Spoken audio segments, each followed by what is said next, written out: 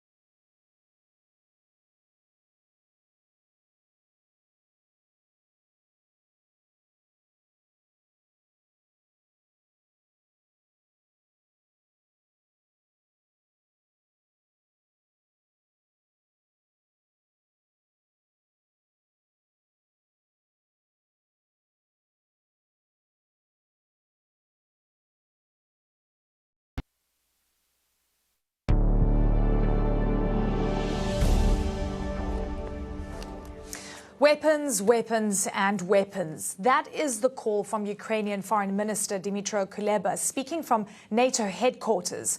I'm Eleni Jokos, filling in for my colleague Becky Anderson. Hello and welcome to Connect the World.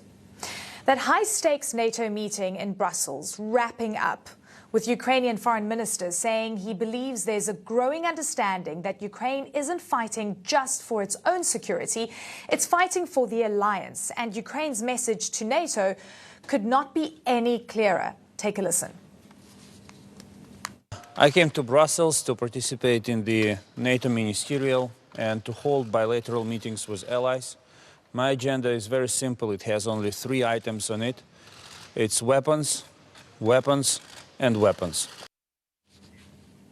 A clear message there. And earlier today, Ukraine's president gave a virtual address to the Greek parliament, echoing his foreign minister, Volodymyr Zelensky, saying Moscow's actions were not only a threat to his nation, but to all of Europe. We're listening for Mr. Zelensky's address to the Cypriot parliament this hour. Now, turning to the situation on the ground, the Russian assault is ramping up in eastern Ukraine, with heavy fighting reported in the Donbass region. The military governor in the district of Luhansk now calling on civilians in several towns to evacuate. New drone video shows the extensive network of trenches that Russian troops dug in highly radioactive soil. This is near Chernobyl. That's near the Chernobyl power station. Take a look at that. The site of one of the world's worst nuclear disasters. Because of the contamination, this area is off limits to anyone who does not work there. And this video comes from Ukrainian authorities who have once again gained control of the area. Ukrainian officials say curfews have been declared in Bucha and surrounding areas due to looting and the presence of unexploded devices. Also outside the capital, Ukrainian army units is helping to target and destroy Russian tanks and other military vehicles. And just a few months ago, most of these people were civilians who flew their drones for fun. Now they're doing what they can to defend their country. CNN's Fred Pleitgen has the story. And a warning, the report you're about to see contains graphic video. Just be careful, just move from the road. It's like a scene from the gates of hell. The dead lay strewn across this highway west of Kiev, some still next to the wreckage of their vehicles, as the dogs roam around looking to scavenge. This is what Russian forces left behind when they retreated from here. They organized ambush over there, where we're going right now. Alexander Radzikhovsky tells me these were civilians, gunned down from this position where the Russians had placed a tank. And you can see it's actually building the shooting zone. You see? Yeah. And these cars, look, they're sort of in line. There's no cars here because they will not let them come. They just shoot as soon as they approach. The Russian government denies targeting civilians. They call such allegations, quote, fake and propaganda. But Alexander is part of a drone unit, and they filmed one incident. It was March 7th, when the Russians were still in full control of this area, and a group of cars was driving down the highway. They turned around after apparently taking fire from the tank position. This car stops, and the driver gets out. Then this. He's raised his head above his head, and in this moment he was shot by on this place.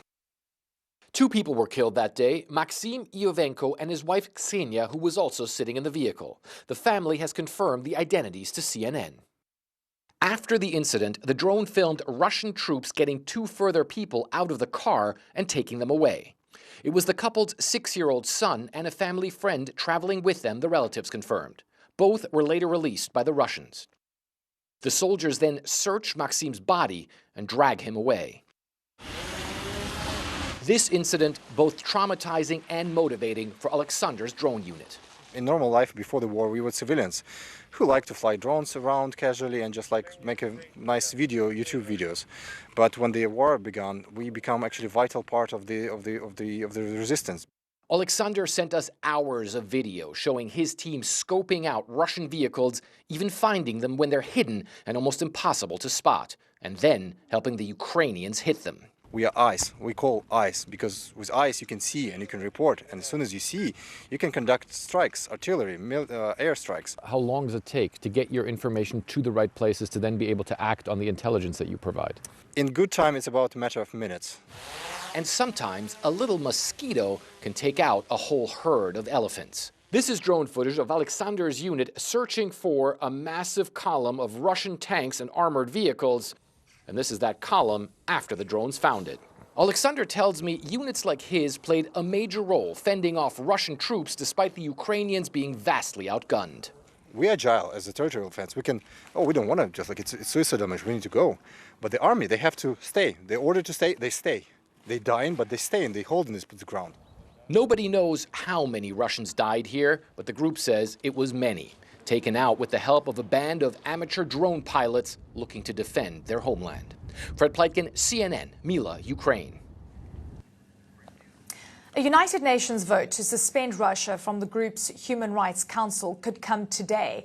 The UN is holding a special session of the General Assembly. Suspending Russia would require approval by 2/3 of the members. The US ambassador to the UN says she's confident there will be enough votes to do that. CNN's Richard Roth has covered the United Nations for nearly 30 years. Richard, I know that members are currently addressing the Security Council. Give me a sense of some of the messaging, because we heard from the Ukrainian ambassador. It was sobering. He spoke of mistakes made in the past and to not repeat those. What are all members saying? There are a number of speakers before the vote. There's about 6 speakers left before this interesting tally to see where each country stands currently on this conflict, 6 weeks in or so. Ukraine and Russia, the main protagonists here, did speak right at the top. The Ukraine ambassador, in effect, telling the General Assembly member countries the words of Elie Wiesel about how indifference is not just, in effect, an abstention vote. You have to be able to remember how your vote's going to be recorded through history here. And the Russians said this is a plot, really, of the United States to match global domination goals. Then the rest of these speakers, including North Korea, Iran, some of them say they want to respect the sovereignty of a UN member country, but they also hate the human rights system, which they find discriminatory and Western-inspired and Western-paid for. So people are trying to decide how they will look after this vote. Abstentions do not count in this tally. It's all members who are present and voting. If you haven't paid up your UN dues or General Assembly monies, you're not allowed to vote. We'll see what happens here. Eleni. Yeah, okay, so give me a quick sense. The importance and significance of a vote like this to suspend a member from the Human Rights Council? Well, many citizens of the world may roll their eyes, but for the UN member countries at the government level, it's a big deal, and people will remember how each country voted, especially the way things may go or not go on the war front here. But it's an important vote. There aren't votes held every day. This is not like Congress. And you will see how a country believes which side and whether they have the courage to put their vote on the record. There were 38 abstentions or so on another General Assembly vote on this conflict weeks ago. That number, maybe it'll even go higher. Yeah, interesting. And of course, the countries that have been abstaining have definitely received quite a bit of attention because it speaks volumes. Richard, thank you so much. We will be touching back with you to figure out exactly how this is going to go. But moving on now, the head of the European Commission will travel to Kyiv on Friday for a meeting with Ukrainian President Zelensky. It comes after foreign ministers from NATO countries met just a short time ago and agreed to provide more defensive weapons to Ukraine. It is unclear exactly what weapons will be headed to the battlefield, but Britain's foreign minister says the age of engagement with Russia is over. CNN's international diplomatic editor Nick Robertson is at NATO headquarters. Nick, great to see you. This is after 2 days of foreign ministers from NATO members and G7 countries were meeting, and there seems to be consensus that there needs to be a global coordinated action because security in the world has changed fundamentally. What were the main lines that sort of deviated from the main messaging from NATO that we've been hearing since the war started? Well, the main thing that the NATO foreign ministers heard today was principally from the foreign minister of Ukraine, who said he got 3 messages for them. Weapons, weapons, weapons. His messages have been answered, but we have difficulty knowing exactly which weapons are being delivered, because it does feel as if NATO is being more reticent about being specific about what it's providing. Now, the Ukrainian foreign minister said that he needs these weapon systems as soon as possible. They're absolutely needed in the battlefield now. And he said something else that was quite interesting. He said, you know, how the armies do and how sanctions go is going to affect the outcome of the negotiations, which, while he said, you know, Ukraine is still engaging with Russia in terms of negotiations, really gives you the understanding understanding that there's a lot still to play for in the battlefield. And we've heard from Jens Stoltenberg, the Secretary General of NATO, saying that he thinks that this war could go long, and the preparations they're trying to provide and the support they're trying to provide for Ukraine is to sustain it over that term. But listen to what he had to say when he was answering the question about precisely which weapons are going to be provided. Rest assured, allies are providing a wide range of different weapon systems, both Soviet-era systems, but also modern equipment. And I think that this distinction between offensive and defensive is a bit strange, because we speak about providing weapons to a country which is defending itself. And self-defense is a right which is enshrined in the UN Charter. So everything Ukraine does with the support from NATO allies is defensive, because they are defending themselves. So that very clear and intentional ambiguity, it doesn't give tactical information away to Russia, and it also potentially reduces the risk or the potential that NATO could end up in a direct conflict with Russia, because this is something they absolutely want to avoid. They continue to say, and Stoltenberg said it again, you know, our top priority is the security and defense and the security and safety of all the people within NATO nations. That's their priority. So this does seem, as this war goes long, that they're going to be more ambiguous about precisely what they're providing. What of China's moral indolence? That was also mentioned, that, you know, it is a global security risk. It is, and there's concern, obviously, and there was hope originally that China would not support Russia, not give it political, diplomatic cover, not give it any military or economic support. And the reality is that China is siding with Russia, and that changes the calculus for NATO. And I think that speaks to the presence of Australia's foreign minister, New Zealand here as well, the Republic of Korea, Japan, all having a presence here, because the Asia-Pacific is going to be very important to NATO going forward. We know it's very important to the United States, but that the idea that NATO will now have to adjust its relationship with China because the way it sees China positioning itself, that's a first, and that's something NATO is going to put in writing in its strategic concept that it will put to leaders at the June summit in Madrid. All right, Nick Robertson, thank you so much for that update. Let's turn now to the areas seeing the most military action right now. Eastern Ukraine. Ukrainian officials say they see a most difficult situation in that area as Russia has built up its forces and appears to be targeting civilians and infrastructure in eastern cities. Ukrainian military sources say they are launching counter-offensives in the east, especially around Donetsk. They say Ukrainian forces are still in control of Mariupol, but accuse Russia of trying to wipe that city off the face of the earth. CNN's Ben Wiedemann is in the southern Ukrainian city of Mykolaiv. It is astonishing and alarming to see just the extent of the physical infrastructure and the destruction that we've seen in the east. To what end, Ben, are you seeing these indiscriminate attacks?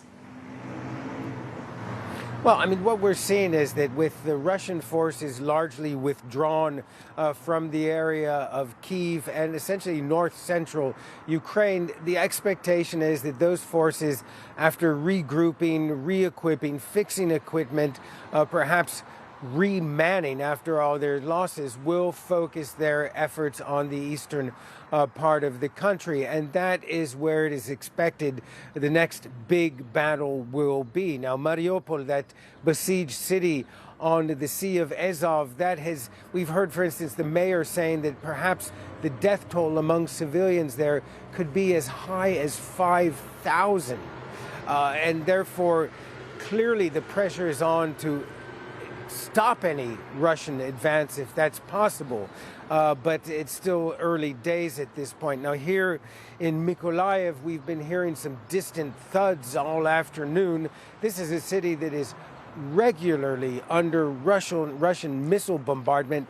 They seem to be simply, there's no rhyme or reason, method to their madness when it comes to their bombardment of this city, mostly civilian areas. We were in a market this morning that was hit earlier this week, killed 9 people, 41 people were injured, and we walked around and looked for all the individual impact points.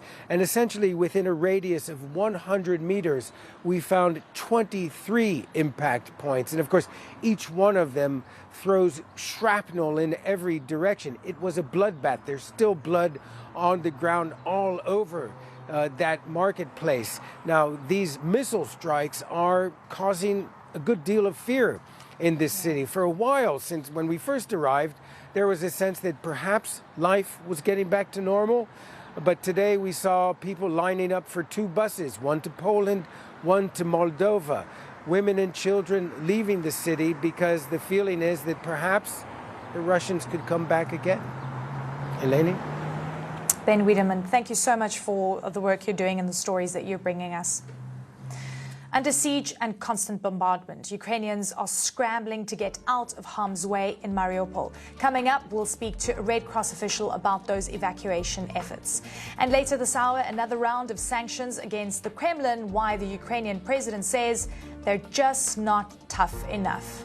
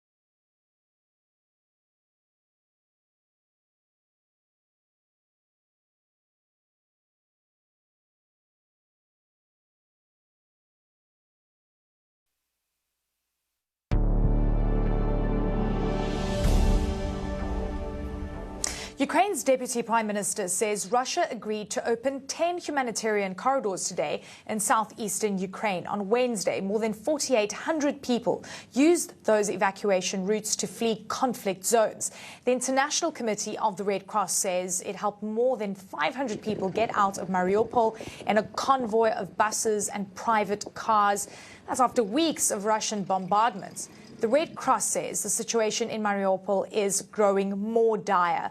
Mariupol's mayor says more than 90% of the city's infrastructure has been destroyed. And just a few hours ago, CNN senior international correspondent Ivan Watson was on a train with evacuated Ukrainians. Here's how one woman described what it feels like in her town under weeks of Russian occupation. You finally decided to leave with your family. What was it that finally pushed you? Because I'm just worried. I have very old granny and my mother don't want to leave her alone, and I decided to go alone because I'm very afraid to stay there. How many weeks were you living under Russian occupation? Month. A month? Yes. They occupied our city from the 27th February, and from this day we all feel this pressure. Do you feel better now that you are out of Russian-controlled territory? I felt better after we leave our city already, because I understand everything already will be much better for me, but I am very worried about my family there. You left family behind? Yes, and family, my home, my apartment, my pets. What would you like to tell people right now about the conditions when the Russian military occupies your town in Ukraine? I want all these people just trying to leave these places if they have this opportunity, because there is really terrible, and I'm sure they will remember this forever, and their kids will remember this forever. And I'm not sure our nation deserves all of this. And I want we all come back here. We all want this. We all want to come back just because we love Ukraine. We love our people. We all love our streets and builds, and we're ready. Yes, we just lost everything. I'm so sorry, Katya. I'm glad you're safe. It's Katya, right? Yes. Okay, so this is Katya from Tokmak, 28 years old, who has lived for a month under Russian military occupation until fleeing yesterday. Thank you very much. We will remember it forever. Our kids will remember this forever. Some of those words coming through from Ivan Watson's reports, important stories of the refugees, the people who are trying to evacuate the hardest hit of cities, specifically in eastern Ukraine. And let's focus on those evacuation efforts now out of the eastern part of the country. We've got Patricia Ray. She's the head of communications in Ukraine for the International Committee of the Red Cross. And she joins us now live from a town in western Ukraine. Patricia, thank you so very much. I know that the Red Cross has been trying incessantly over the past week to move people out safely, to try and get specifically aid into Mariupol. You've come across major headwinds and challenges, but it seems you've been able to do some work over the past 24 hours. Could you give me a sense of what you've experienced? Yes, indeed. Yesterday we managed to successfully evacuate 1,000 people out of the city of Mariupol. It was a highly complex operation that took us 6 days and 5 nights. But in the end, we managed to bring people out of the hell that Mariupol is right now. We managed to get to a point which is 19 kilometers away from Mariupol. The conditions on the ground did not allow us to get into the city. The people are trickling out of Mariupol looking for safe haven under nights of cold, hostile environments. And with 7 buses and our 3 cars, we led a convoy of almost 1,000 people to the city of Zaporizhia, where they are now receiving support and assistance. Patricia, please give me a sense of how are the people that you've been able to help, those 1,000 people, what are they telling you, and are they okay? When we met those people, they were crying, they were hugging us when they saw the buses. They are mainly women and children. One of my colleagues met a 14-year-old girl who was by herself. She left her parents behind in Mariupol with her pets, and her brother was waiting for her in Zaporizhia. So these are people who have been under terrible circumstances. Let's not forget that the situation in Mariupol is apocalyptic. We have no water, there's no access to medicine. People have been hiding in shelters for weeks. We know that there are still elderly people. We know that there are sick, wounded people. On the bus, there was a woman who was crying throughout the journey. Her husband had fever. We gave him some medicines, but the conditions these people are in are terrible. So we are pleased that today, at least, we managed to evacuate those 1,000 people. But it is very important that humanitarian aid is allowed into Mariupol and that the conditions are given to evacuate those people who want to leave the city. So you said something really important here. You were saying aid going in. We know that you haven't been able to, as the Red Cross, to get aid into Mariupol. And you also said that the conditions on the roads, on the route, makes it impossible to get in and out. What exactly is happening? Are we talking about Russian checkpoints that are not allowing you through, even though these decisions to open the corridors were made by both sides? We need all the conditions and security guarantees to be able to access the area. This is an international armed conflict, and the situation on the ground is extremely complex. We have to cross a number of checkpoints, front lines, but this is why in our role as neutral intermediary, as a neutral organization, the ICRC, the International Red Cross, needs to be given the security guarantees to be able to access these people. This is very important for us. We have called upon the parties to agree on very specific elements such as routes, the timing for a ceasefire, so that we can go and get humanitarian assistance in, because we know that we are running against time to save the people who are right now in Mariupol. So we repeat the call to give us security guarantees, to give us the necessary conditions to be able to reach the people in need right now in Mariupol, and not only in Mariupol. So you're saying in many other the cities security that guarantees might be are not being met? So you're saying the security guarantees are not being met? That it's just the situation is impossible? Security on the ground is very unstable. We are in direct dialogue with the sides of the conflict to make sure that we are given the space, the necessary space to enter the area and to evacuate people. However, what is really important is that we are able to bring assistance in, and also that these people that can get out can receive the assistance that they need. It is also very important that those who stay are protected and that they are not under attack. So it is very important for us that indeed there is a protection of the population, both those who leave and those who stay. Patricia, do we know how many people are trying to get out? Because the numbers are between 100,000 and 160,000 people that are trapped currently in Mariupol, like, as you say, very little food and even water. We don't have the exact figure. We know that it might be around 100,000. And again, it's under very, very difficult conditions. So these are people that need indeed a way out. And the exact figures is we don't have them, but the conditions we know from what we've been told by the people that we met on the buses, and we hope that soon we manage to have a solution for Mariupol. It's been for weeks already in this situation, which is totally unbearable for the people there. Yeah. Patricia Ray, thank you very much for your insights and the work that you're doing on the ground. We appreciate you joining us today.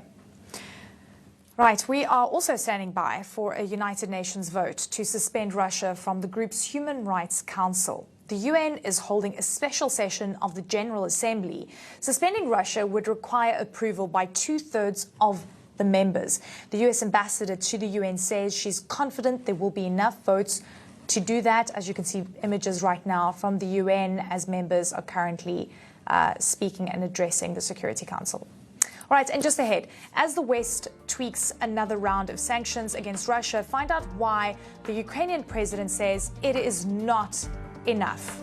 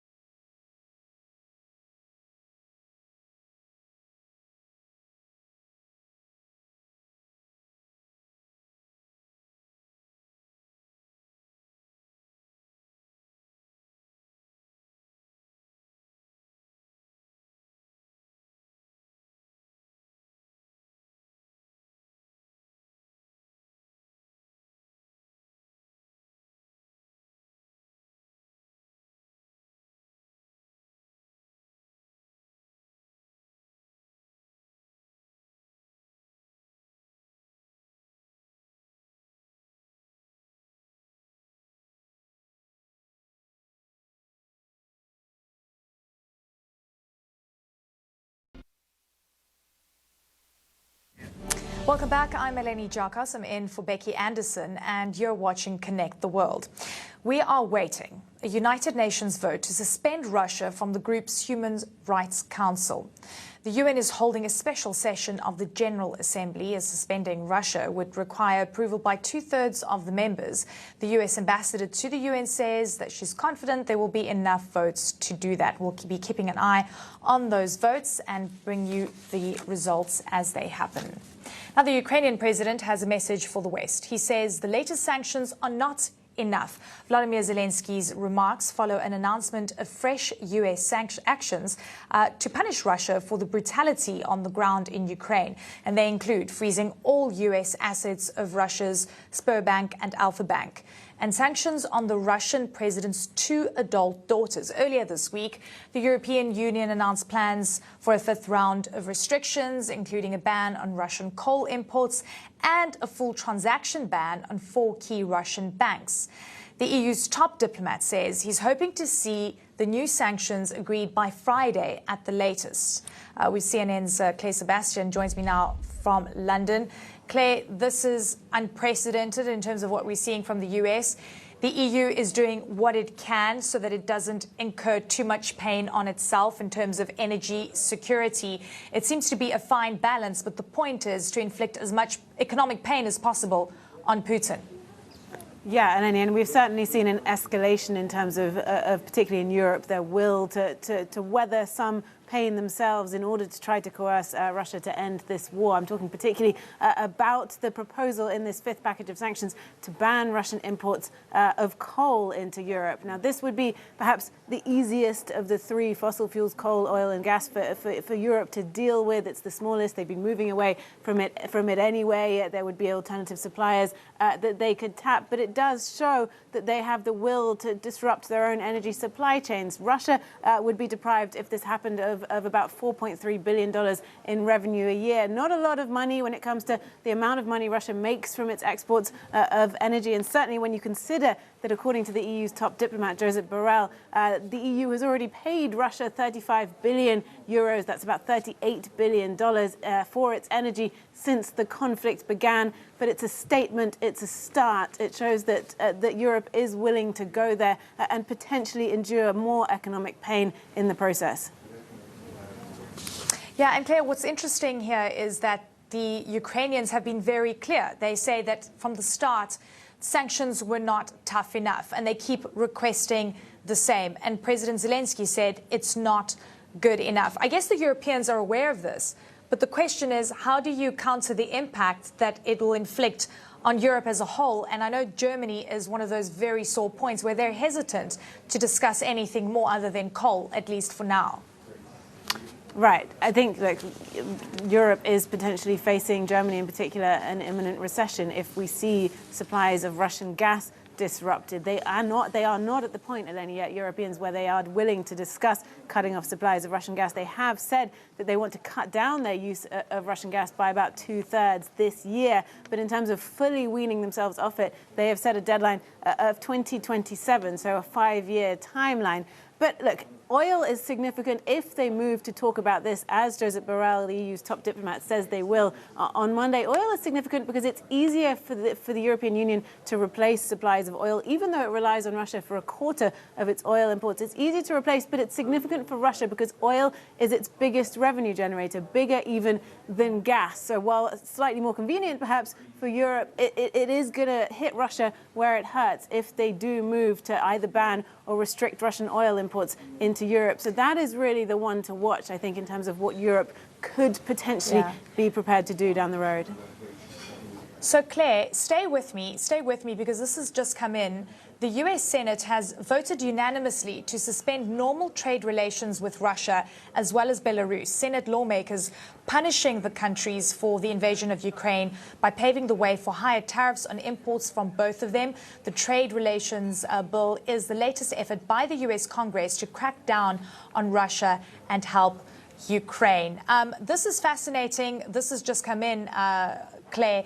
Give me a sense of just how far countries are willing to go to inflict that pain on President Putin, because thus far, his actions on the ground show that he just is becoming so much more ruthless.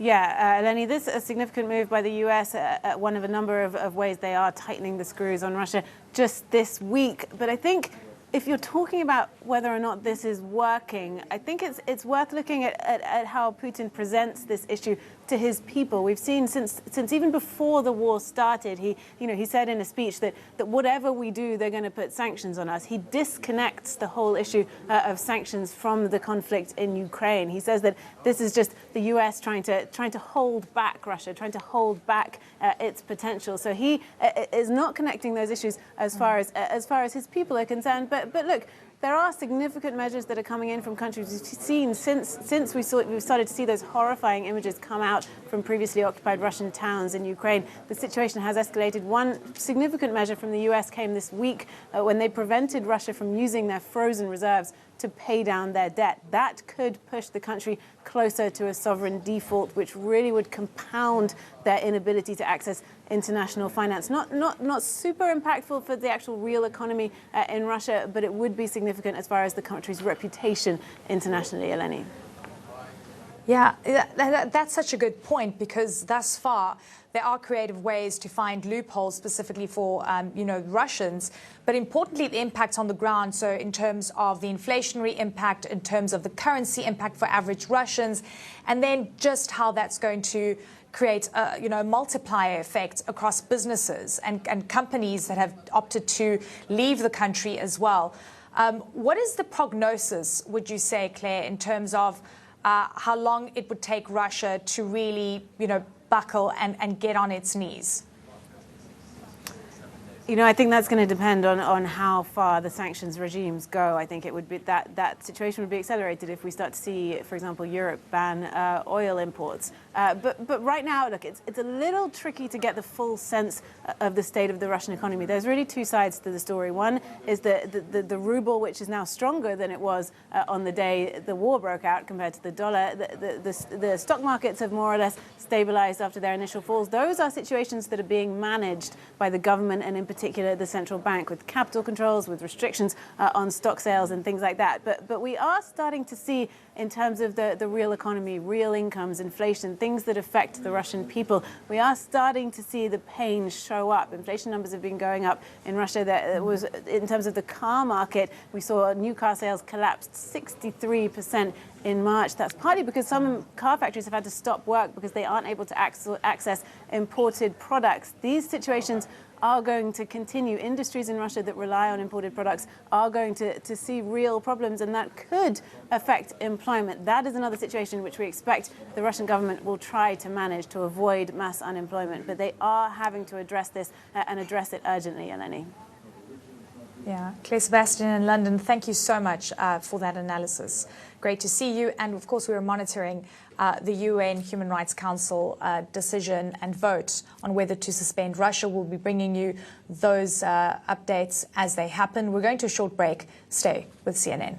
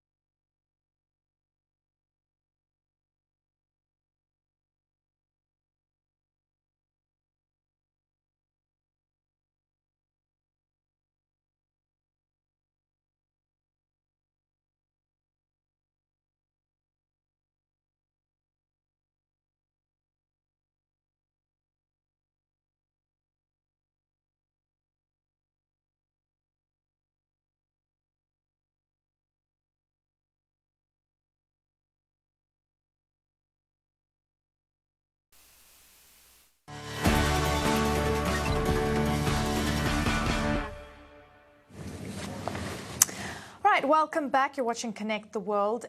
In the last half hour, something incredible has happened in Augusta, Georgia. One of the greatest names in golf has returned to compete once more. Many doubted that he would ever play again. Maybe even he had doubts. I'm talking of Tiger Woods, of course. World Sports' Amanda Davies joins me now with more. Amanda, it is quite remarkable and an incredible comeback.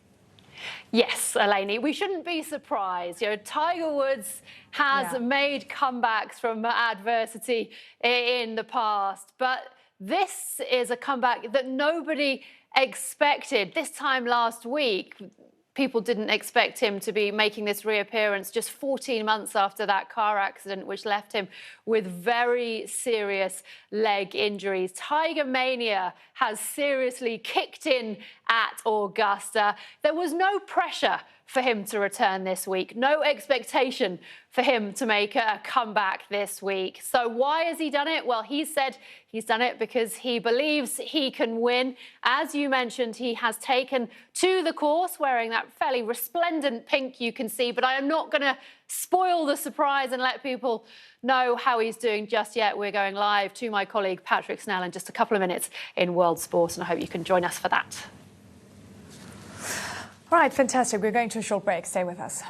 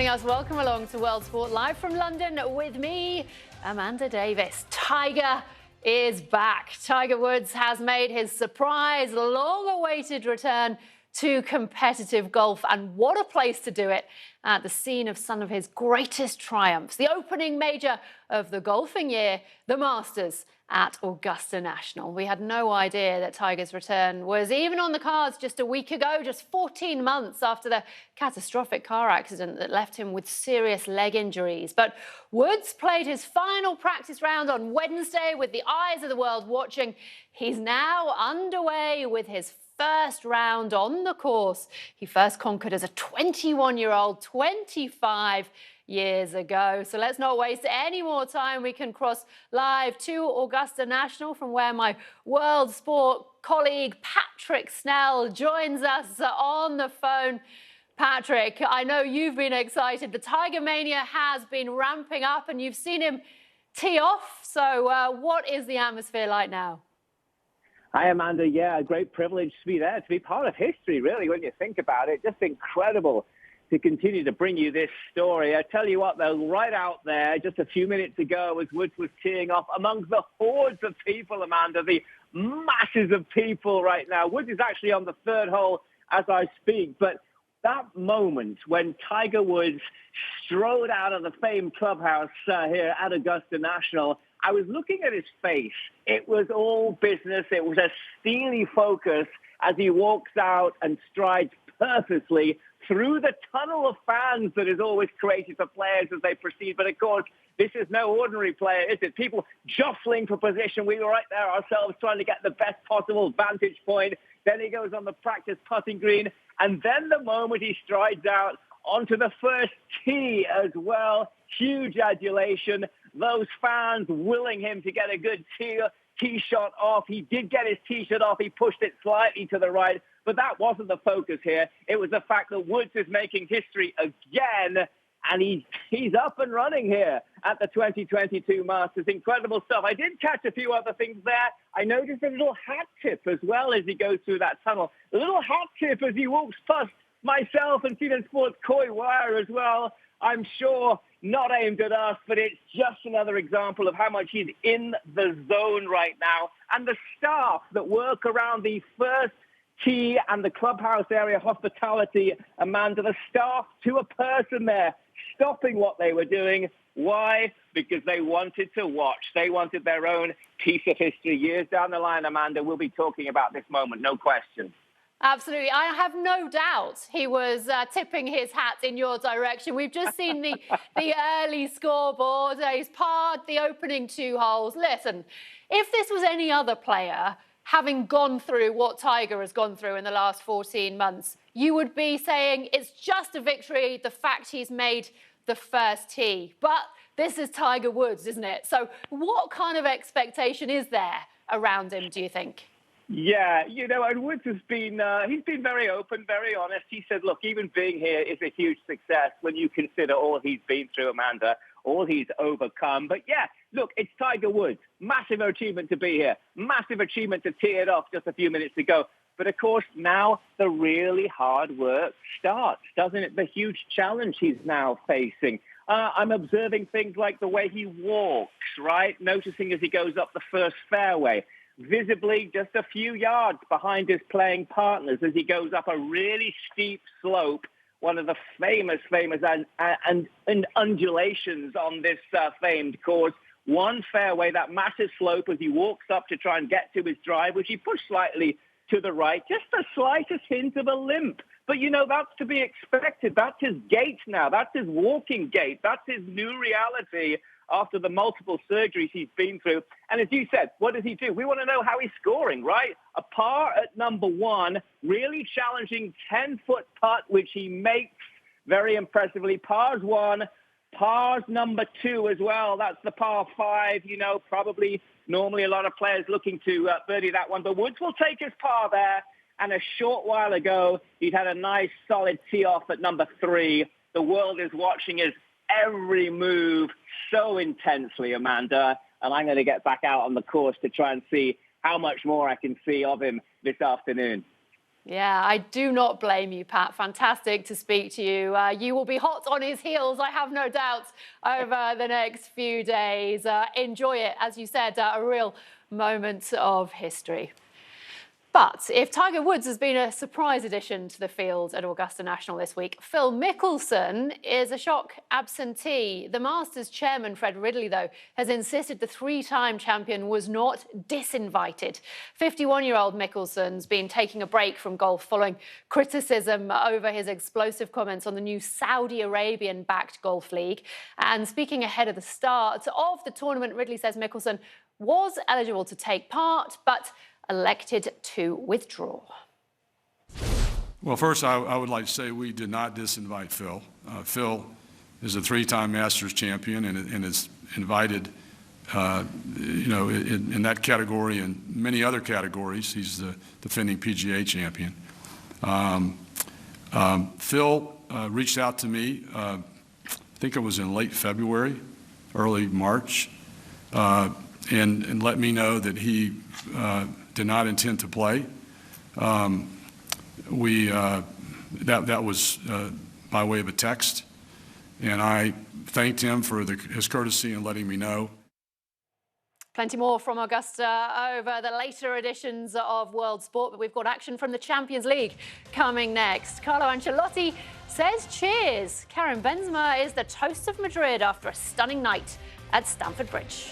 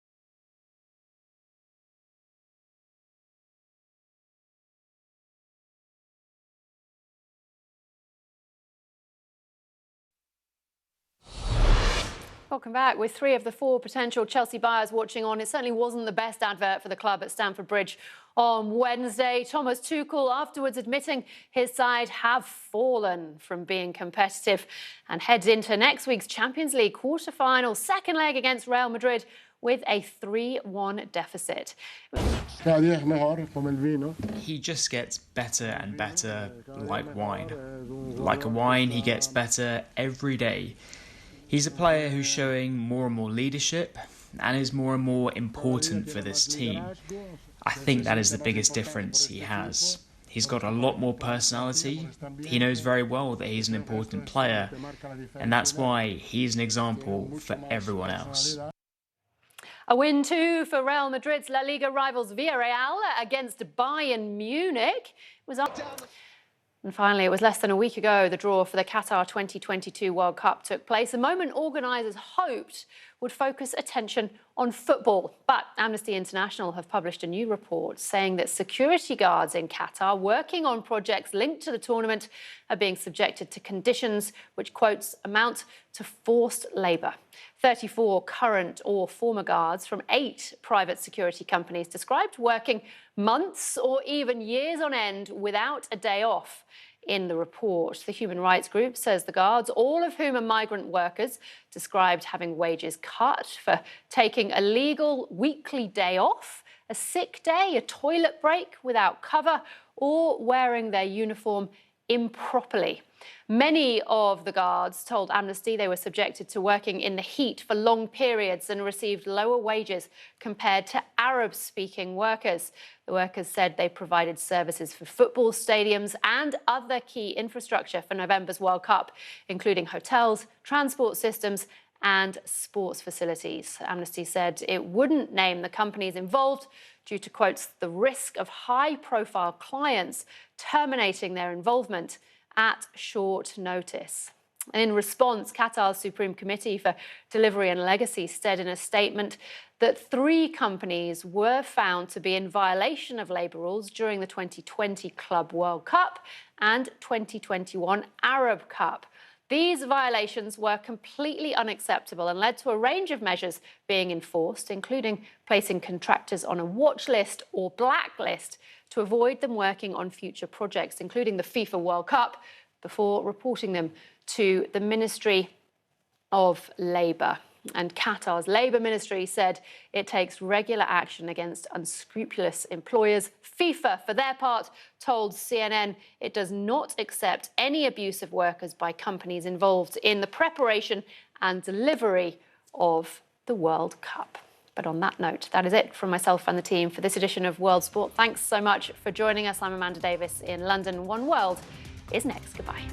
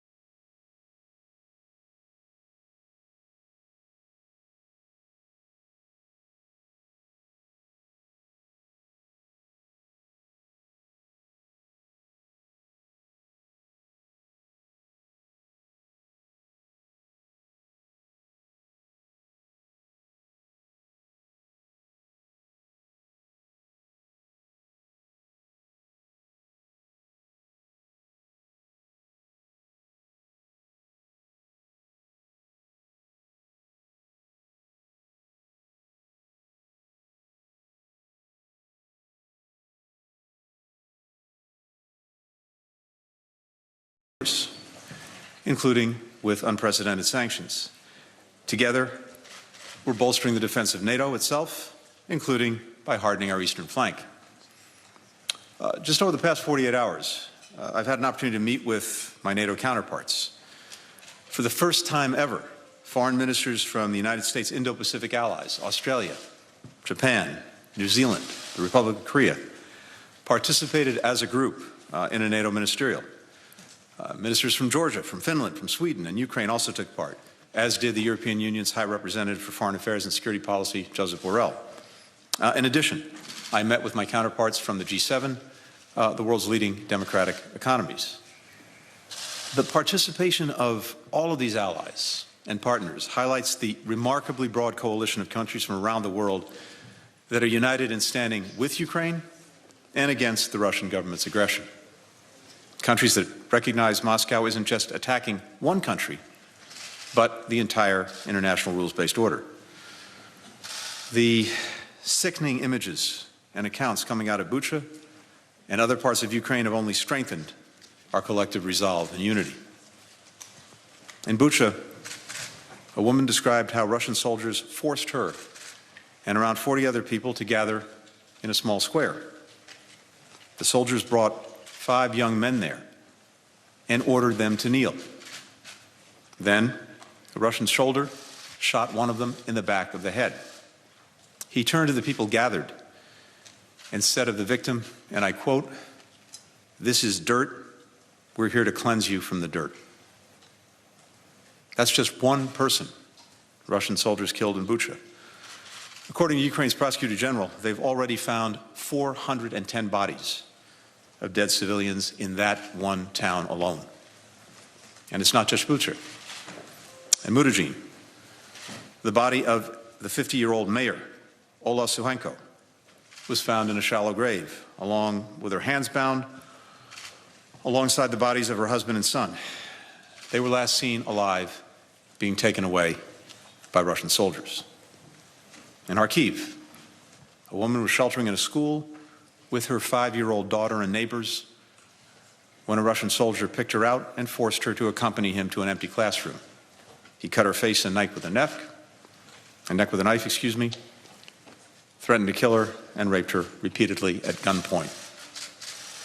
With each day, more and more credible reports of rape, killings, torture are emerging. And for every Bucha, there are many more towns Russia has occupied and more towns it is still occupying, places where we must assume Russian soldiers are committing more atrocities right now. Here's what we're doing together with our allies and partners to stop this aggression, to stand with Ukraine and hold accountable those who are responsible. First, we continue to work in close coordination with allies and partners to raise the costs on the Russian government for its aggression. Yesterday, we announced new sanctions on Russia's largest financial institution and one of its largest private banks, on 21 members of Russia's National Security Council, on the adult children of President Putin. President Biden also signed an executive order prohibiting new investment in Russia by any person in the United States. The European Union is also actively considering robust new measures, including bans on Russian coal, on Russian vessels accessing EU ports, on transactions with 4 key financial institutions. Second, the United States continues to work at an unprecedented pace to help Ukraine defend itself. Last Friday, the Department of Defense announced $300 million in new security assistance. On Tuesday, I authorized an additional $100 million to meet Ukraine's urgent needs for more Javelin anti-armor systems. This will bring total U.S. security assistance to Ukraine since the beginning of Russia's invasion in February to over $1.7 billion and over $2.4 billion since January of last year. More than 30 countries have joined us in delivering security assistance to Ukraine, aid that our Ukrainian partners are putting to very effective use, as we see in the Kremlin's retreat from Kyiv and other Ukrainian cities and towns. Today, I met again with my colleague and friend Dmytro Kuleba, Ukraine's foreign minister, to discuss how we can continue to provide Ukraine's courageous defenders with what they need to keep pushing Russia back. Third, We continue to provide significant aid to address the acute humanitarian crisis caused by the Kremlin's war. More than a quarter of Ukraine's population, over 11 million people, have been displaced.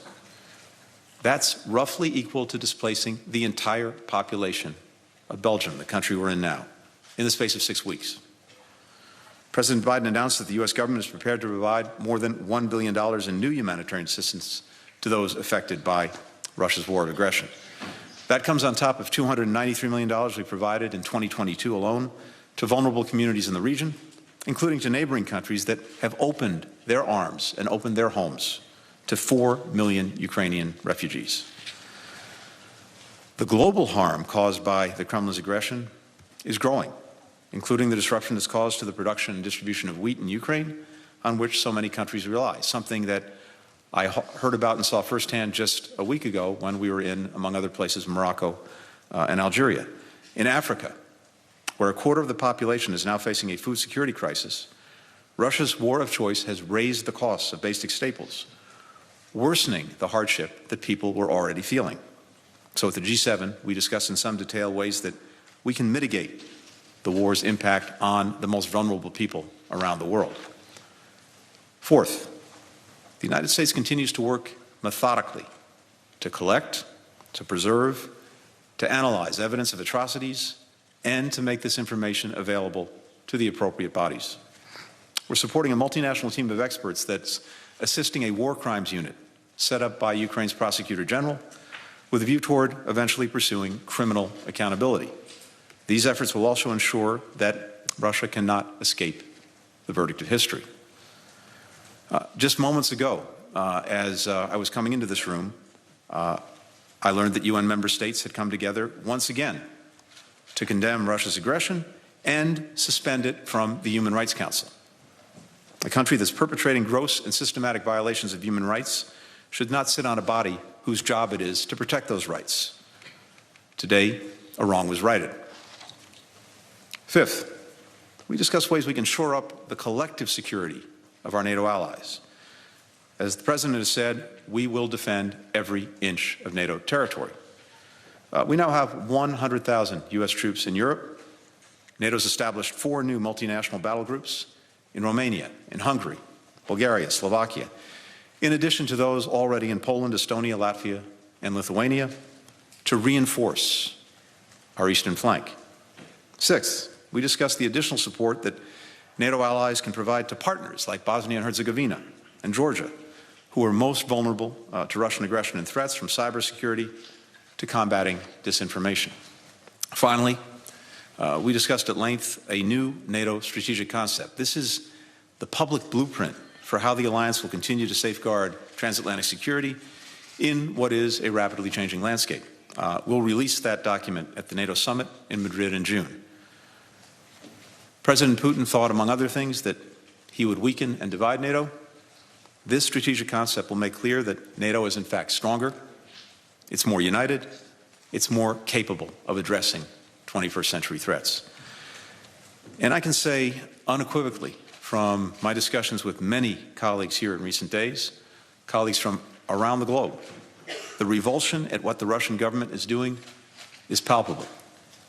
There's a greater determination than ever to stand with Ukraine, to shore up and revitalize the international order that Moscow is trying to upend, to bring to bear even greater costs on the Russian government, to ensure that people are held accountable for their crimes. Thank you. We'll now turn to questions. We will start with Vivian Salama from the Wall Street Journal. Ned. Thank you, Mr. Secretary. 2 questions, if you'll indulge me. UK Foreign Minister Liz Truss said today that allies have agreed to help Ukrainian forces move from their Soviet-era equipment to NATO standard equipment on a bilateral basis. She used very specific language there. And so is the U.S. going to match that pledge? And if so, can you tell me a little bit about the timeline, when you plan on doing that? Second question is, Ukraine's Foreign Minister Kuleba said today that as long as the West continues buying Russian gas or oil, it is supporting the Russian war machine. That's a direct quote. Are you pressing Europeans to commit to a timeline, a more aggressive timeline, for banning Russian oil and gas? Thank you. Great. Thanks. So on the first question, First, as you know, and as I said, we have been individually as the United States and collectively as partners, more than 30 countries, providing to Ukraine the weapons and systems that we believe it can use most effectively and that it needs to push back against Russian aggression. And we're not going to let anything stand in the way of getting Ukrainians what they need and what we believe can be effective. So we're looking across the board right now, not only at what we've provided and continue to provide, but whether there are additional systems that would make a difference and that we could provide them. And we're doing that in close consultation with the Ukrainians, as well as with allies and partners. On the energy situation, so we've seen over many years a dependence build up in Europe on Russian gas, especially, as well as on Russian oil. And I think what I'm hearing very clearly is a commitment to end that dependence. We've seen again and again Russia use energy as a weapon, as political leverage, and of course, the proceeds that it gets from the sale of its energy is now, yes, helping to fuel its aggression against Ukraine. And my strong sense is that Europeans are very much committed, as I said, to ending that dependence. But it's also not like flipping a light switch. You have to do it methodically.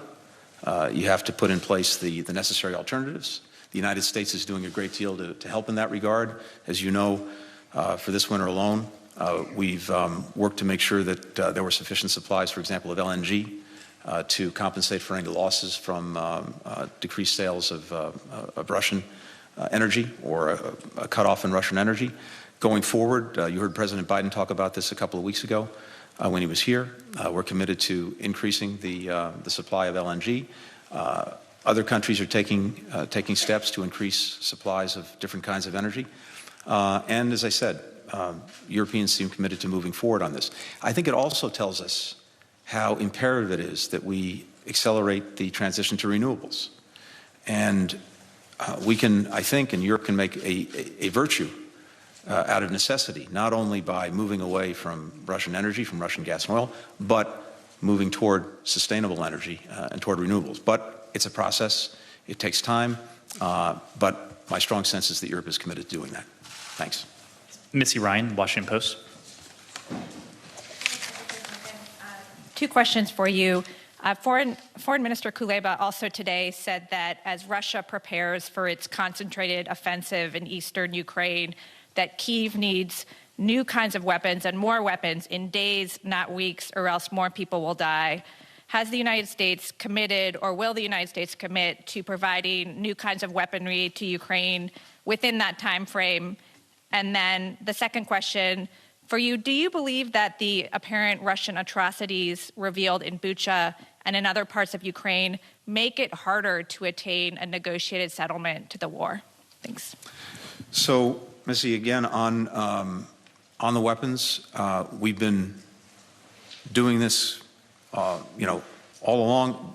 By the way, the provision of weapons to Ukraine to defend itself against Russian aggression, President Biden moved out on that aggressively many, many months before the aggression took place because of our concern that Russia was planning and preparing for it. We did an initial drawdown. The President instructed back at the end of last summer, another one in December, and then, of course, many since the aggression. So one of the reasons that Ukrainians have been able to be so effective in pushing back this Russian aggression, of course, it starts with their extraordinary courage, but it's also because they already had in hand the weapons necessary to do that. And then since the aggression, we have repeatedly and continuously, along with many allies and partners, supplied them with the most effective systems that we believe they need to deal with the armored vehicles, to deal with the tanks, to deal with the planes, to deal with the helicopters. But as I just said, we are looking at day in, day out, what we believe they most need, to include new systems that have not heretofore been provided. We're listening to them. in terms of their assessment of what they need. We're putting that all together, and we're proceeding. And we have a strong sense of urgency. That was something that I think was felt among all allies and partners here today. When it comes to Bucha, the atrocities, the war crimes, accountability in and of itself is absolutely necessary. And we've seen this in past conflicts where atrocities have been committed, where war crimes have been committed, and where we have determined to get the evidence, get the facts, build the case. We've been able to do that, and sometimes it's taken a long time. The conflicts have come to an end, often through diplomacy. Accountability is continued. Sometimes it's actually not come to a conclusion until many years after the conflict's ended, but it has.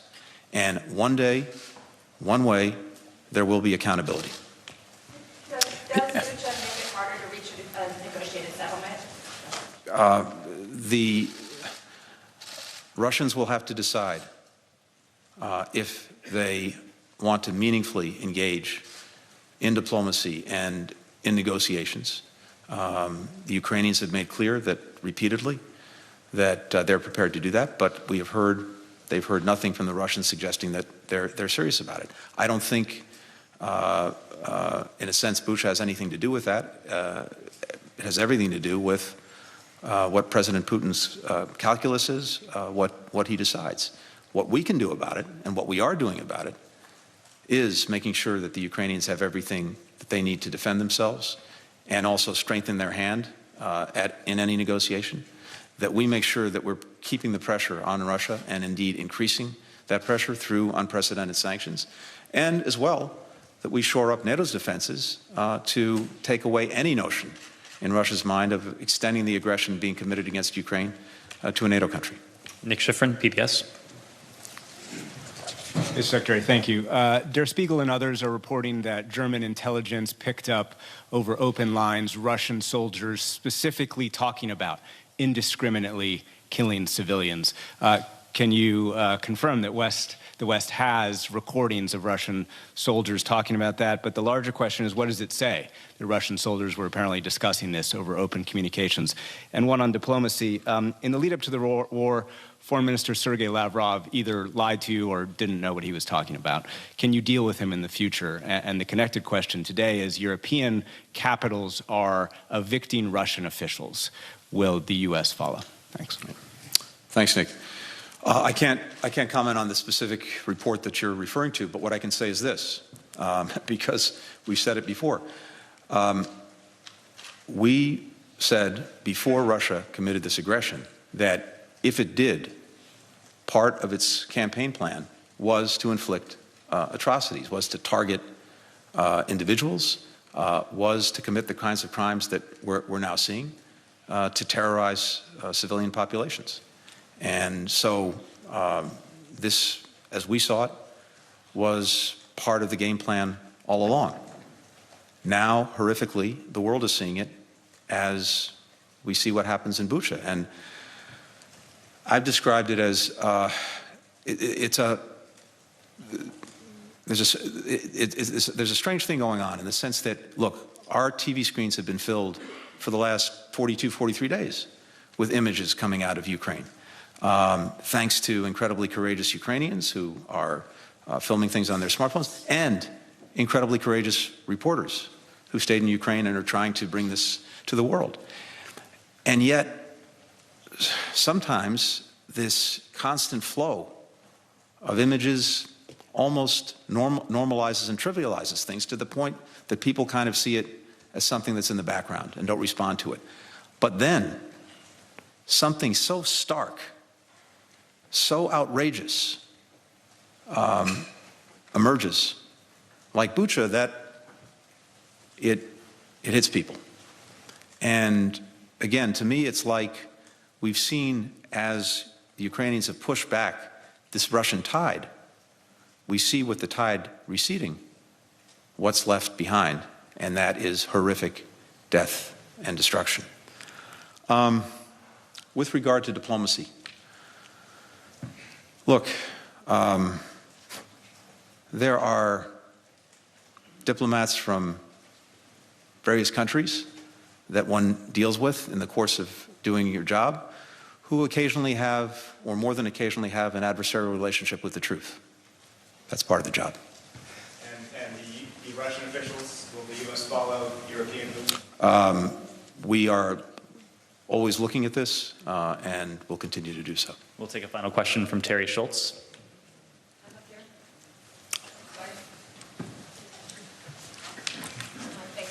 Thanks, Mr. Secretary. Sorry, just to follow up on Missy's question, you yourself called what happened in Bucha outrageous. Everyone knows the Secretary General says that we are preparing for more such atrocities in Mariupol, in Donbass, as a major offensive is coming. How do you sit across the table from Dmytro Kuleba and said, well, we're looking at what else we think you might need, when he surely comes with a list? He tells us he came with a list. He gives us his list. So, and he says he doesn't have the days that you are taking to look at this. How do you explain that to him? I talk to Foreign Minister Kuleba multiple times a week, and we're constantly going over what it is Ukraine needs, what it is we're providing, what it is we're helping other allies and partners provide. And again, you'll have to, ask him, but I think we were just together maybe an hour ago, and I don't want to put words in his mouth, but I think he said very clearly the appreciation that he has and that Ukraine has for the support that we have been consistently providing. So as we're speaking, we continue to provide what Ukraine needs, but it's also a constantly evolving picture.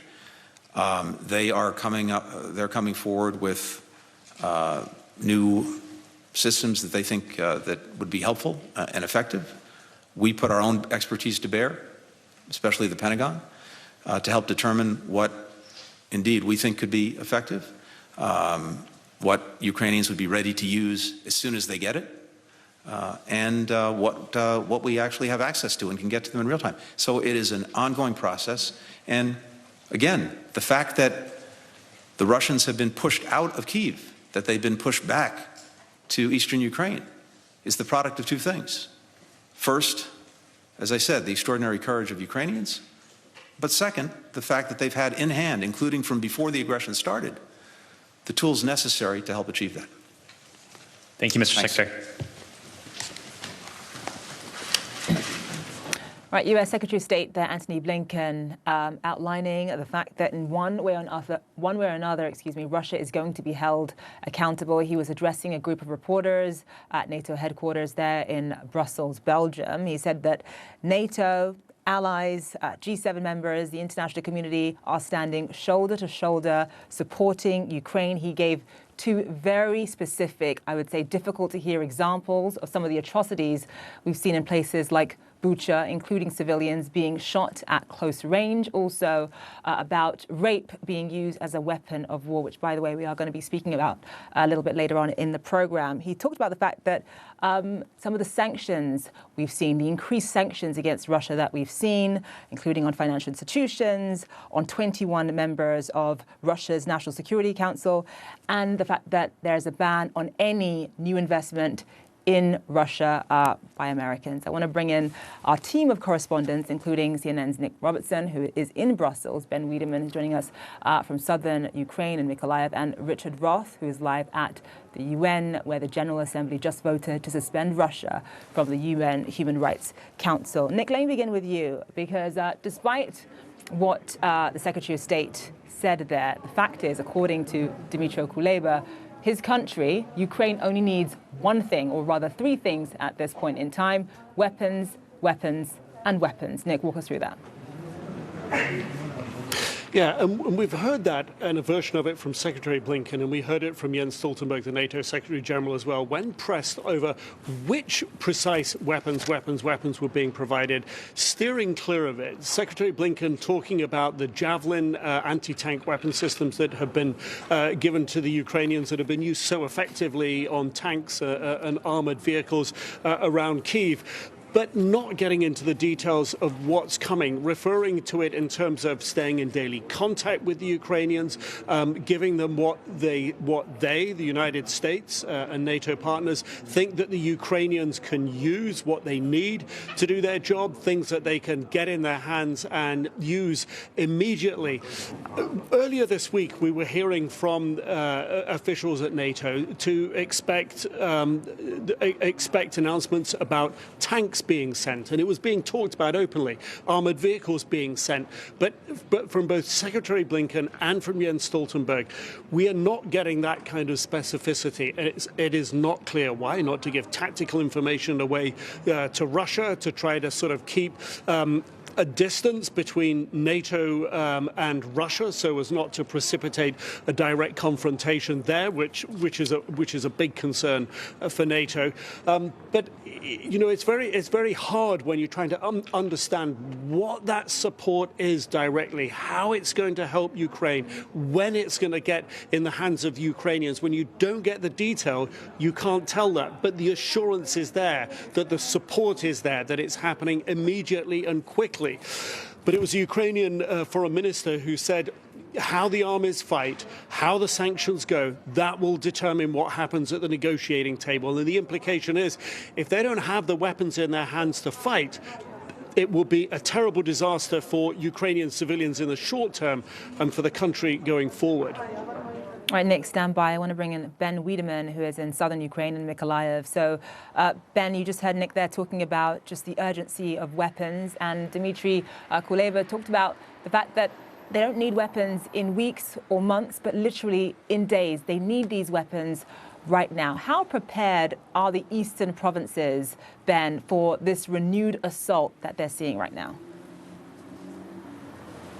They're not as prepared as they'd like to. We've heard time and time again from Ukrainian military officials that, you know, they read the headlines about promises of aid coming, but it doesn't get to those who need it most desperately on time. Now, it's important to keep in mind that the Russian forces have withdrawn from the area around Kyiv and essentially north-central Ukraine.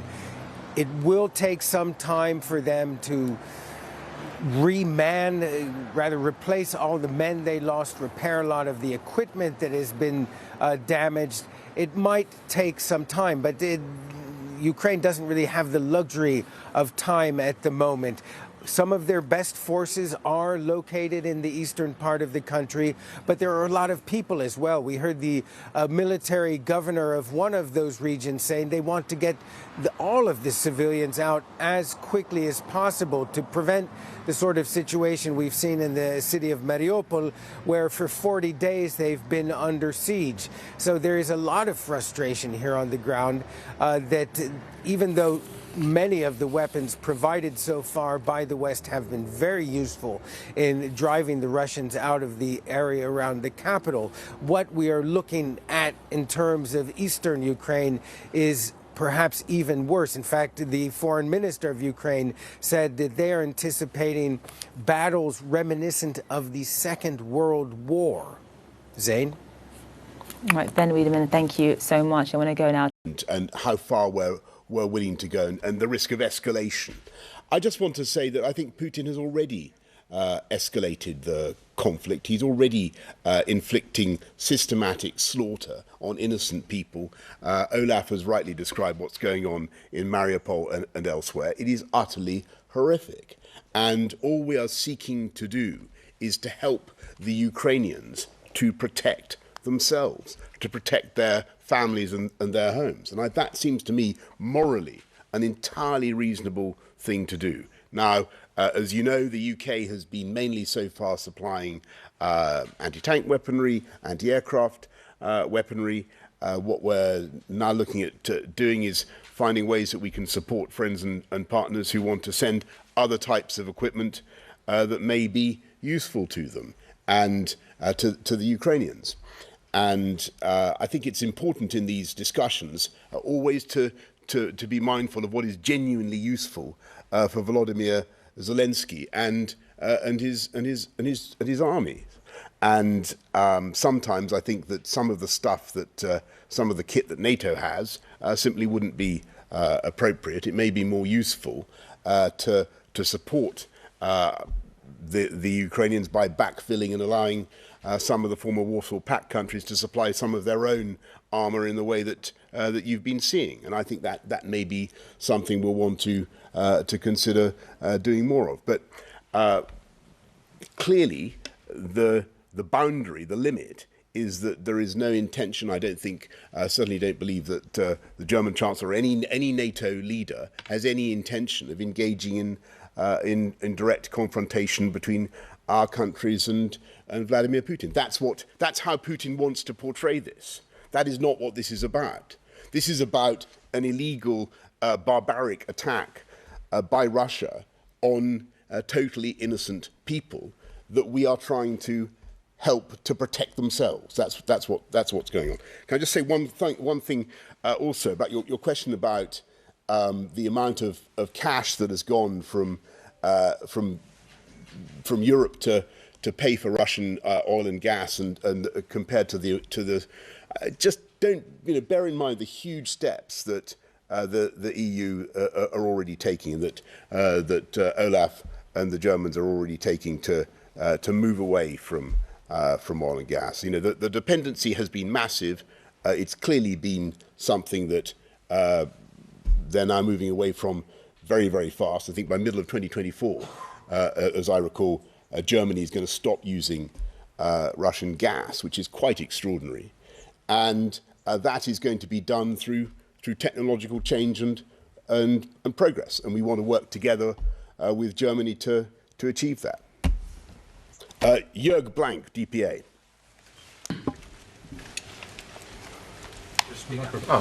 Okay. Eine Frage an Sie beide, an den Bundeskanzler und an den Premierminister, um es konkret zu machen, was die Waffenlieferung und die Lieferung von schweren Waffen angeht. Sind Sie bereit, weaponry of Kampfpanzer an die heavy Ukraine aus ihren weapons? Beständen zu liefern? Und eine spezielle Frage Are an you den happy Bundeskanzler. Die Ukraine hat heute noch gefordert, Schützenpanzer vom Typ Marder, bei denen einige auf dem Hof von Rheinmetall stehen, zu liefern, einer am Tag würde schon reichen. Heißt es, warum würden Sie solche Waffen nicht an die Ukraine liefern? Part would be enough. Why don't you deliver such weapons to the Ukraine? Jörg, I think I tried to answer the question before. I'm in principle willing to consider anything by way of defensive weaponry to help the Ukrainians protect themselves and their people. I think it's important that we should be giving equipment that is genuinely useful and that is operable by the Ukrainians. That's our consideration. Those, as I'm sure you saw, there was a delegation from Ukraine, from the Ukrainian Defense Ministry here in the UK yesterday, looking at what more we have to offer. Ich kann da unmittelbar anschließen. Es ist so, dass wir uns bemühen, die Waffen zu liefern, die hilfreich sind und gut eingesetzt werden können.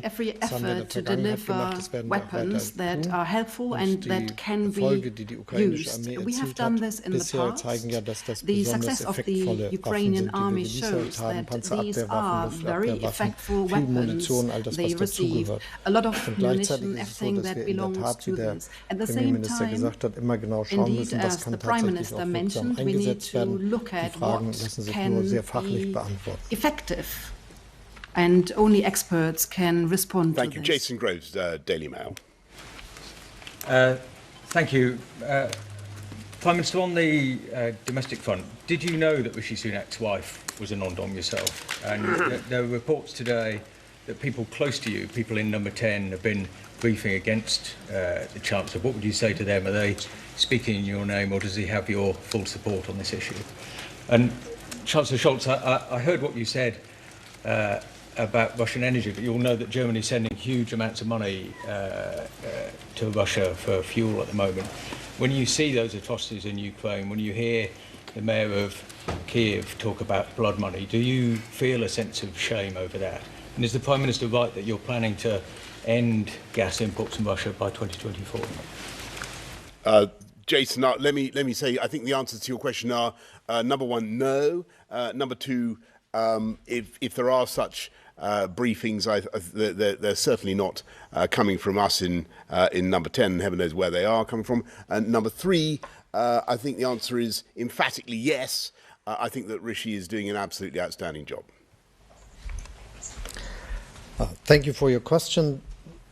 It is clear that we are having a big job to do to get independent from the imports of fossil resources, and this is mostly about coal, oil and gas. And as you know, we are working very hard to be successful with this in the case of coal and oil during this year.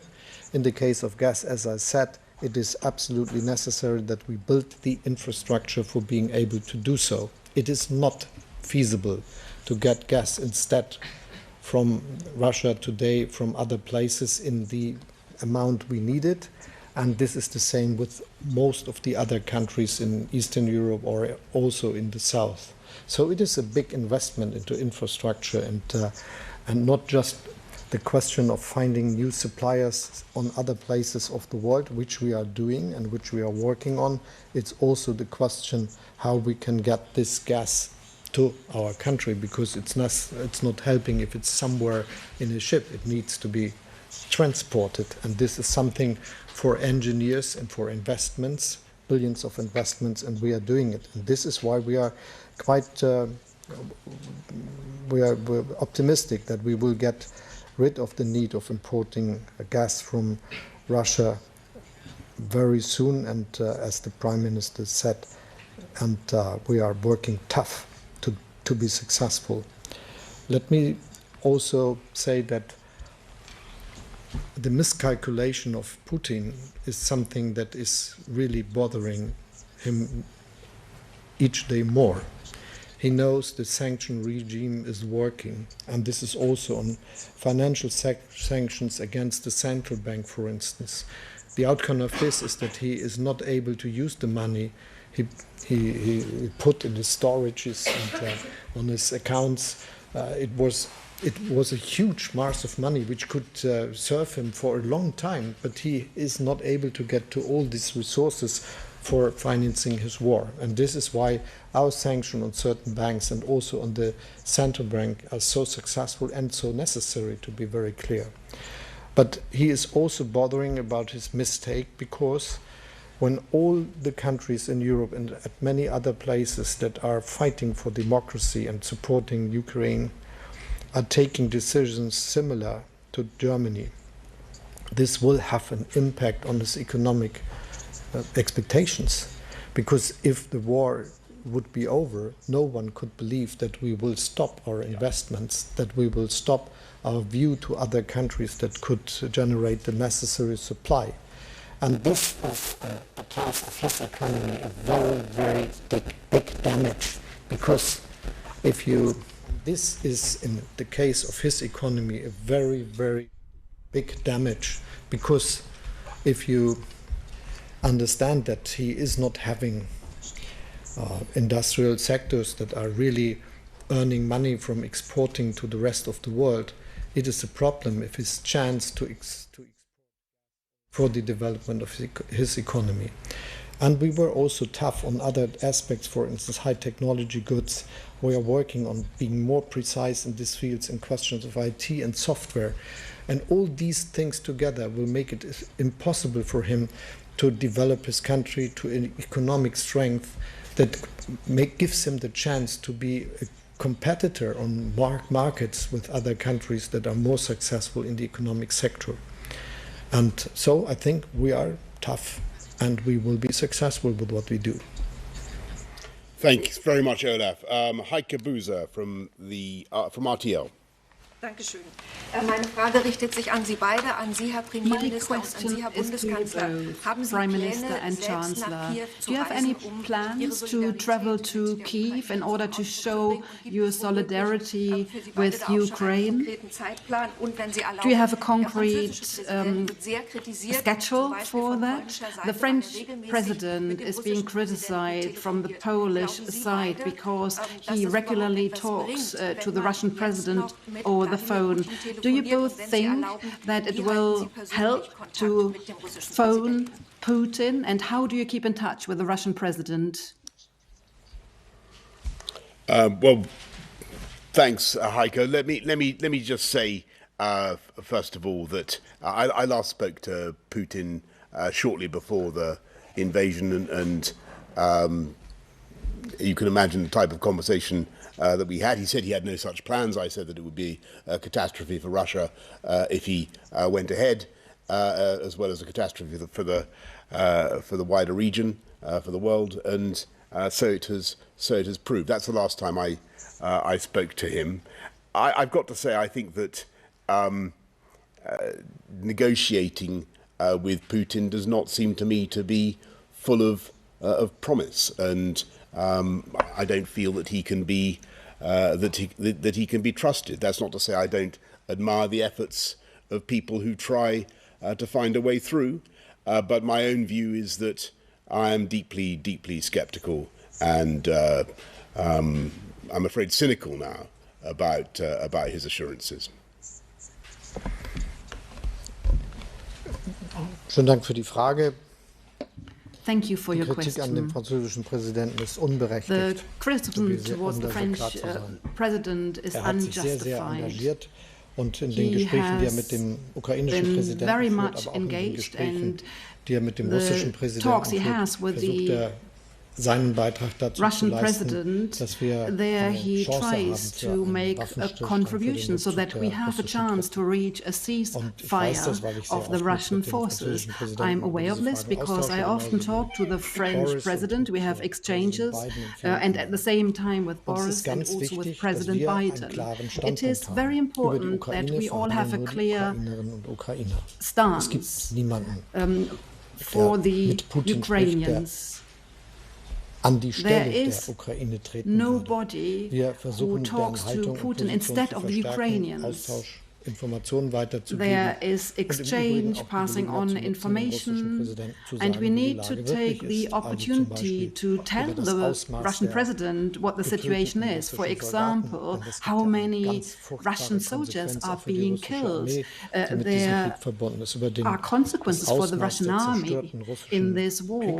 The scope of the destructed weapons that cannot be used anymore. So his plan has not made progress as he thought it would. Possibly he will not find out from his closest people. It's always about that. Always come back to that. What do we want to achieve? And what we really have to achieve is that the troops are withdrawn, that the Ukraine can decide itself on its fate, that this war finds its end. And in this situation, it's necessary to say that. You can be sure that we closely have an agreement, as we have done here, and we will continue to do so. Right at the beginning, I said that already. The Ukraine is negotiating about Ukraine and nobody else. So we don't replace them, we will support them, strengthen them, and contribute to their position as a good negotiator. For example, we give financial support. And in connection with traveling to Kiev, possibly, we both inform you about our travels when we travel. We're trying to help people come from Ukraine. That's what we're trying to do. We're trying to help our German friends to take more refugees as well. Seb Payne, Financial Times. Thank you very much, Prime Minister. Chancellor Scholz, what would you say to those who argue the stability of Europe demands an embargo on Russian energy demands, and that Germany should accept the economic price of that, just as it demanded southern European members pay the price during the sovereign debt crisis? And during a meeting of EU foreign ministers on Monday, why are you not discussing an oil embargo? And Prime Minister, there's been reports that Chancellor Rishi Sunak held a green card while he was a government minister. Do you think it's acceptable for a member of your government to have a US green card? I believe you were a US citizen and gave it up at one point as well. And given that you've talked about European security and unity and purpose, can you now rule out triggering Article 16 of the Northern Ireland Protocol, given the situation? Thank you. Thank you for your question. I answered to your question already. Thanks very much. Seb, I'm sorry to have to postpone you this morning. Just to say, look, on the that issue, as I understand it, the Chancellor has done absolutely everything he was required to do. And what was your second question? It was about triggering Article 16. Triggering Article 16. Olaf, we had a discussion about this. As you can expect, Olaf, we had a discussion about this. As you can expect, it came up. I think I raised it. What was the result of that discussion? It was entirely predictable, and I don't.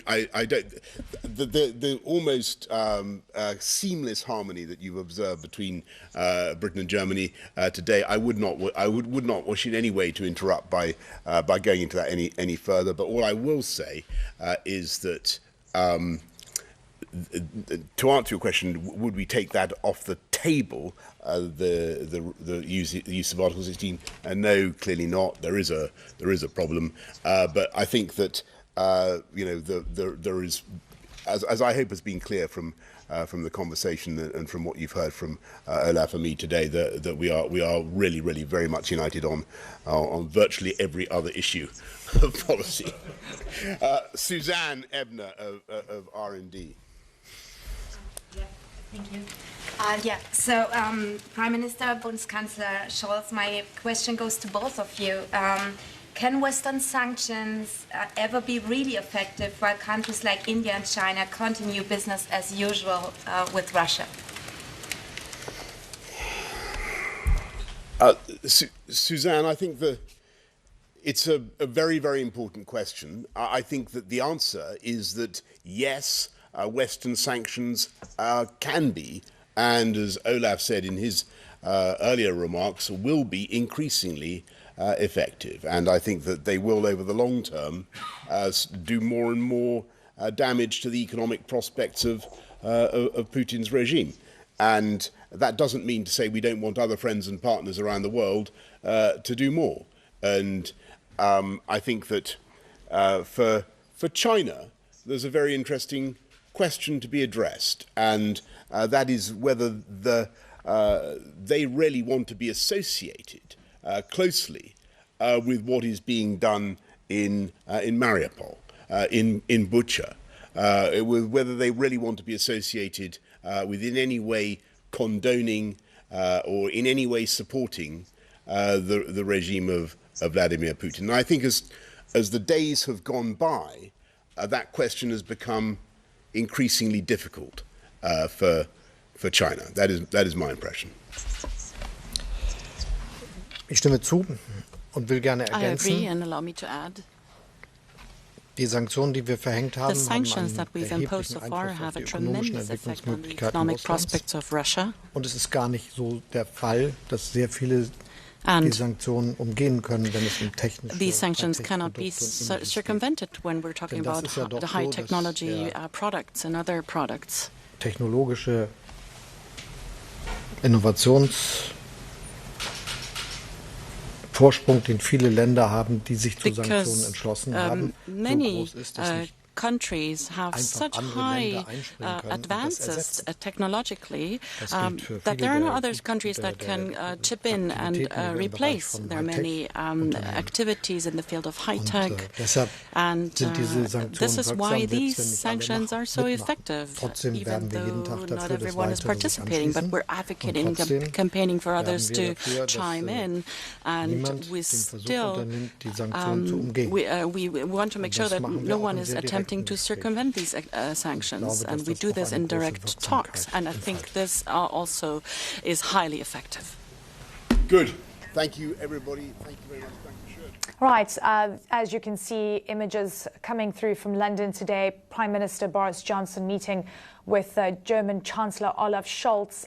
and they spoke about how they can work together with regards to fighting and helping fight off Vladimir Putin and the invasion of Ukraine. The most important question that has been posed to the German Chancellor is just what his intention is and the plan to try and wean Germany off fossil fuels. He says oil and gas, oil and coal imminent. It will happen this year, but gas is the big issue. Now, Boris Johnson said that he had discussed with Olaf Scholz to wean Germany off gas by 2024. Olaf Scholz has not confirmed that, but he says that they're going to have to make huge investments into LNG terminals, thinking about new pipelines and new suppliers. And it's not going to be that easy. He really reiterates that Germany is doing what it can, and the tough sanctions against Vladimir Putin are having a really big effect. And both leaders becoming quite defensive on just the efforts that have been made by Germany and Europeans right now. Boris Johnson reiterating the fact that NATO members do not want to have a direct confrontation with Vladimir Putin. They do not want an escalation, but they're willing to consider assisting Ukraine with all and any defensive weaponry that is available right now. Those are some of the lines that came through. And I leave you with this, with what Boris Johnson said. Europe, as we know it 6 weeks ago, no longer exists. The security situation has changed dramatically. This is some of the messaging that we've been hearing since the start of the war. The question is just how much more effort can Europe make and put into this to try and impact Putin's decision.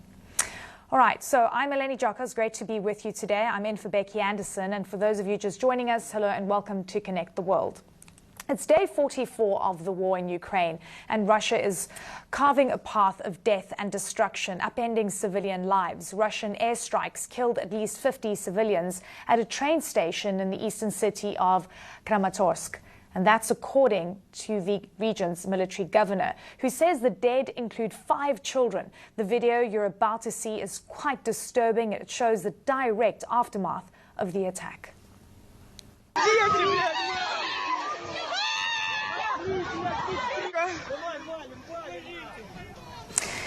This train station has been a crucial hub for civilians fleeing the Donbass region. A local official says thousands of people were at the station when the strike hit.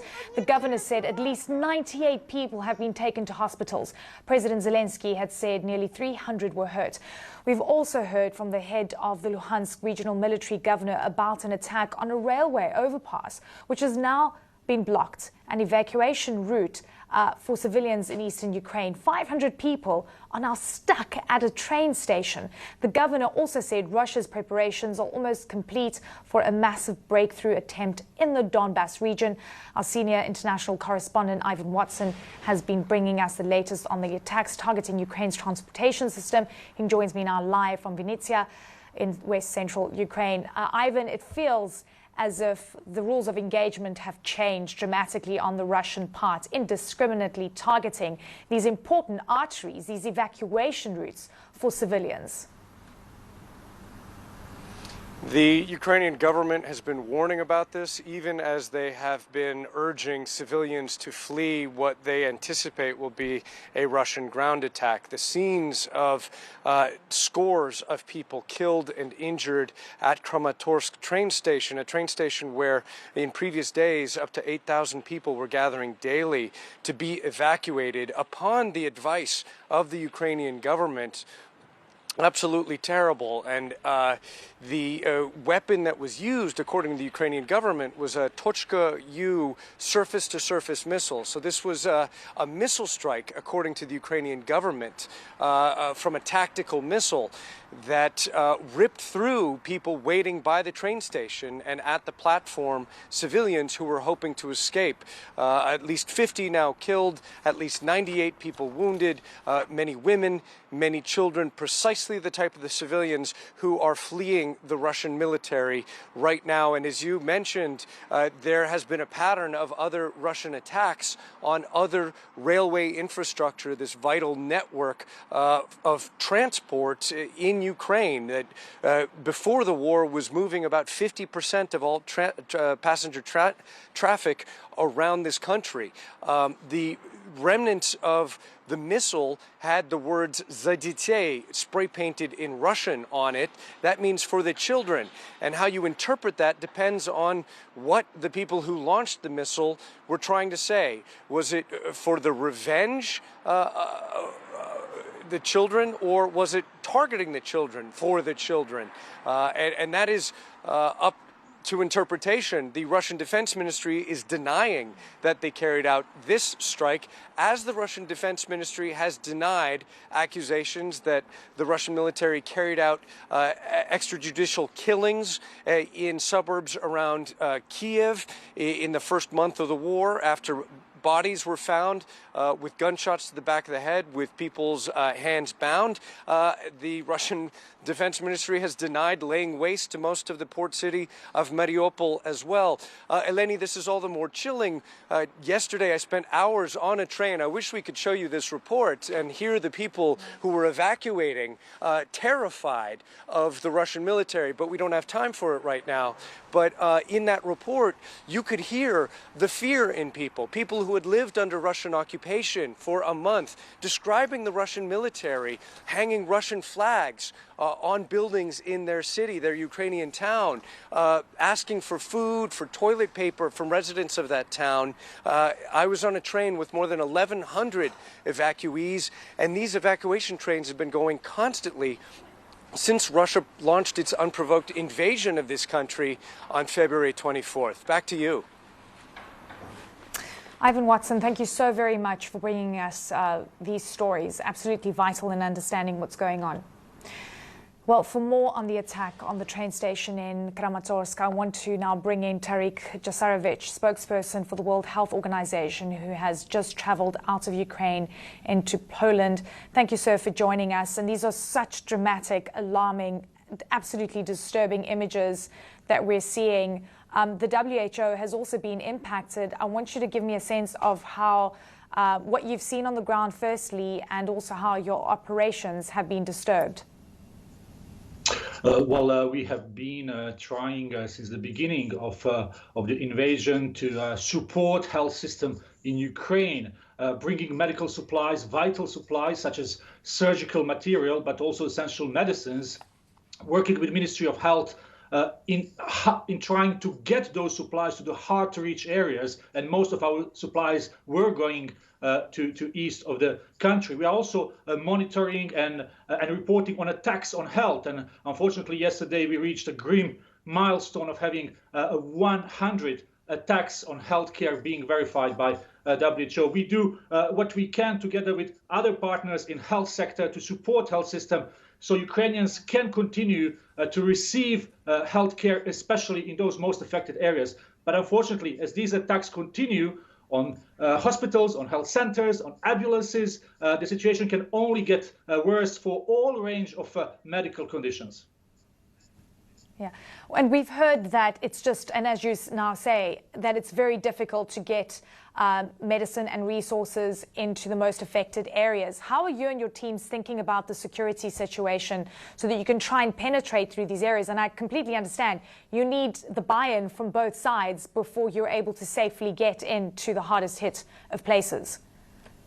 We really try to use any possibility we may have. And I traveled with colleagues to Dnipro 2 weeks ago, that's in the eastern part of the country. And we were just looking at whatever possibilities we could have to bring it to the areas that were affected the most. Unfortunately, we have not been able to bring any humanitarian supplies, including medical supplies, to Mariupol. And we have all seen these horrible images from hospitals in Mariupol where patients are lying in corridors where there is simply no electricity except in a surgical theater. So this is really horrible, and this is why WHO has been calling on Russia since the beginning of the war to stop this war, to commit to a ceasefire that would allow humanitarian assistance to get in. But let's be really clear. We may bring as many boxes of medicines we want, we are capable. This will not solve the problem because health workers are being exhausted. They are doing heroic work, but they have to think about themselves and their families. There is less and less hospitals being available. There is more and more insecurity. There is immunization activities that have been stopped. People who have chronic diseases cannot access their medicines and treatments, and things will just get worse. Really, the only solution is the cessation of hostilities. Tarek Jasarevic, thank you so much for the work that you're doing and for sharing that with us. We wish you all the best. Thank you. Right, we're going to a short break. Stay with CNN.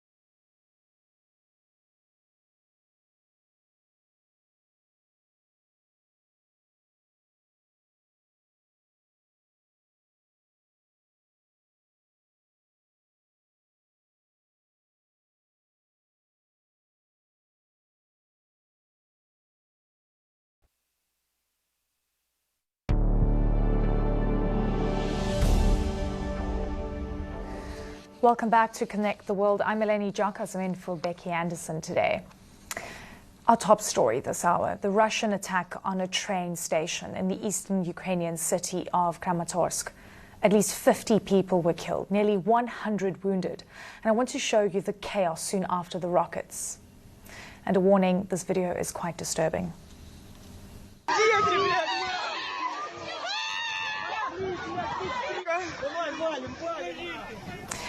There were hundreds of people waiting for trains to evacuate the area, which is being bombarded by Russian forces. The head of Ukrainian Railway says Russian forces have been attacking railway infrastructure on a daily basis to stop people from fleeing the war.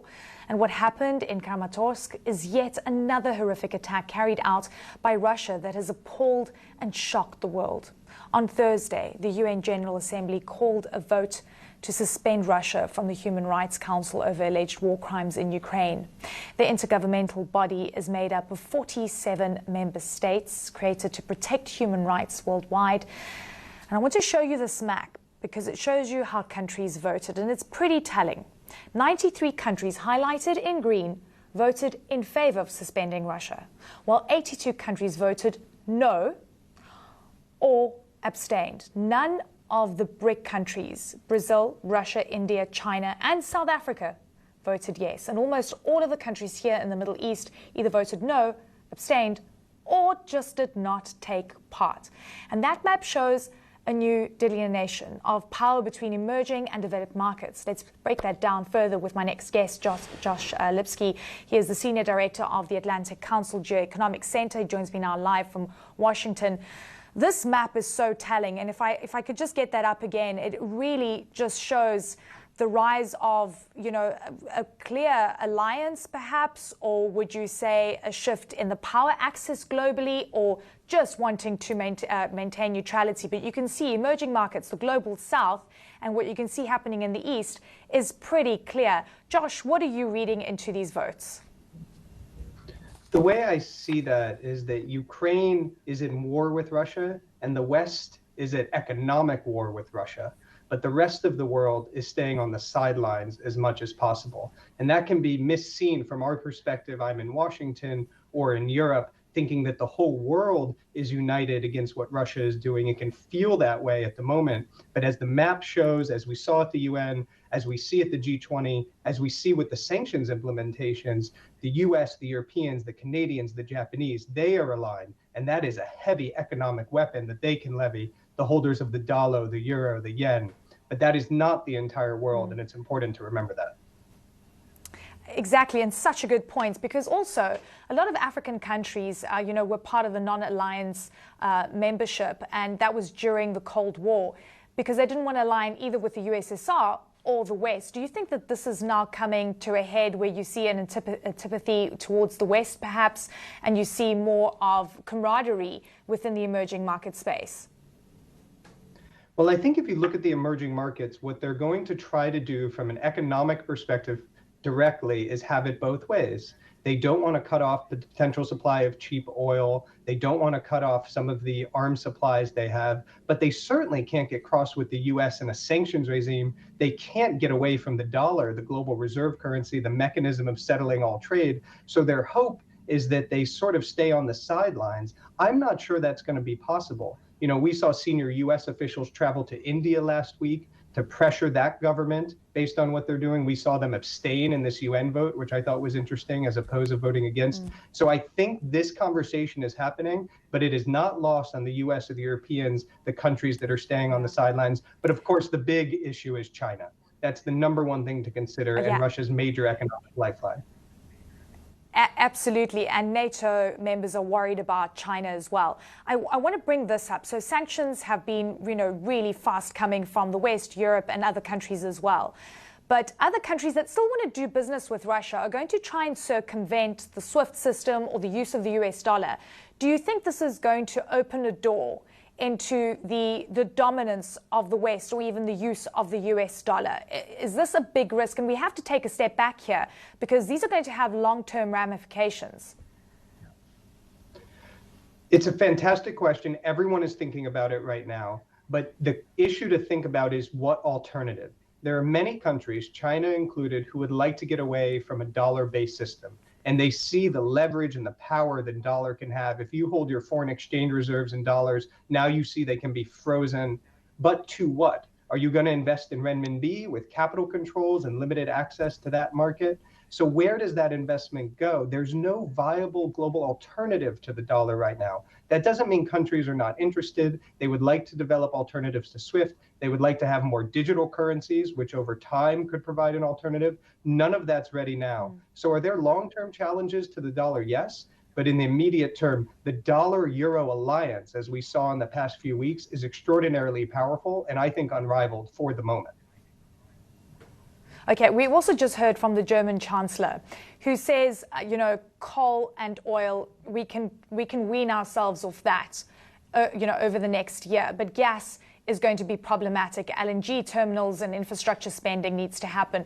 How are we able to reconcile the urgency in Ukraine, which we've seen the dramatic pictures, with regards to economic policy that Europeans still need to pay attention to?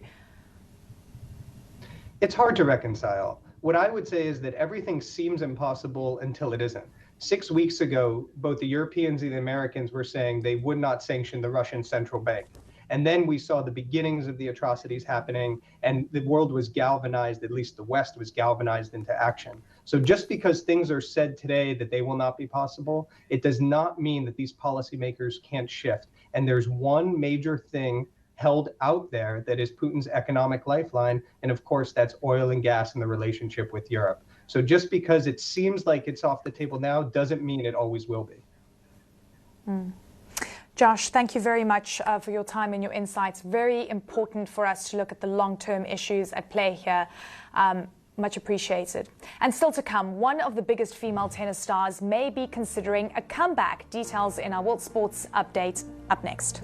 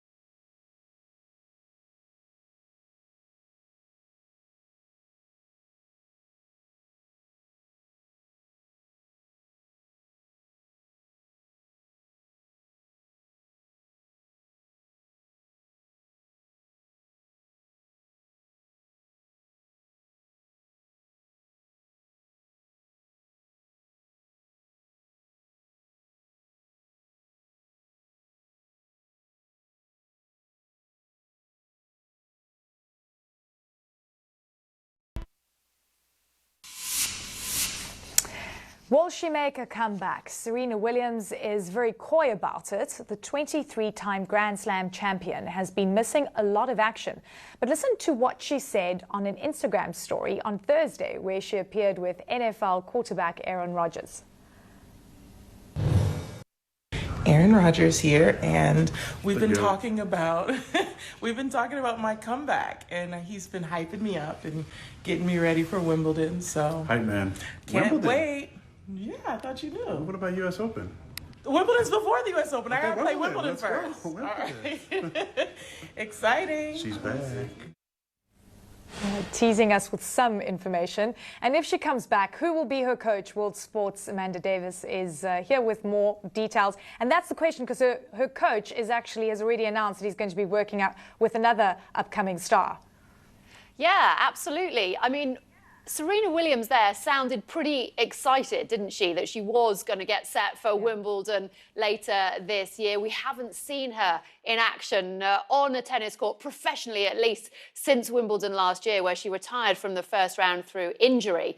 She has, for the last 10 years, though, been under the watchful gaze of Patrick Mouratoglou since 2012. But just hours before that video of Serena emerged, he had posted on Instagram that a new chapter was beginning for him. As he put it, he is going to start working with another former world number one, the winner of Wimbledon in 2019, Simona Halep. So does that mean Patrick Mouratoglou will be in Serena's corner come Wimbledon in a couple of months' time? We just don't know. What he said was, I had a conversation with Serena. The door opened for me, at least short term, to work with someone else. I will keep you posted on what is coming soon. So it will be fascinating to see. But there's a bit of a theme of comebacks today. Not only Serena Williams, a couple more coming up in World Sport in just a couple of minutes. Yeah, of course, the big one, Tiger.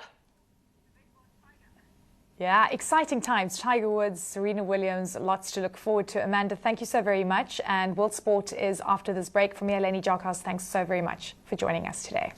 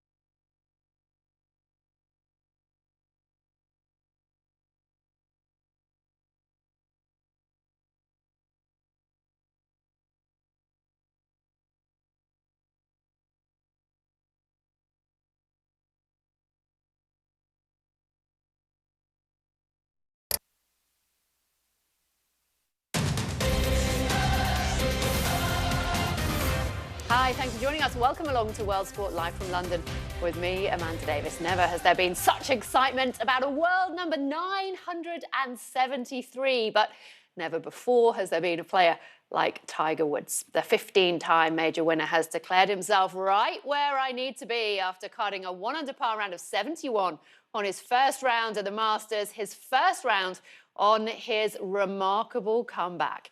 Woods was placed tied for 10th after the opening day at Augusta, just 14 months after that major car accident that left him fearing his leg might be amputated. He's 4 shots off the lead at the venue, where he has, of course, claimed that coveted green jacket 5 times in his career.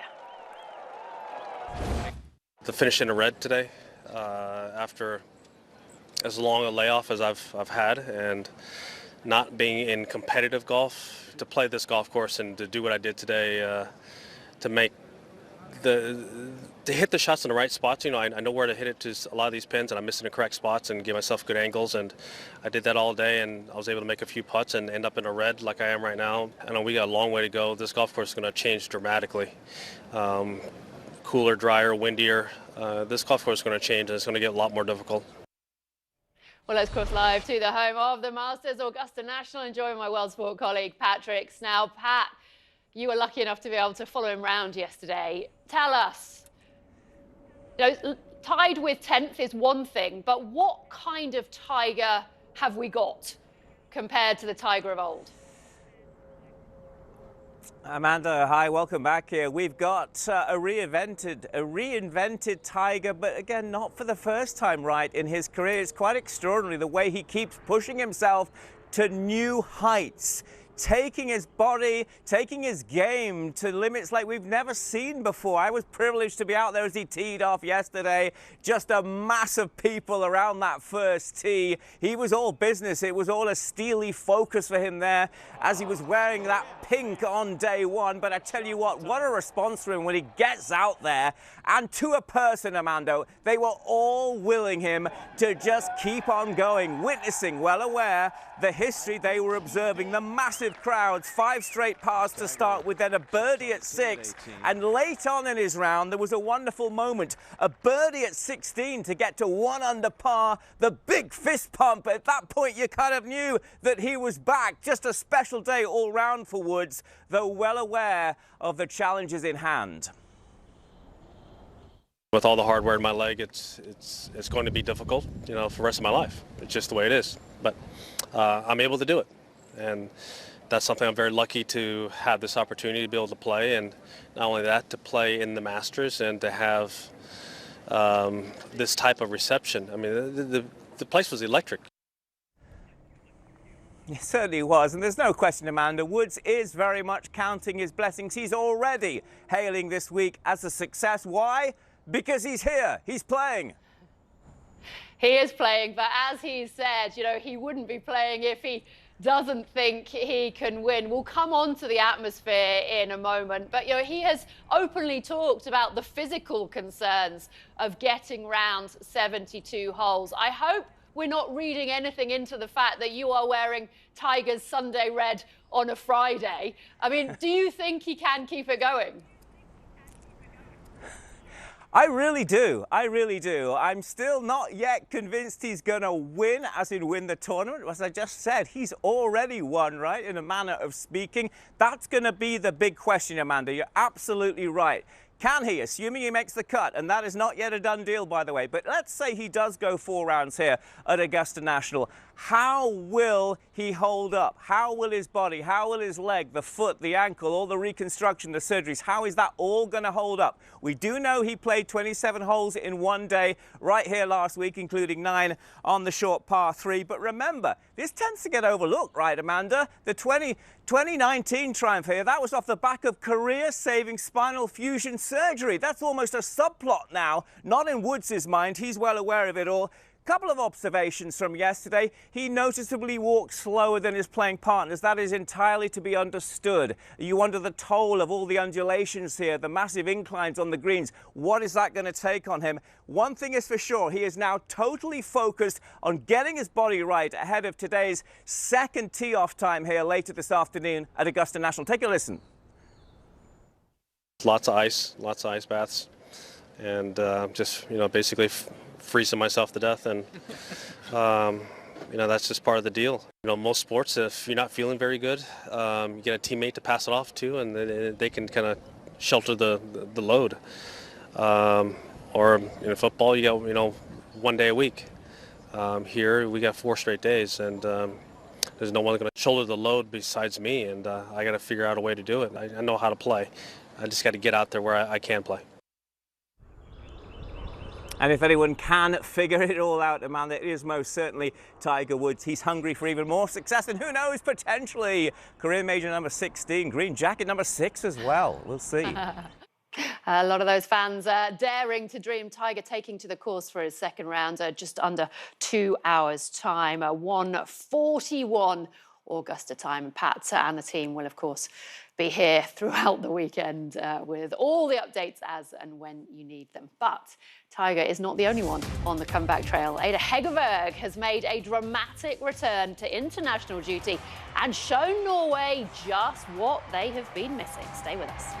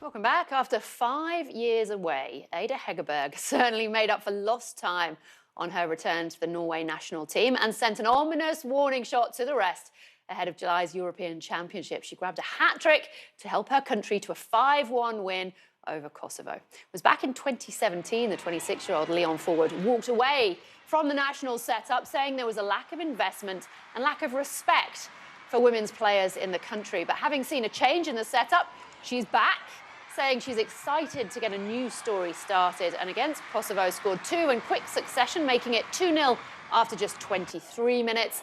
And then she went on to add another on the hour mark to help the two-time European champions to a comprehensive 5-1 win in their World Cup qualifier. Afterwards, she tweeted, "1,000 thanks for all your messages. I couldn't have dreamed of a better comeback. As Norwegian as it gets." That is now 41 goals and 67 international appearances for the 26-year-old.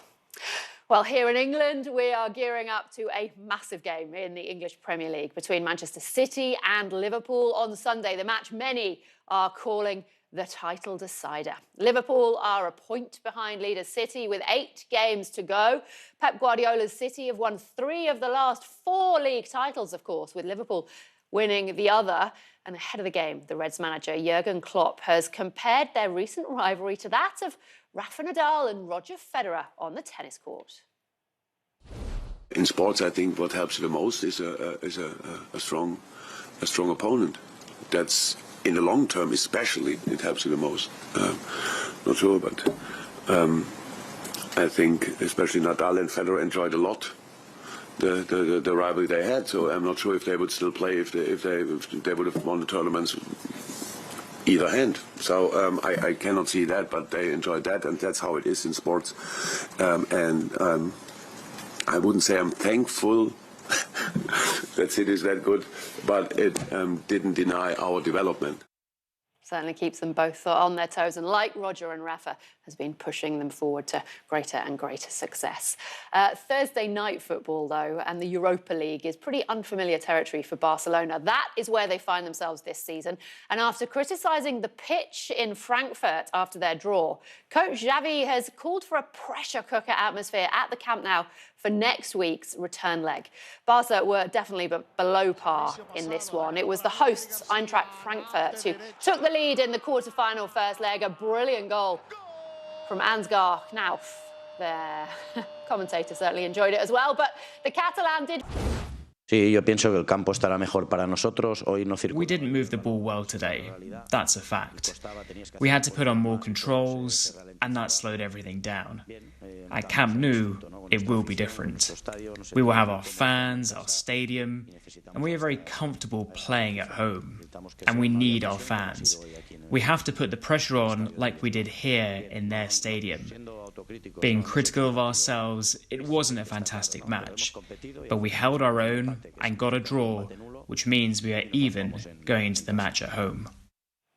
Well, no complaints about the pitch from Dimitri Payet. He certainly didn't let it affect him in Marseille, scoring one of those goals they'll definitely be trying to recreate in the school playgrounds this afternoon. An absolute stunner from outside the box, flying into the top corner to help Marseille to a 2-1 win over PAOK. One of those goals that should be worth double, really, heading into the quarter-final second leg. Well worth seeing again and again. And because it's Friday, we've got another real treat to show you. This one from Barcelona, of a different kind, the Ecuadorian version of Barcelona. 3 minutes after missing a penalty for his side in the Copa Sudamericana, 35-year-old Damian Diaz did that.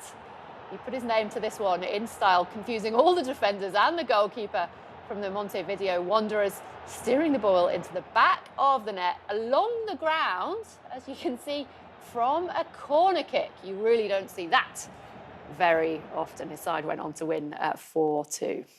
And just before we go, it has been the Ferraris leading the way once again in Formula One as the cars have hit the track for Friday practice ahead of this weekend's Australian Grand Prix. So we finished the show with a look ahead to race 3 of the season in our Rolex Minute. Thanks for joining us. See you next time. Goodbye.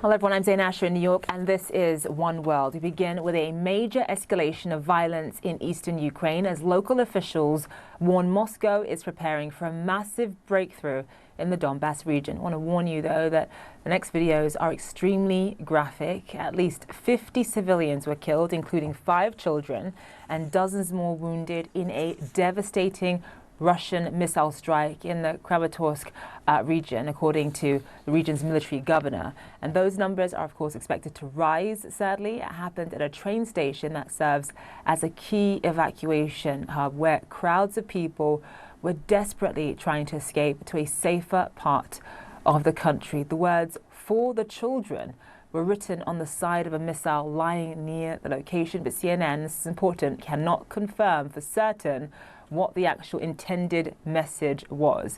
In his address to Finland's parliament, Ukrainian President Volodymyr Zelensky stressed the cruelty involved, saying that this was, of course, not a military target. I want you to listen to what he had to say. This is an ordinary railway terminal. People crowded waiting for the trains to be evacuated to the safe territory. They hit these people. There are witnesses, there are videos, there are remnants of the missiles and dead people.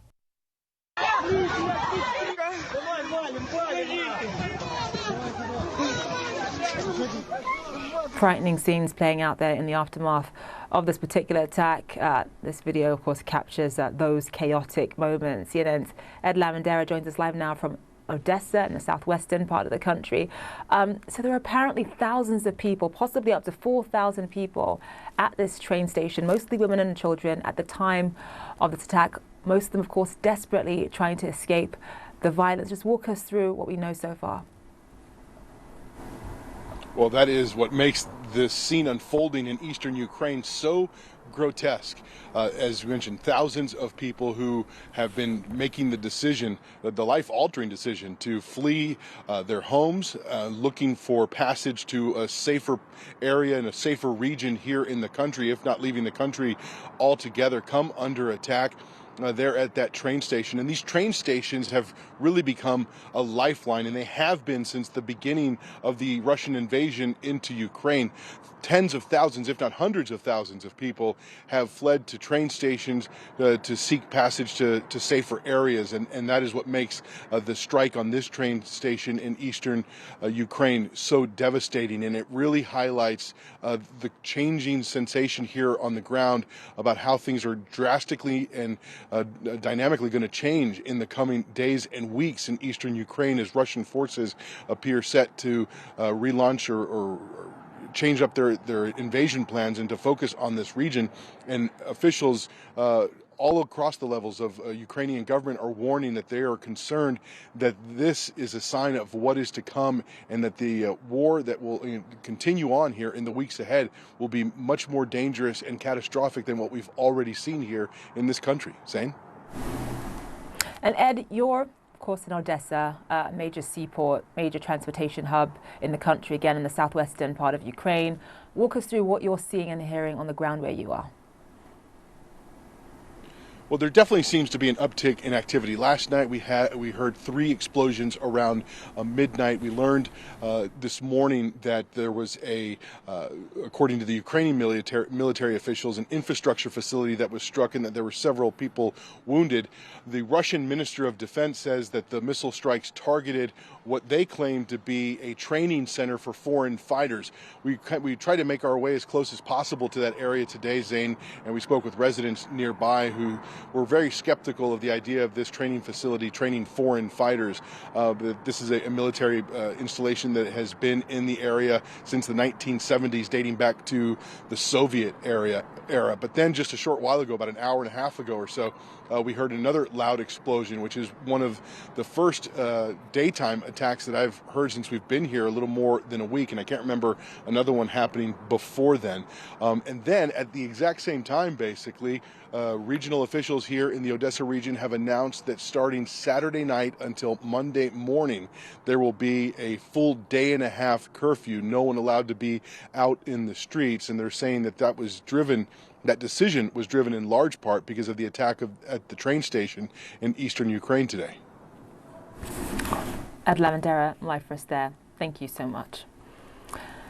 The president of the European Commission says that she's appalled by the deadly railway strike. Ursula von der Leyen and the EU's top diplomat are in Ukraine, where earlier they toured the battered city of Bucha, just outside Kyiv. I want you to listen to how she described the atrocities there. It is the unthinkable has happened here. We have seen the cruel face of Putin's army. We have seen the recklessness and the cold-heartedness with which they have been occupying the city. Right, EU leaders are now meeting with Ukraine's president in Kyiv. I want to bring in Melissa Bell in Paris. So Melissa, this is really designed to show Volodymyr Zelensky and the Ukrainians, listen, we support you 100%, we have your back. That is why Ursula von der Leyen and Joseph Borrell made that trip to Ukraine. But a key topic that is going to come up in the conversation is, of course, Ukraine's potential membership in the EU. Walk us through that.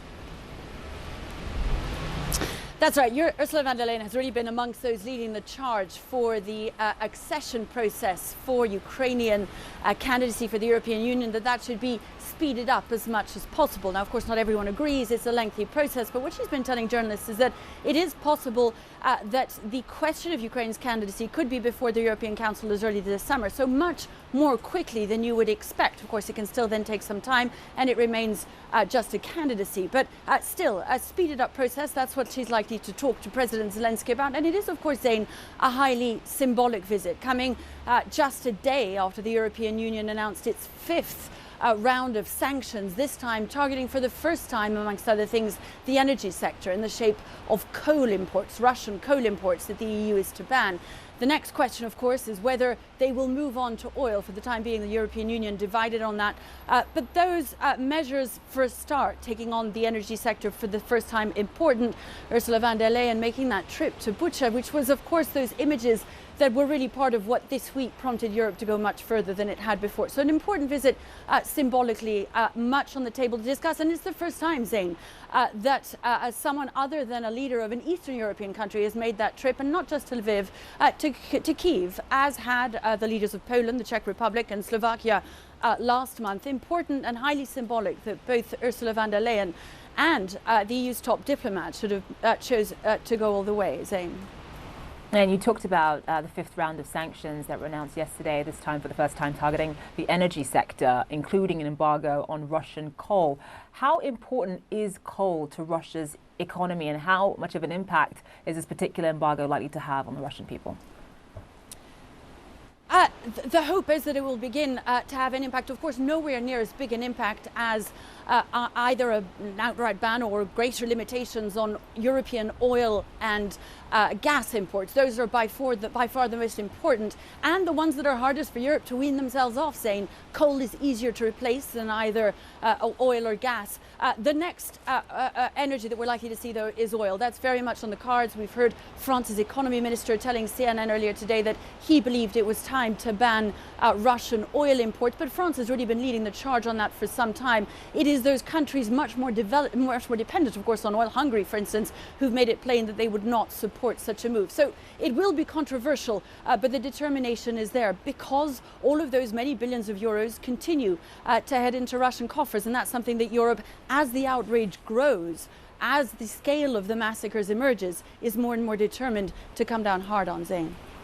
Melissa Bell, live for us, thank you so much. All right, in Borodyanka, Ukraine's chief prosecutor says 26 bodies were found in the wreckage of two large houses after the village was hit by Russian airstrikes. Ukraine's president says work is underway to clear the rubble throughout the town, and he says the situation there is even scarier than the atrocities uncovered in neighboring Bucha. The Kremlin is calling Russia's withdrawal from Kyiv and Chernihiv regions a, quote, act of goodwill during negotiations with Ukraine. But when troops retreated from these areas, only devastation and destruction was left behind. CNN's Clarissa Ward visited Chernihiv, a city that is now in ruins. A warning, her report includes graphic images that are hard to watch. For weeks, Chernihiv was completely cut off from the rest of the country. Once a vibrant city of 300,000 people, now parts of it a wasteland. Just 45 miles from the Belarusian border, it was quickly surrounded by Russian forces. There was no power, no water, and little food. 71-year-old Ivan Ivanovich survived the relentless bombardment.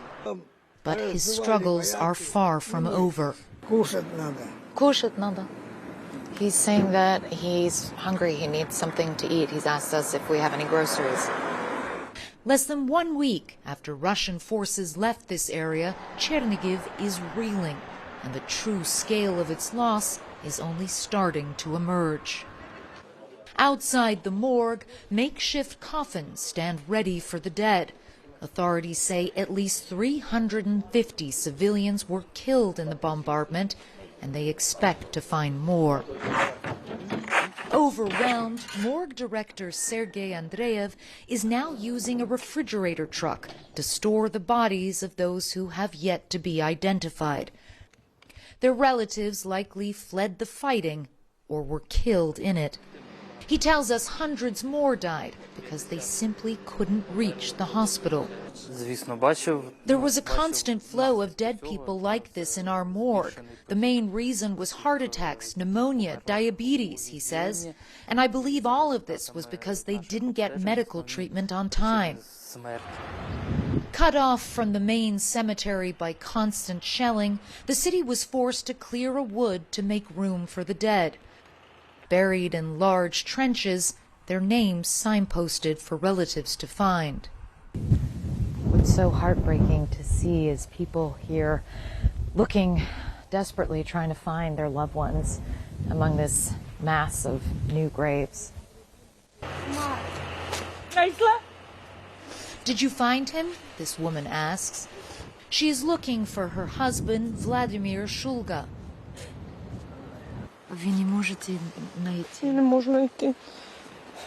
I can't find him, her daughter tells us. I need to keep searching. Those who are lucky enough to find their family members can at least say goodbye. But the farewell brings little solace. At one grave, relatives mourn the death of Vladimir Adrichenko, the Ukrainian soldier who was ambushed by Russian forces as he tried to recover the bodies of his fallen comrades. His father, Leonid, says it was 17 days before the Russians left and he could finally reach the place where his son was killed. I dug the ground with my own hands. I uncovered his face, he says, and I recognized him. We waited for him and then we lost him, Vladimir's wife says. They took him and we lost him. Russia's war has taken so many from Chernihiv, and while its forces may have retreated, the grief will long remain. That was our Clarissa Ward reporting from Chernihiv, Ukraine. Now, a source tells CNN that German intelligence claims to have intercepted radio transmissions of Russian troops talking about killing civilians. Those intelligence findings were first reported by Der Spiegel and appear to implicate Russian forces in a pattern of war crimes. Moscow has continuously denied all allegations of such atrocities, most recently in the indiscriminate killings of civilians in Bucha. Heavy fighting is intensifying in eastern Ukraine as Russia regroups and gears up for a second major offensive. Local officials say that Kharkiv is under relentless bombardment. A gas pipeline was seriously damaged in one attack, and British military intelligence indicates that Russian troops have advanced further south from the strategically important city of Izium. Meantime, for the first time, the US is acknowledging that it is providing intelligence to Ukraine as the war shifts to the east. Now to the southeastern port city of Mykolaiv. CNN's Ben Wiedemann spoke with survivors after a hospital and a market were hit by Russian missiles. This has become Mykolaiv's daily routine, picking up the pieces, sweeping away the wreckage from Russian missile attacks. Random shelling throughout the city with what appear to be cluster munitions. Glass shards and shrapnel tore into Marina. As she lies in a hospital, her thoughts are with her teenage daughter, also injured, now at a children's hospital. My daughter and I were caught between two bombs, she recalls. It's a miracle we're still alive. It was terrifying. The hospital where Marina is recovering was hit in the morning. Dirt covers the blood from one of the injured. Closed-circuit television video from the city's cancer hospital captures the moment it was struck. Earlier this week, a missile barrage killed 9 people and wounded more than 40 at this market. We were able to count 23 impact points in a radius of just 100 meters. And each one of these incoming rounds sprays shrapnel in every direction. Danilo was working in this store and rushed outside when he heard the blasts. Over there, a woman was screaming, "Help me!" Her leg was shattered, he says. Behind the store, 2 people were killed. Dried blood and flowers marked the spot where people died. Last week, a bomb struck the regional governor's office, killing 36 people. Every day in Mykolaiv, this relentless bombardment shatters any semblance of normal life. Mid-afternoon, and people line up to escape the danger. This bus bound for Poland. Victoria cradles her 1-year-old daughter, Ivana. Her husband stays behind. Soon we'll be back home, says Victoria. Everything will be all right. How soon that will be, nobody knows. Ben Wiedemann, CNN, Mykolaiv.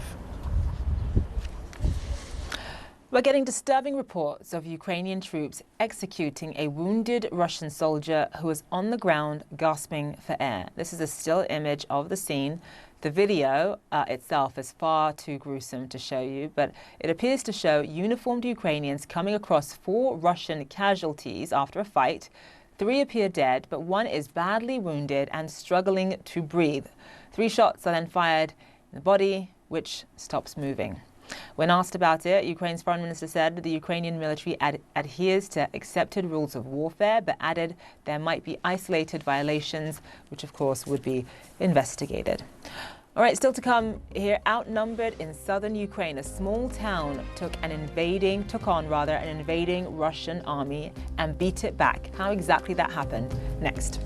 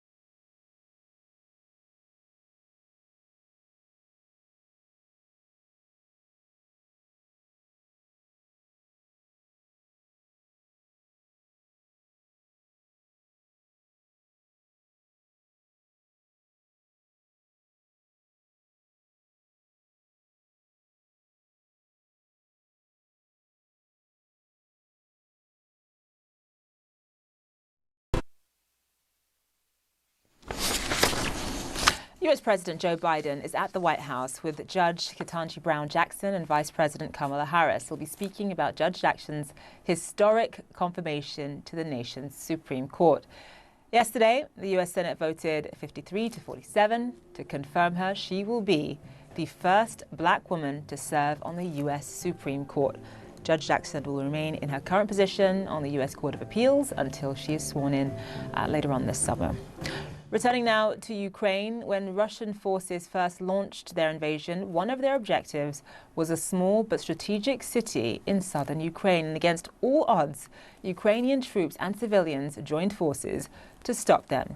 CNN's Ed Lavandera has their remarkable story. The sign into town reads, "Russian soldier, you will die here." The Russians didn't listen. This is the story of how the small city of Voznensk fought off the Russian invasion in early March. Yevgen Velichko is the mayor of this city of 30,000 people. He took us to the bridge, at least where the bridge used to be, where Ukrainian soldiers, volunteer fighters, and a fearlessly creative cast of civilians stared down the Russians. How close did the Russians get to taking over this city? Крайний танк, который мы видели, стоял вот здесь, вон там, где стоит резина. You can see over here on the other side of the bridge, in the distance there, just on the other side of the bridge, a row of tires, and that's as close as the Russian tanks came. The mayor says the Ukrainians blew it up so that the Russians couldn't cross into the heart of the city. That sparked a two-day confrontation. But thousands of residents were trapped on the other side of the bridge, the only section of the city Russian forces invaded. This man named Ivan lives in a house along the main road into town. Several homes and cars around him were scorched in the firefight. He hid inside with his elderly mother as the Russian tanks swarmed his neighborhood.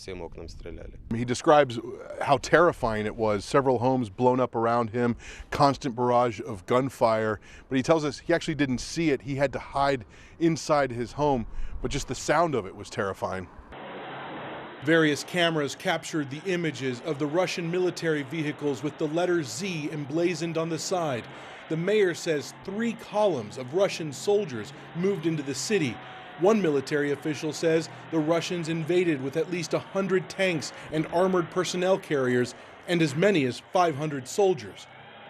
So this is Ghost. He's asked that we not use his full name, and he is the head of a reconnaissance unit here in this town that was instrumental in fighting back the Russians. And this was the spot.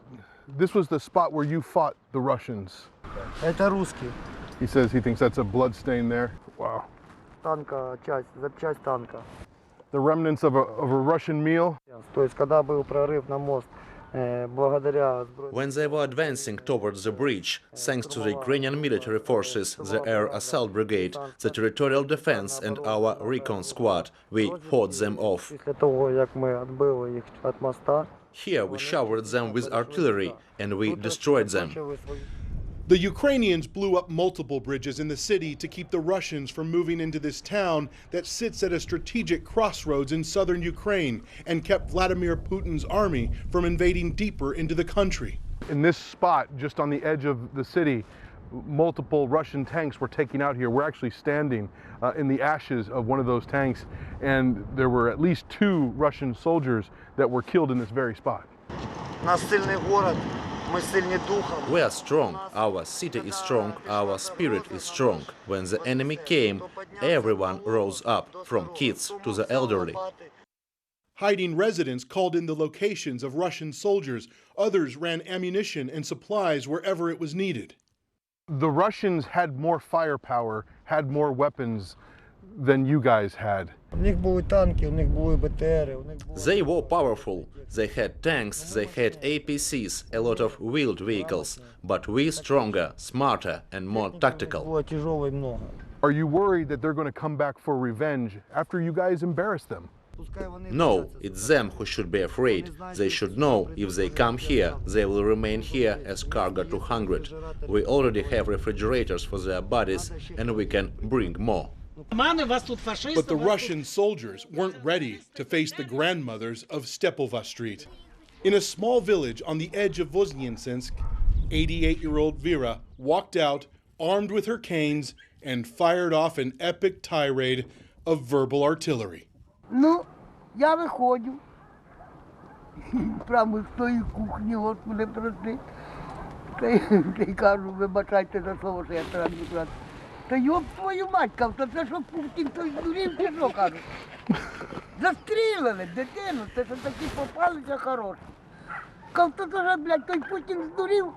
Та сука він, та здохне він, ну. Кажу, діти, куди ви прийшли? Зараз я кажу їм. They say they were chased out of their homes and robbed, but the women relish telling this story with laughter. I ask if they're worried the Russians will return to seek revenge. They tell me they're not going anywhere. Ed Lavendera, CNN, Voznesensk, Ukraine. All right, still to come here on One World, a one-way ticket out of a war zone. Thousands of Ukrainian refugees take trains heading west in search of safety. CNN was on board for one of those journeys.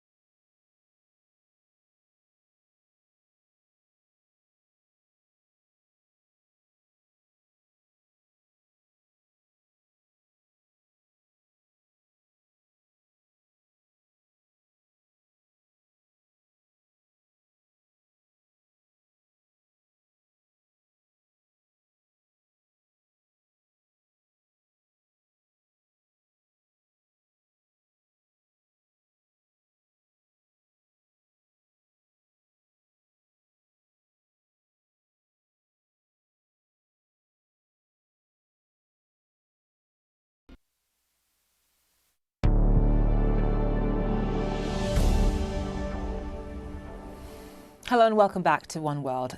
Desperate, tired, hungry and cold.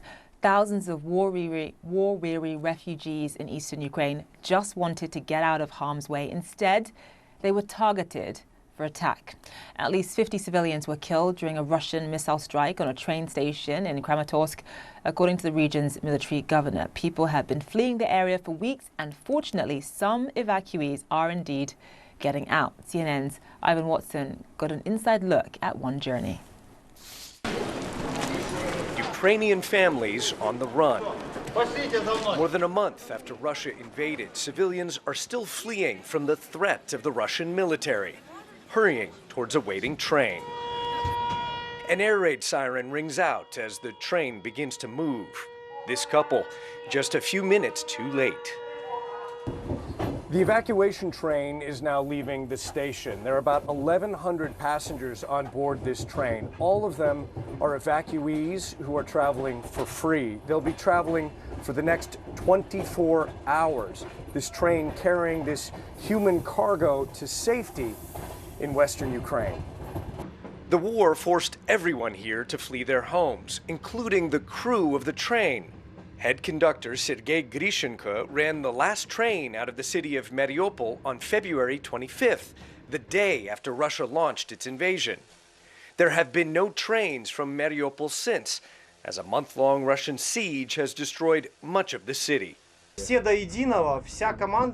My whole team, 20 conductors, everybody left with me. Many of them were made homeless, lost their apartments. Some of them lost relatives.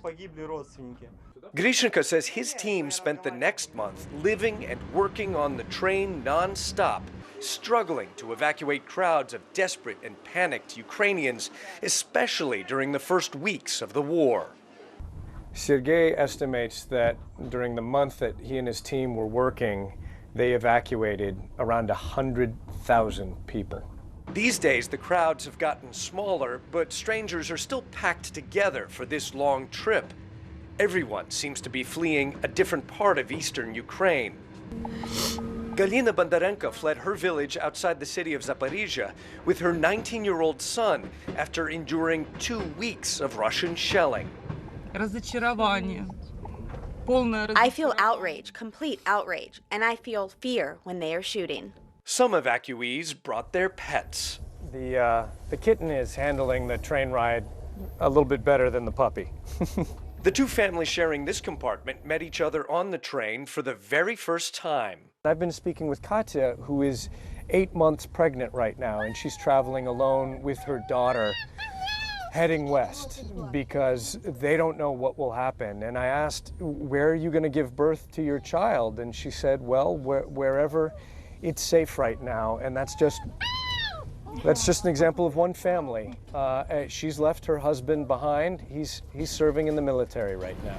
Further down the train, I meet a group of women and children who just escaped southern Ukraine. How long did you live under Russian military occupation? 1 month. 1 month from 27 February. How would you describe that experience?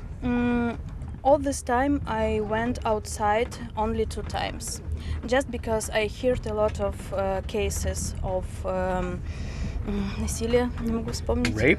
Raping. In addition to hearing unconfirmed stories of rape, the women tell me they've seen drunk and filthy Russian soldiers asking residents for supplies like food and toilet paper. They just put flags on our main building. Which flags do they put? Russia flags, just like that. On the police station?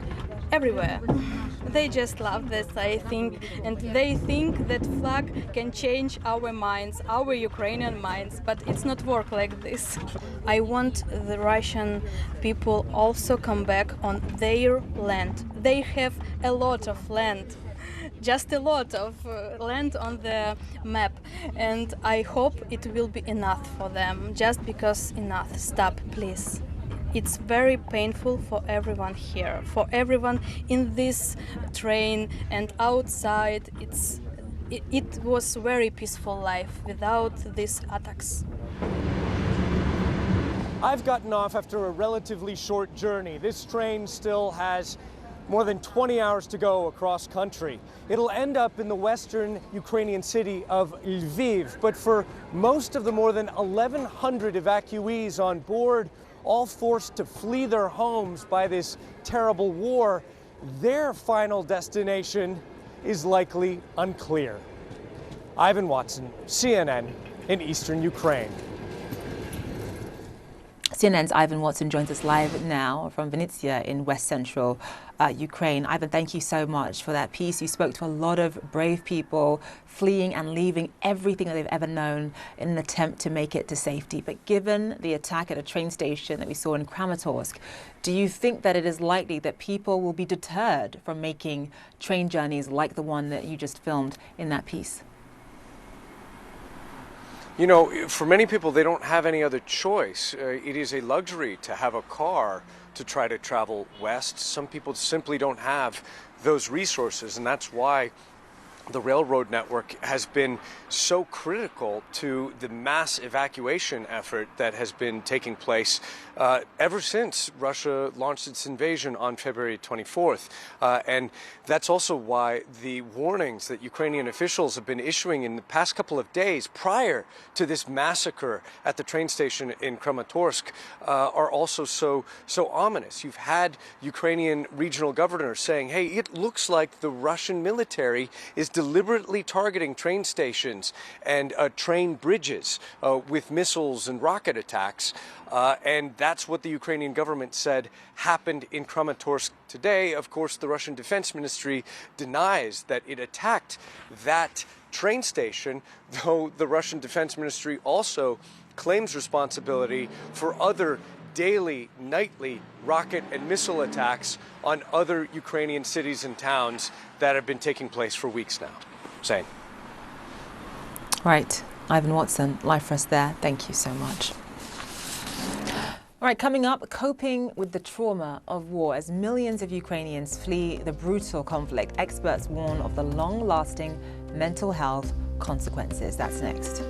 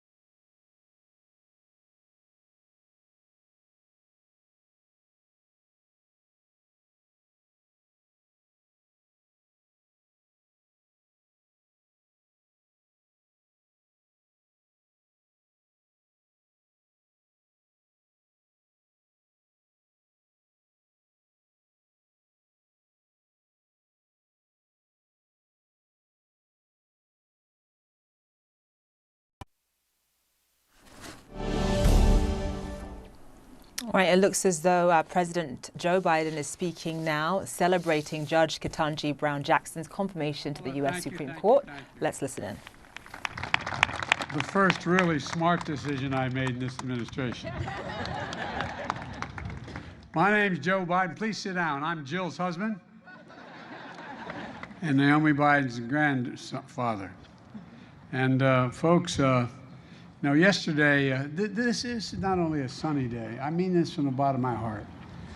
This is going to let so much sun shine on so many young women, so many young black women, so many minorities, that it's real. It's real. We're going to look back, nothing to do with me. We're going to look back and see this as a moment of real change in American history. I was on the phone this morning, Jesse, with President Ramaphosa of South Africa. And he was talking about how the time that I was so outspoken about what was going on in my meeting with Nelson Mandela here. And I said, you know, I'm shortly going to go out, I'm looking out the window. I'm going to go out on this, what they call the South Lawn in the White House. And I'm going to introduce to the world, the first African-American woman out of over 200 judges on the Supreme Court. And he said to me, he said, keep it up. Keep it up. We're going to keep it up. And folks, yesterday we all witnessed a truly historic moment presided over by the Vice President. There are moments that people go back in history and they're literally historic, consequential, fundamental shifts in American policy. Today, we're joined by the First Lady, the Second Gentleman, and members of the Cabinet, Senate Majority Leader, there you are, Chuck, Senate Majority Leader, and so many who made this possible. And today is a good day, a day that history is going to remember, and in the years to come, they're going to be proud of what we did, and we're going to try what Dick Durbin did as the chairman of the committee. I'm serious, Dick. I'm deadly earnest when I say that. To turn our children and grandchildren to say, I was there. I was there. This is one of those moments, in my view. My fellow Americans, today I'm honored to officially introduce to you the next Associate Justice of the Supreme Court of the United States, Ketanji Brown Jackson.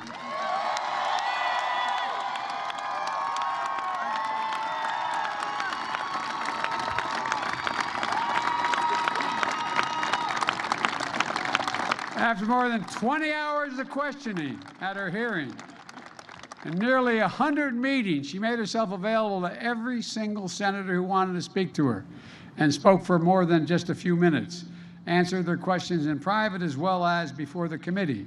We all saw the kind of justice she'll be, fair and impartial, thoughtful, careful, precise, brilliant, a brilliant legal mind with deep knowledge of the law, and a judicial temperament which was equally important in my view, that's calm and in command, and a humility that allows so many Americans to see themselves in Ketanji Brown Jackson. That brings a rare combination of expertise and qualifications to the court.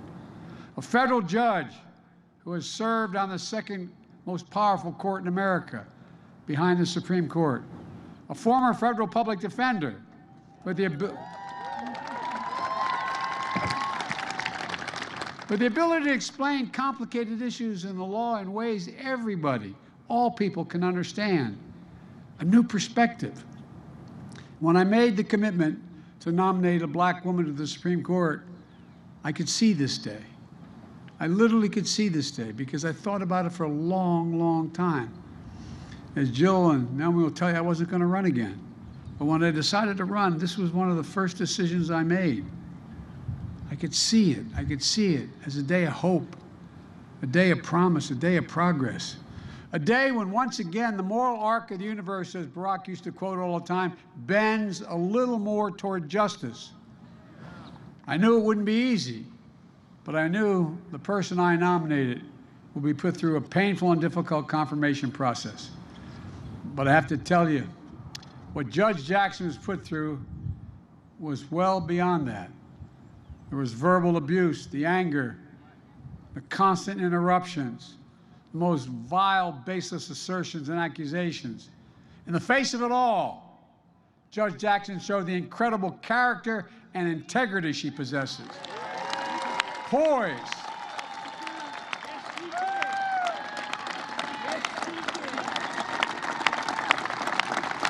poise and composure, patience and restraint, and yes, perseverance and even joy.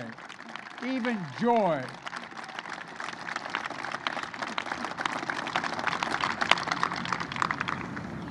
Ketanji, or I'm not going to be calling you that in public anymore. Judge, you are the very definition of what we Irish refer to as dignity. You have enormous dignity, and it communicates to people. It's contagious, and it matters. It matters a lot. Maybe that's not surprising if you look who sat behind her during those hearings. Her husband, Dr. Patrick Jackson, and his family. Patrick, stand up, man. Stand up. Talia and Layla, stand up. I know it's embarrassing the girls. I'm going to tell you what Talia said. I said to Talia, it's hard being the daughter or the son of a famous person. I said, imagine what it's like being president. She said, she may be. I couldn't agree more. Thank you, thank you, thank you, thank you. And Ketaj, her brother, a former police officer and a veteran. Ketaj, stand up, man. This man looks like he can still play, buddy. He's got biceps about as big as my calves. Thank you, bud. Thank you, thank you, thank you. And of course, her parents, Johnny and Elroy Brown. Johnny, all right, stand up.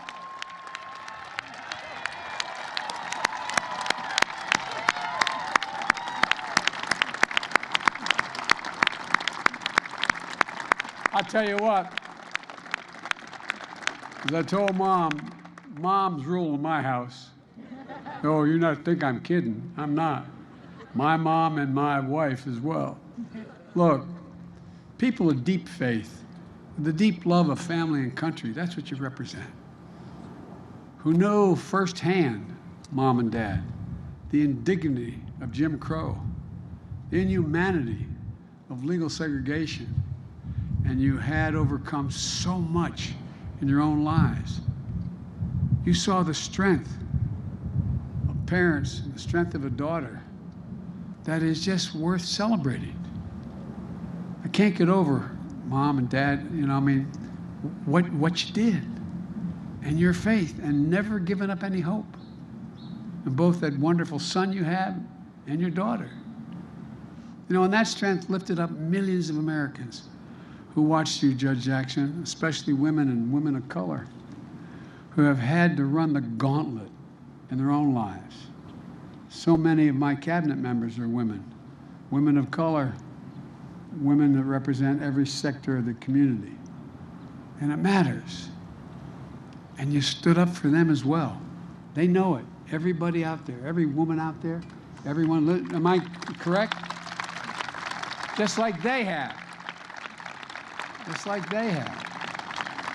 And same with the women members of Congress as well, across the board. Look, it's a powerful thing when people can see themselves in others. Think about that. What's the most powerful thing? I'll bet every one of you can go back and think of a time in your life where there was a teacher, a family member, a neighbor, somebody who made you believe that you could be whatever you wanted to be. It's a powerful, powerful, powerful notion.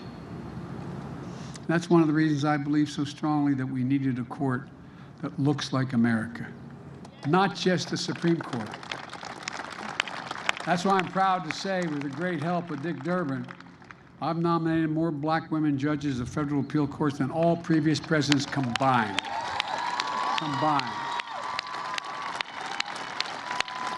That's why I'm proud that Kamala Harris is our Vice President of the United States. A brilliant lawyer, the Attorney General of the state of California, former member of the Senate Judiciary Committee. Kamala was invaluable during this entire process.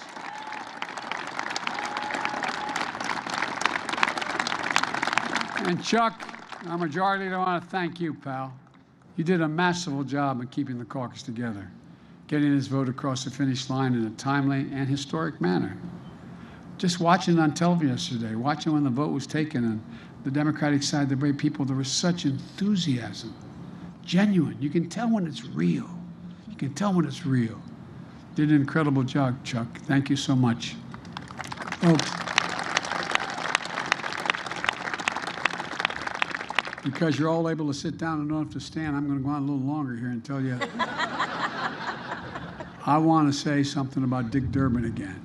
Dick, I'm telling you, overseeing the hearing, how you executed the strategy by the hour, every day to keep the committee together. And you have a very divided committee with some of the most conservative members of the Senate on that committee. It was especially difficult with an evenly divided Senate. Dick, I served as chairman of that committee for a number of years before I had this job and the job of vice president, as did all the Democrats. You did not stand, I think all the Democrats in the committee did. And every Democrat in the Senate, all of whom voted for Judge Jackson. And notwithstanding the harassment and attacks in the hearings, I always believed that the bipartisan vote was possible. And I hope I don't get him in trouble. I mean it sincerely, but I want to thank 3 Republicans who voted for Judge Jackson. Senator Collins, who's a woman of integrity. Senator Murkowski, the same way, an Alaskan, up for re-election. And Mitt Romney, whose dad stood up like he did. His dad stood up and made these decisions on civil rights. They deserve enormous credit for setting aside partisanship and making a carefully considered judgment based on the judge's character, qualifications, independence. And I truly admire the respect, diligence, and hard work they demonstrated in the course of the process. As someone who's overseen, they tell me, more Supreme Court nominations than anyone who's alive today, I believe that respect for the process is important. And that's why it was so important to me to meet the constitutional requirement to seek the advice and the consent of the Senate. The advice beforehand and the consent. Judge Jackson started the nominating process with an impressive range of support, from the FOP to the civil rights leaders. Even Republican-appointed judges came forward. In fact, Judge Jackson was introduced at the hearing by Judge Thomas Griffin, the distinguished retired judge appointed by George W. Bush. She finished the hearing with among the highest levels of support of the American people of any nomination in recent memory. So soon, Judge Jackson will join the United States Supreme Court, and like every justice, the decisions she makes will impact on the lives of America for a lot longer in many cases than any laws we all make. But the truth is, she's already impacting the lives of so many Americans.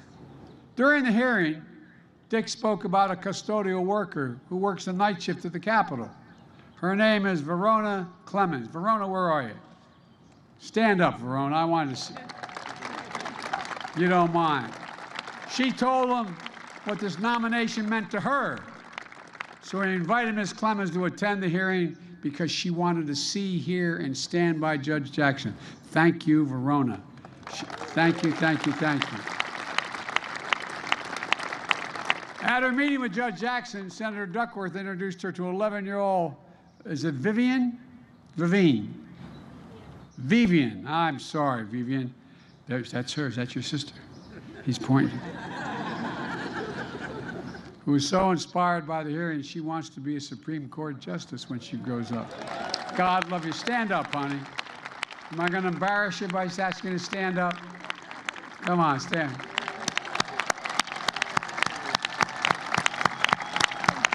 There's tens of thousands of Vivians all through the entire United States. She met Judge Jackson and saw her future. Means you're here today, and thank you for coming, honey. I know I embarrassed you by introducing you, but thank you. People of every generation, of every race, of every background felt this moment, and they feel it now. They feel a sense of pride and hope and belonging and believing and knowing the promise of America includes everybody, all of us. That's the American experiment. Justice Breyer talked about it when he came to the White House in January to announce his retirement from the court. He used to technically work with me when I was on the Judiciary Committee, and that's before he became a justice. He's a man of great integrity. We're going to miss Justice Breyer.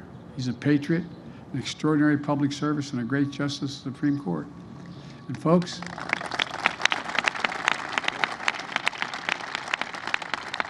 let me close with what I've long said. America is a nation that can be defined in a single word. I was in the foothills of the Himalayas with Xi Jinping, traveling with him. I guess we traveled 17,000 miles when I was vice president. I don't know that for a fact. And we were sitting alone. I had an interpreter and he had an interpreter. And he looked at me in all seriousness, he said, "Can you define America for me?" And I said what many of you heard me say for a long time. I said, "Yes, I can. In one word, possibilities. Possibilities. That in America, everyone should be able to go as far as their hard work and God-given talent will take them. And possibilities, we're the only ones, that's why we're viewed as the ugly Americans. We think anything's possible." And the idea that a young girl who was dissuaded from even thinking you should apply to Harvard Law School, don't raise your hopes so high. Well, I don't know who told you that, but I'd like to go back and invite her to the Supreme Court. She can see the interior. Look, even the Supreme Court of the United States of America. Now, folks, it's my honor, and it truly is an honor. I've been looking forward to it for a while, to introduce you the next Associate Justice of the United States Supreme Court, the Honorable Ketanji Brown Jackson.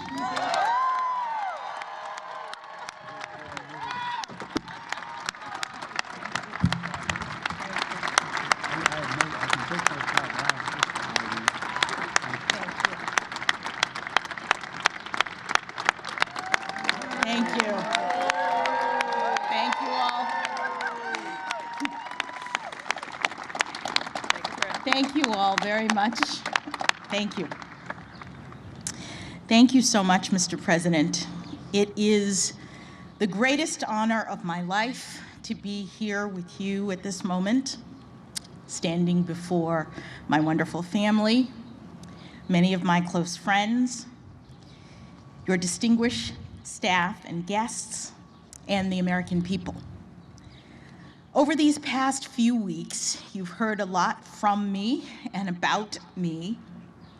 So I hope to use this time primarily to do something that I have not had sufficient time to do, which is to extend my heartfelt thanks to the many, many people who have helped me as part of this incredible journey.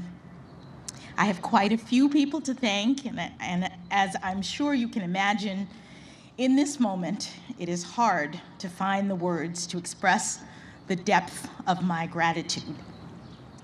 First, as always, I have to give thanks to God for delivering me as promised and for sustaining me throughout this nomination and confirmation process. As I said at the outset, I have come this far by faith, and I know that I am truly blessed. To the many people who have lifted me up in prayer since the nomination, thank you. I am very grateful.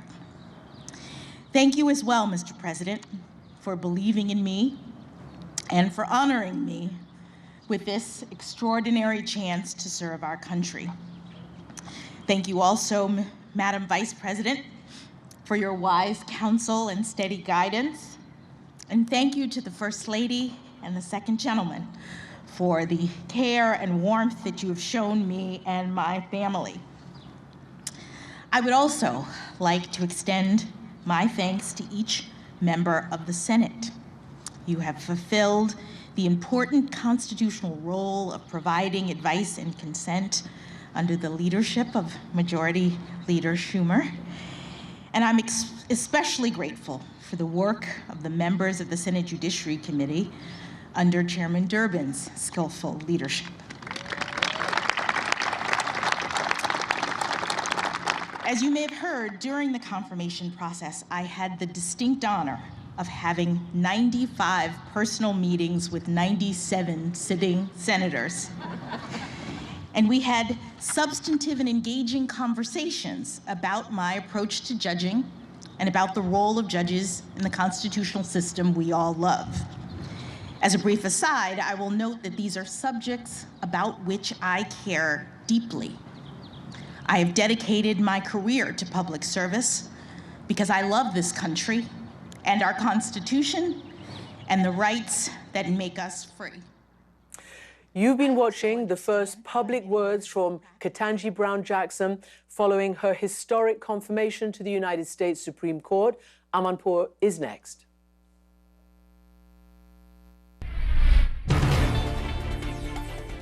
Hello, everyone, and welcome to Amanpour Live from Kyiv in Ukraine. Here's what's coming up.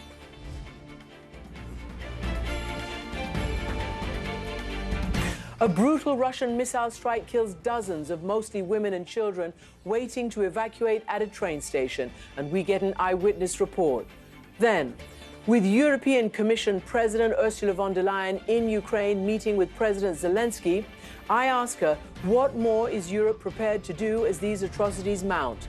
And Ukraine's Defense Intelligence Chief, General Kirilo Budanov, calls attacking evacuees an act of terror. My interview with him.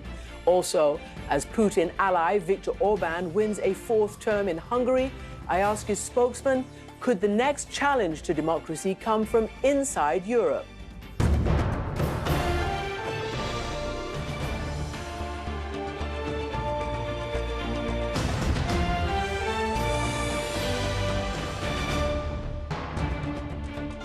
Welcome to the program, everyone. I'm Christiane Amanpour in Kyiv. The death toll from the bombing of a train station in Kramatorsk, a well-known hub for people fleeing the fighting in eastern Ukraine, is still rising. A warning, this is a brutal war, and video of this attack is hard to watch. As of now, 50 civilians are dead, 5 of them are children, scores more are injured. Officials charge that it was a deliberate attack on women, children, and the elderly.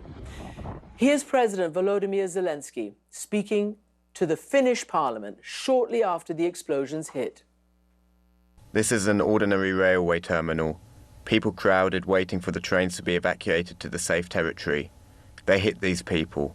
There are witnesses, there are videos, there are remnants of the missiles and dead people. And in view of this brutal war, Finland, historically neutral, is on the verge of a decision about joining NATO. Nate Mook works with Chef Jose Andres at World Central Kitchen, and he was in Kramatorsk picking up supplies near that train station when the missiles hit. Nate, welcome to the program. I mean, it is extraordinary that you're there doing humanitarian work. You've traveled all over the country delivering meals, and this happens to those people desperately in need. Tell me what you saw. Thank you, Christiane. It is extraordinarily shocking. We've been spending the last couple of days at this railway station working with the Ukraine Railways and meeting with the head of the station to help organize how we can provide humanitarian assistance to these families as they are getting on these evacuation trains. Sometimes they're waiting for many hours because there are limited trains. So we had intended to set up actually starting today to provide fresh pastries, coffee, and tea, as we do at many other railway stations here across Ukraine. We drove by the railway station this morning. I looked down out of the car from the overpass and saw the thousands of individuals, thousands of women, children, elderly, who were waiting to get on these trains just as they have the day before. And less than 2 minutes later, we heard the booms. And, you know, it's not just the sound that hits you, it's the vibration, it's the feeling. And there were about 5 to 10 of them. We didn't know what happened at the time. We were heading to our warehouse to pick up flour to take to a bakery. And one of our team at the warehouse said he actually seen one of the missiles inbound. He said he could see the wings on the missile. And that missile was hit by a Ukrainian air defense. So there were probably many more of them. I then heard very quickly that 2 missiles had struck the railway station where we had just been the day before and had intended to be just an hour or so later. So we headed over to the railway station, and the scene there was absolutely horrific and catastrophic. I mean, it really looks horrendous, and we are seeing part of one of those missiles, which presumably was the one that was brought down, just basically lying in the center there on some grass. Can I ask you, Nate, because, you know, unfortunately, infrastructure is a target of the Russians, whatever it might be. They want to weaken Ukraine's very, ability to work, whether it's factories and other such infrastructure. Were people concerned? Was the train manager concerned? Was the mayor, as far as you know, concerned that their train station might be a target?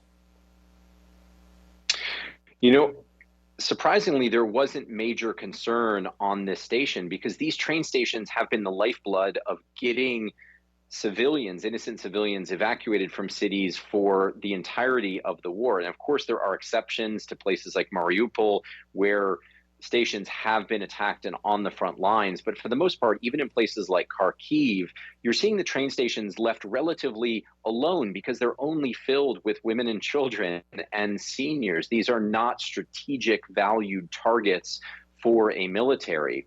So the train station, although there were thousands of people, 4,000 are estimated to have been there at the time.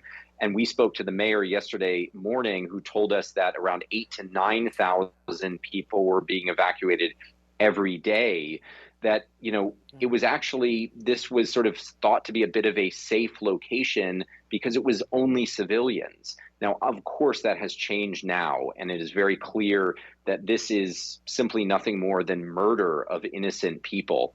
And really, there's no other way to frame it.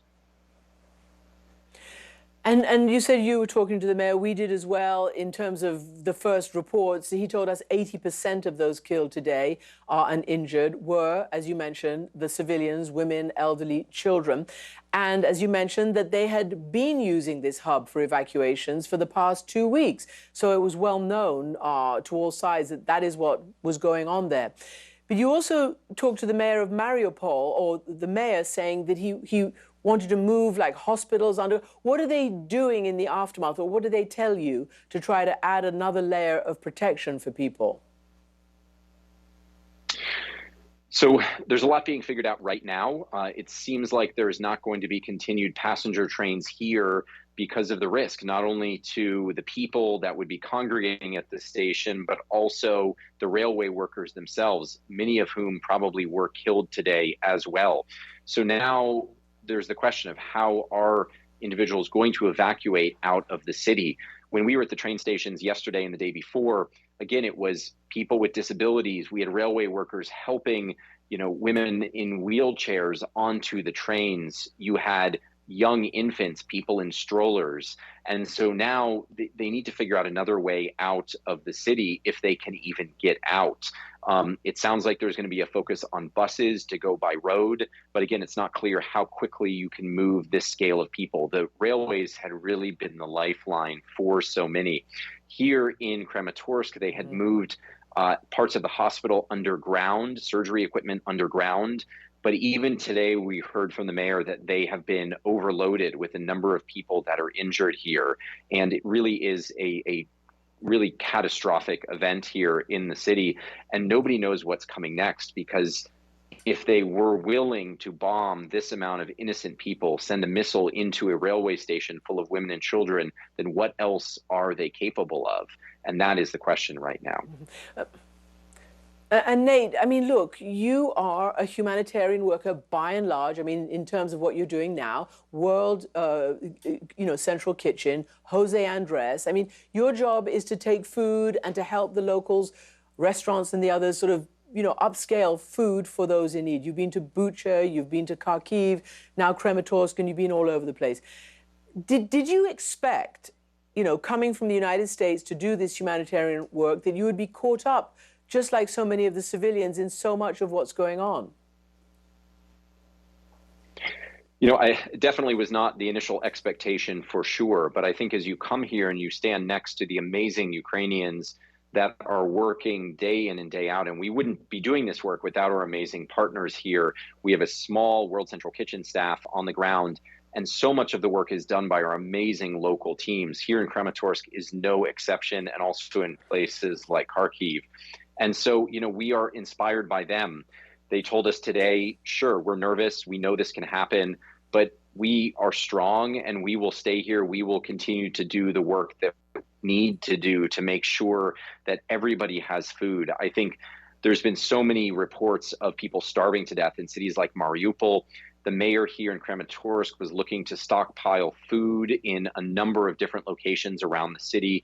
World Central Kitchen has been bringing in train wagons and trucks filled with food to provide to those both now and potentially in the future if the city were to be cut off. And so it's a new situation for us for sure, but I will say that, you know, every day what keeps us going, what keeps me going is the amazing bravery and heroism of those that were working side by side here in places like Kramatorsk. Nate Mook, CEO of World Central Kitchen, thank you very much for being with us with that eyewitness testimony. Now, the European Commission President Ursula von der Leyen is in Kyiv today to meet with President Volodymyr Zelensky as EU countries agree to new sanctions and a faster flow of arms. When we spoke just before her meeting, she told me the latest atrocity in Kramatorsk only strengthens Europe's determination to see Vladimir Putin fail here. Welcome to the program. Thank you. So you have also just come from Bucha. You came by train to Ukraine and then you went to Bucha. What does it mean to witness that firsthand? It is horrible. There are almost no words that can explain what I saw there. I had the mayor who explained to me what had happened. There were still the bodies. So atrocious, unbelievable, shocking. This is the brutal face of Putin's war.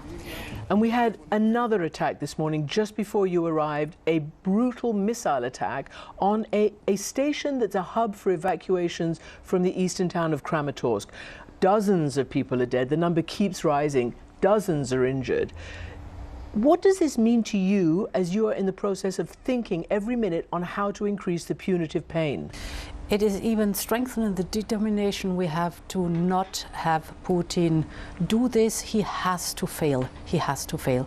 And Ukraine has to win this battle with our support. Therefore, we have just been discussing with the Prime Minister where we can step up, be it sanctions, be it financial support, be it support with the refugees and the internally displaced, and of course support for arms. The Ukrainians need arms. They are so bravely fighting, and they will get more arms. Can you be absolutely sure that that's the case? Because there seems to be word in the stratosphere, and certainly the foreign minister has said, you know, maybe a month ago I was asking you what you were going to give us. Now I'm asking you when you're going to give it to us. There's a narrow window for them to be able to be armed to fight off what's coming to the east. Right. We are coming today here to Kyiv with clear commitment financially, 500 million on top for arms will be delivered. And I spoke to the Prime Minister very clearly on what they need. So the flow of arms is better now. To the Ukrainians so that they can defend themselves and fight for our democracies. Are you sure? I am sure. Because it is a fight for our democracies, right? It is a fight for our democracies. It is a fight whether we will have the right of might or the rule of law. The fight whether humanity will prevail or it's going to be this heinous devastation that I've seen in Bucha. Can I just ask you, because the Russian side obviously denies all of this, that they even target civilians, much less what we see on the ground with our own eyes. What would you say to Putin, who allegedly is out of touch? I think he should see the pictures I have seen today, and if you look at... But he sees them and he denies it. Well, if he you says look, it's fake. If you look at the attack today at the train station, I was shown pictures where the shelling had written on for our children, which means like revenge for our children. So they are building indeed this awful narrative as if they would be returning something, a nightmare.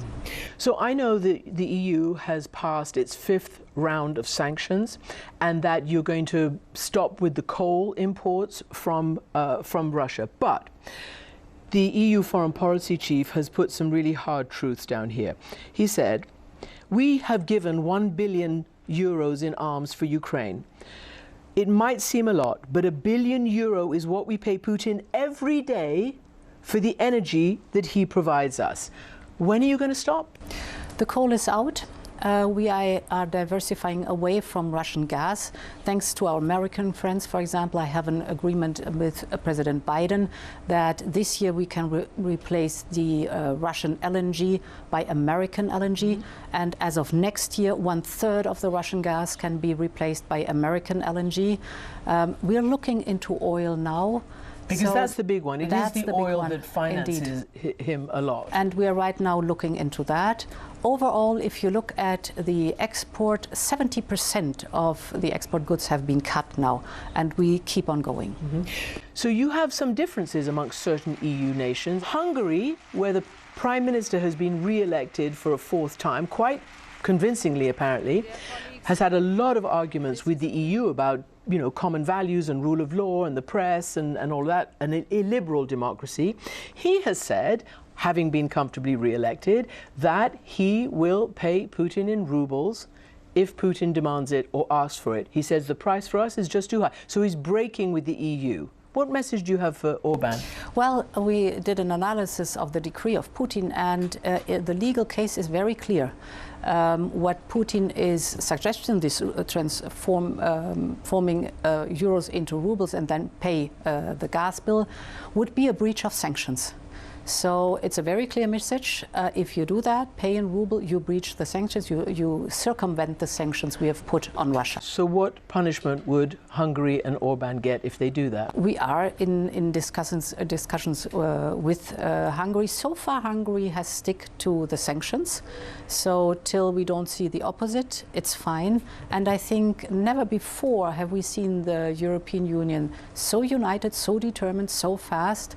And I think it's for each of our member states also a question, do I want to be the first one to break that unity? I think no.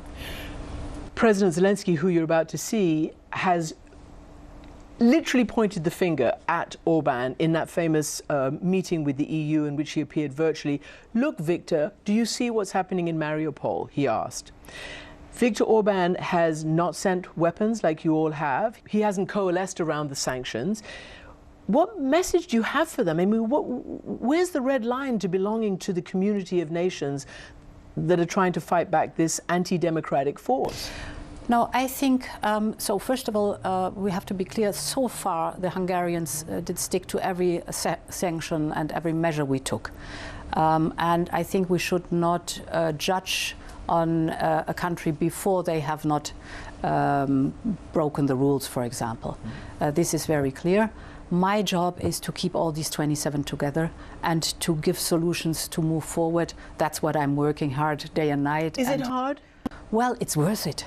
But is it hard to keep them all together? Well, 27 different member states. This is always 27 different opinions, but the unity in fighting back Putin's ruthless war is amazing. The determination, therefore we were so fast, because we understand this is the question, democracy or autocracy. Okay, so that's the question. So my question to you is then, why not accept a country that is right now fighting like no other European country has for democracy? Why not accept the Ukraine into the EU? Is Ukraine fighting harder for democracy or Hungary? And the next step, I'm just about to discuss now with President Zelensky what the joining the European Union is concerned. Really? Yes. And you think that's going to accelerate? It's an important step forward, the so-called opinion that has to be formed by the Commission, and here we work hand in hand with President Zelensky. This is a precondition for any kind of accession process, and this is what we're very practically going to discuss right now. But you do accept that they are fighting for the democracy that you're preaching? Absolutely. And do you agree, lastly, I know you have to go, with your president, who has said that successive German administrations have been too soft on Putin? Merkel, now. Well, you know, this would be another interview between the two of us, which is really quite a long interview that we would have to do, because there you cannot just give a yes or no answer. I mean, I witnessed many of these years of government. Let's have another one on that. All right. Thank you. Good luck. Thanks a lot. Well, as we just discussed, Hungary is emerging as a dissenting voice. It has emerged, frankly, in some EU sanctions. Of all the EU nations, Hungary has the closest ties to Russia. When Prime Minister Viktor Orbán won a resounding victory in elections over the weekend, the first thing he did was turn his ire on his allies and on Ukraine. Take a listen. Mert most kellett a legnagyobb túlerővel. Now we had to battle the biggest forces. The left wing at home, the international left wing, the Brussels bureaucrats, all the organizations of the Soros empire, the international mainstream media, and finally the Ukrainian president as well. We never had so many opponents. Shortly after that victory, Russian President Vladimir Putin called Mr. Orbán to congratulate him. Joining me now on all of this is Zoltán Kovács. He is the international spokesman for the Prime Minister. Mr. Kovács, welcome to the program. I just got to ask you why, just why is your boss talking like that against President Zelensky, against the mainstream media? That's us, you're appearing with us, and aligning so heavily with President Putin at this stage. What's in it for him? Well, it was more than a comfortable victory behind us just a week ago. I can tell you it's a sweeping victory, and I believe that is providing you the explanation. It's been a very heated campaign, overshadowed and very strongly influenced by what was happening and what is happening in the war. And I don't believe it's a good advice, actually, on behalf of foreign countries, including Ukraine, to come into the Hungarian election campaign, campaigning for the opposition. So that was the meaning of what the Prime Minister stated. We never have come to words with those actually who wanted to interfere into our domestic affairs, especially in a heated debate on the upcoming elections. And now, as we have received, again, a sweeping victory, a two-thirds majority, more seats in parliament actually than we had before, I believe it's a clear message that the Hungarian standpoint, and that is what was represented by the Prime Minister during the campaign, and that is that we are not going to send arms and soldiers to Ukraine, is a must for us to follow. This is the mandate that was given by the Hungarian people. I just guess why. I just called it a resounding victory. So yeah, we've seen it. Just trying to figure out why you wouldn't want to help, like all your other EU brethren, NATO brethren, a country that has been attacked unprovoked and that is actually very pro-European, democratic, sovereign, independent. Why is Viktor Orbán aligning against this country and with President Putin? With all due respect, what you are trying to offer by the second half of your question is simply not true. We are not standing apart. We are standing firmly and 100% with the NATO and European Union decisions. And the answer for the first part of your question is, again, very simple. The Hungarian people don't want us to be mingled, dragged into this war. The fact that we have 150...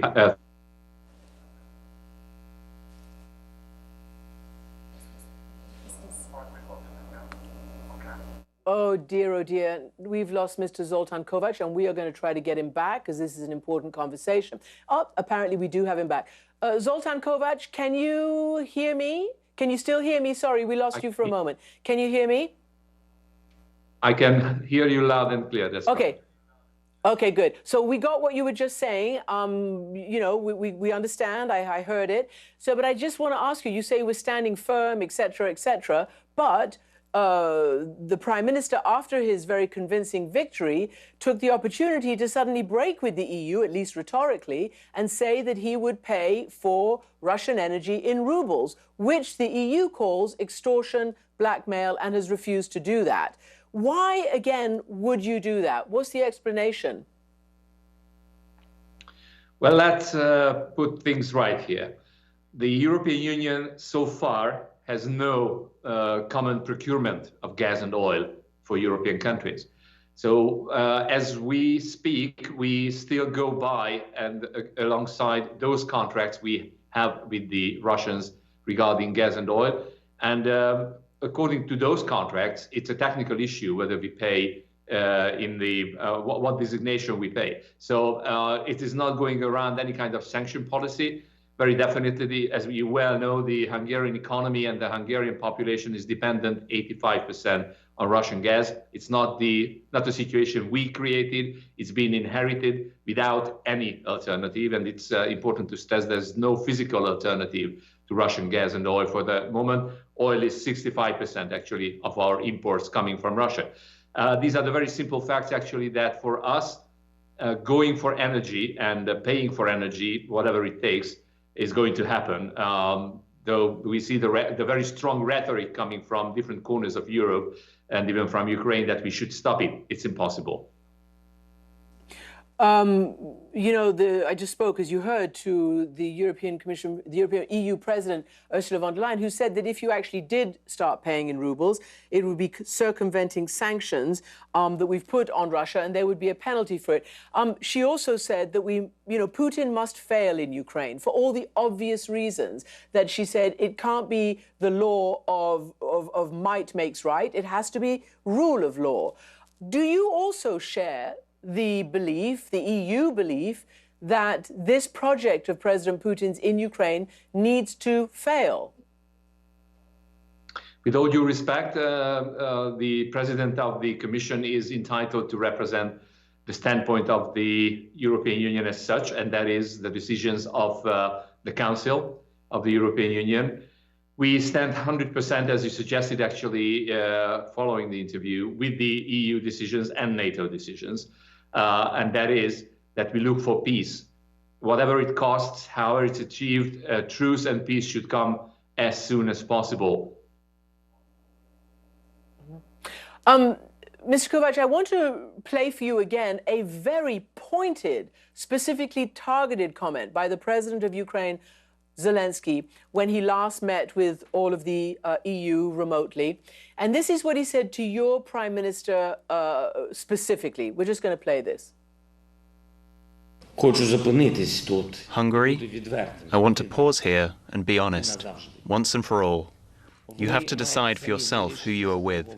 You are a sovereign state. Listen, Victor, do you know what is happening in Mariupol? Please, if you can, go to your waterfront. Look at those shoes.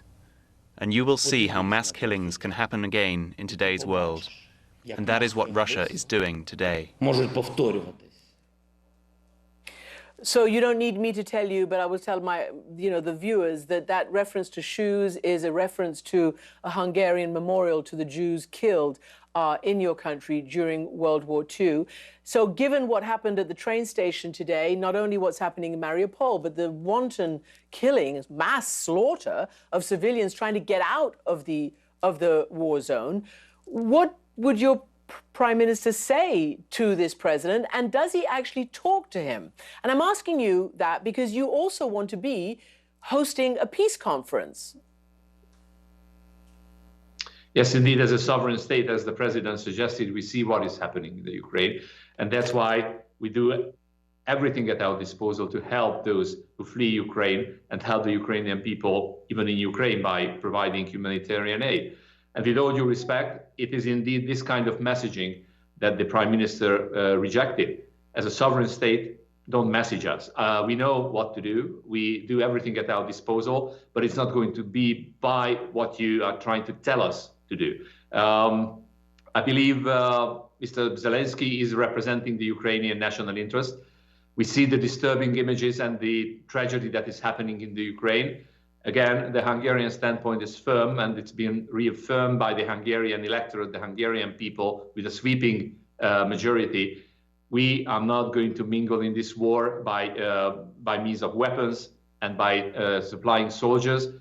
We are going to take care of everyone who is coming from Ukraine, and our best effort is to bring these warring partners into a negotiating table as soon as possible. That's why the offer was there. Budapest have seen the independence of Ukraine back at the mid-90s. I believe that message, the resonance actually, that Budapest, Hungary has played a role by recognizing should resonate with the Ukrainian people as well as with the Russians. And just a sort of related question, because there have been other elections in Europe, in Serbia, there's coming up in France, and there's quite a lot of your kind of aligned politics and politicians who, well, in Serbia, they won. In France, Marine Le Pen is vying to win. I just wonder whether you believe that Prime Minister Orban's sort of dream of collecting a like-minded Christian right-wing nationalist group in Europe still has legs, given how discredited so many of these leaders are, having banked a lot of their, you know, strategic alliances with Putin. Do you think that that plan, that dream of Prime Minister Orban still has legs today? Very, very lyrical wording on your behalf of how we look at the world, but I believe it's a lot more simple. Mr. Orban has always represented the Hungarian national interest. We are his position on how the European Union should work. We believe that strong Europe is only possible through strong nations. And we don't believe, it's simply not true, that a sovereignty approach is against a common European dream and common European position, just the opposite. Whatever is happening in Europe, Mr. Orban is always going to look for partners who respect the will of the people in their own countries, and is making it possible, actually, that sovereignty state stance that have a common ground, issuing those many, many challenges and disturbing challenges ahead of us. We simply and flatly reject that leftist politicians, as a matter of fact, the narrative you're suggesting is trying to hijack what Europe is and how Europe should look like. There are many alternatives to it which are workable and they are equally relevant.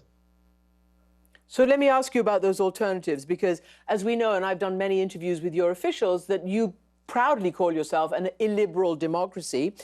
So are the values that you feel need to be projected, close control of the media, you know, sort of judiciary and, you know, under your power? The OSCE says that this last vote was, quote, marred by the absence of a level playing field, and that Hungary shows a general deterioration of the conditions for democratic elections. Is that a concern for you? Do you even care? Well, that's not a concern, because we are familiar with your personal and with the CNN's reading of what is happening in Central Europe. But I can tell you that the very figures you are referring to, as a matter of fact, according to your election system, it would have been an 85% majority for my political community, is a telling example that the Hungarians exactly know what they wanted to decide about and how they decided. And the hundreds of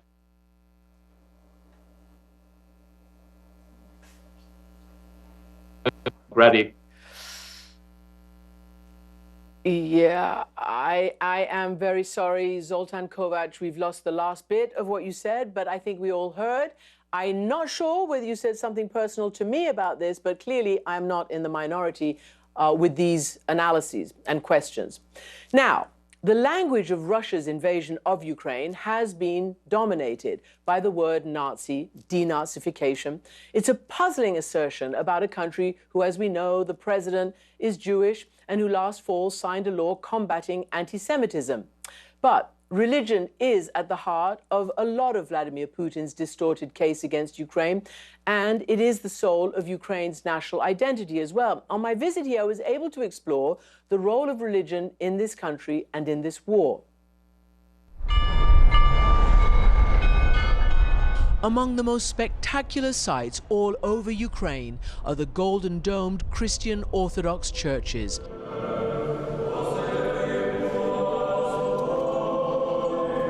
Here, especially in wartime, they've taken on the outsized role of nationhood.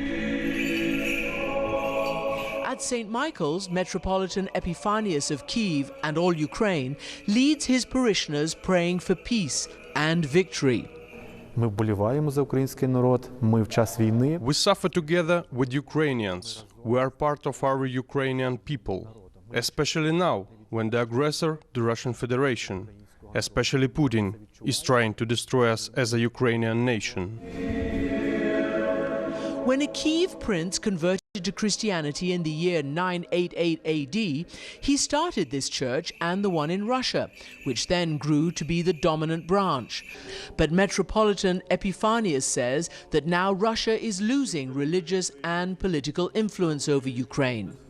Over the years, Vladimir Putin has harnessed himself and his project for a greater Russia to the church, and so parishioners here know that their church's very survival hangs in the balance. 54-year-old Tatiana pushes piety aside just for a moment. Putin is such a cynical man that any evil is easy for him. I wish he were dead. Sorry, you can't say that in a temple, but it's honest. And Metropolitan Epiphanius has even harsher words for his Moscow counterpart, who supports Putin's vision of an empire centered on the church. As head of the church, he should be telling the truth to Putin and Russians about what is happening in Ukraine, not supporting and blessing it. So I would tell him to be a pastor and not a murderer of Ukrainians. But this nationalist conflict, waged in part through religion, has been brewing ever since the church here became independent in 2019. So when this church was actually granted its formal independence, it added a whole new layer of grievance and outrage and protest from Russia. President Putin even warned darkly that switching allegiance by the Ukrainians could lead to serious dispute, even bloodshed, he said. There seems to be few limits to what triggers Putin and his Russian nationalists. Take the idea that he launched this war to denazify Ukraine. So we visited Kyiv's Holocaust memorial site at Babin Yar to try to understand that term in a nation with a Jewish president and several ministers who have outlawed anti-Semitism. And they say, you know, so-and-so Ukrainian is a Nazi. It means anti-Russian or anti-Semitic? Definitely, Putin doesn't care about Babin Yar, doesn't care about Holocaust, doesn't care about Jews when he's speaking about denazification. How powerful an entity are ultranationalists or fascists here? In Ukraine, they tried to go for elections a couple of times, every time succeeding to get 1%. So people are very reluctant to give any power to ultra-right. Ruslan Kavatsiuk is deputy director of Babin Yar. He tells us Yar means ravine, and he shows us the precise site where more than 30,000 Jews were executed on September 29 and 30th, 1941. Today, the most beautiful synagogue has been built to memorialize them. The Swiss architect and Ukrainian engineers have devised an elaborate and complex structure, revealing itself through a system of pulleys, to be in part based on synagogues that used to dot the ancient countryside. Over 1.5 million Jews lived here before World War II. About 1 million were killed in the Holocaust. It's believed that 43,000 Jews still live in Ukraine, although perhaps 4 times that number claim Jewish ancestry. As we peer into the audio-visual history of how 100,000 Jews and others were simply gunned down during World War II in this area alone, Ruslan tells us that Russia needs to respect Ukraine's tragic past, not distort it. And back at St. Michael's, here's 80-year-old Irina. I would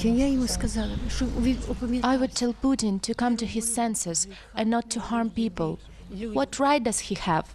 Well, who is he? And why is he destroying us like this? We pray and ask God that it will be over soon. The wall around St. Michael's is dedicated to some of the 14,000 soldiers who've been killed since Putin first invaded back in 2014. And the people pray for Ukraine to win what they call this struggle against evil and stop it spreading any further. The power and the peril of politics revolving around religion. Now, Major General Kirilo Budanov is head of the Ukrainian Defense Intelligence, and I had a rare interview with him this morning here at the headquarters in Kyiv. He told me the missile attacks in Kramatorsk are another in a series of war crimes committed by Russia's army, and he's called for more help for Ukraine defending in the east now. Major General Budanov, welcome to the program. Thank you. I'm glad to be talking to you. I want your reaction to the missile strike on the station, the train station in Kramatorsk today.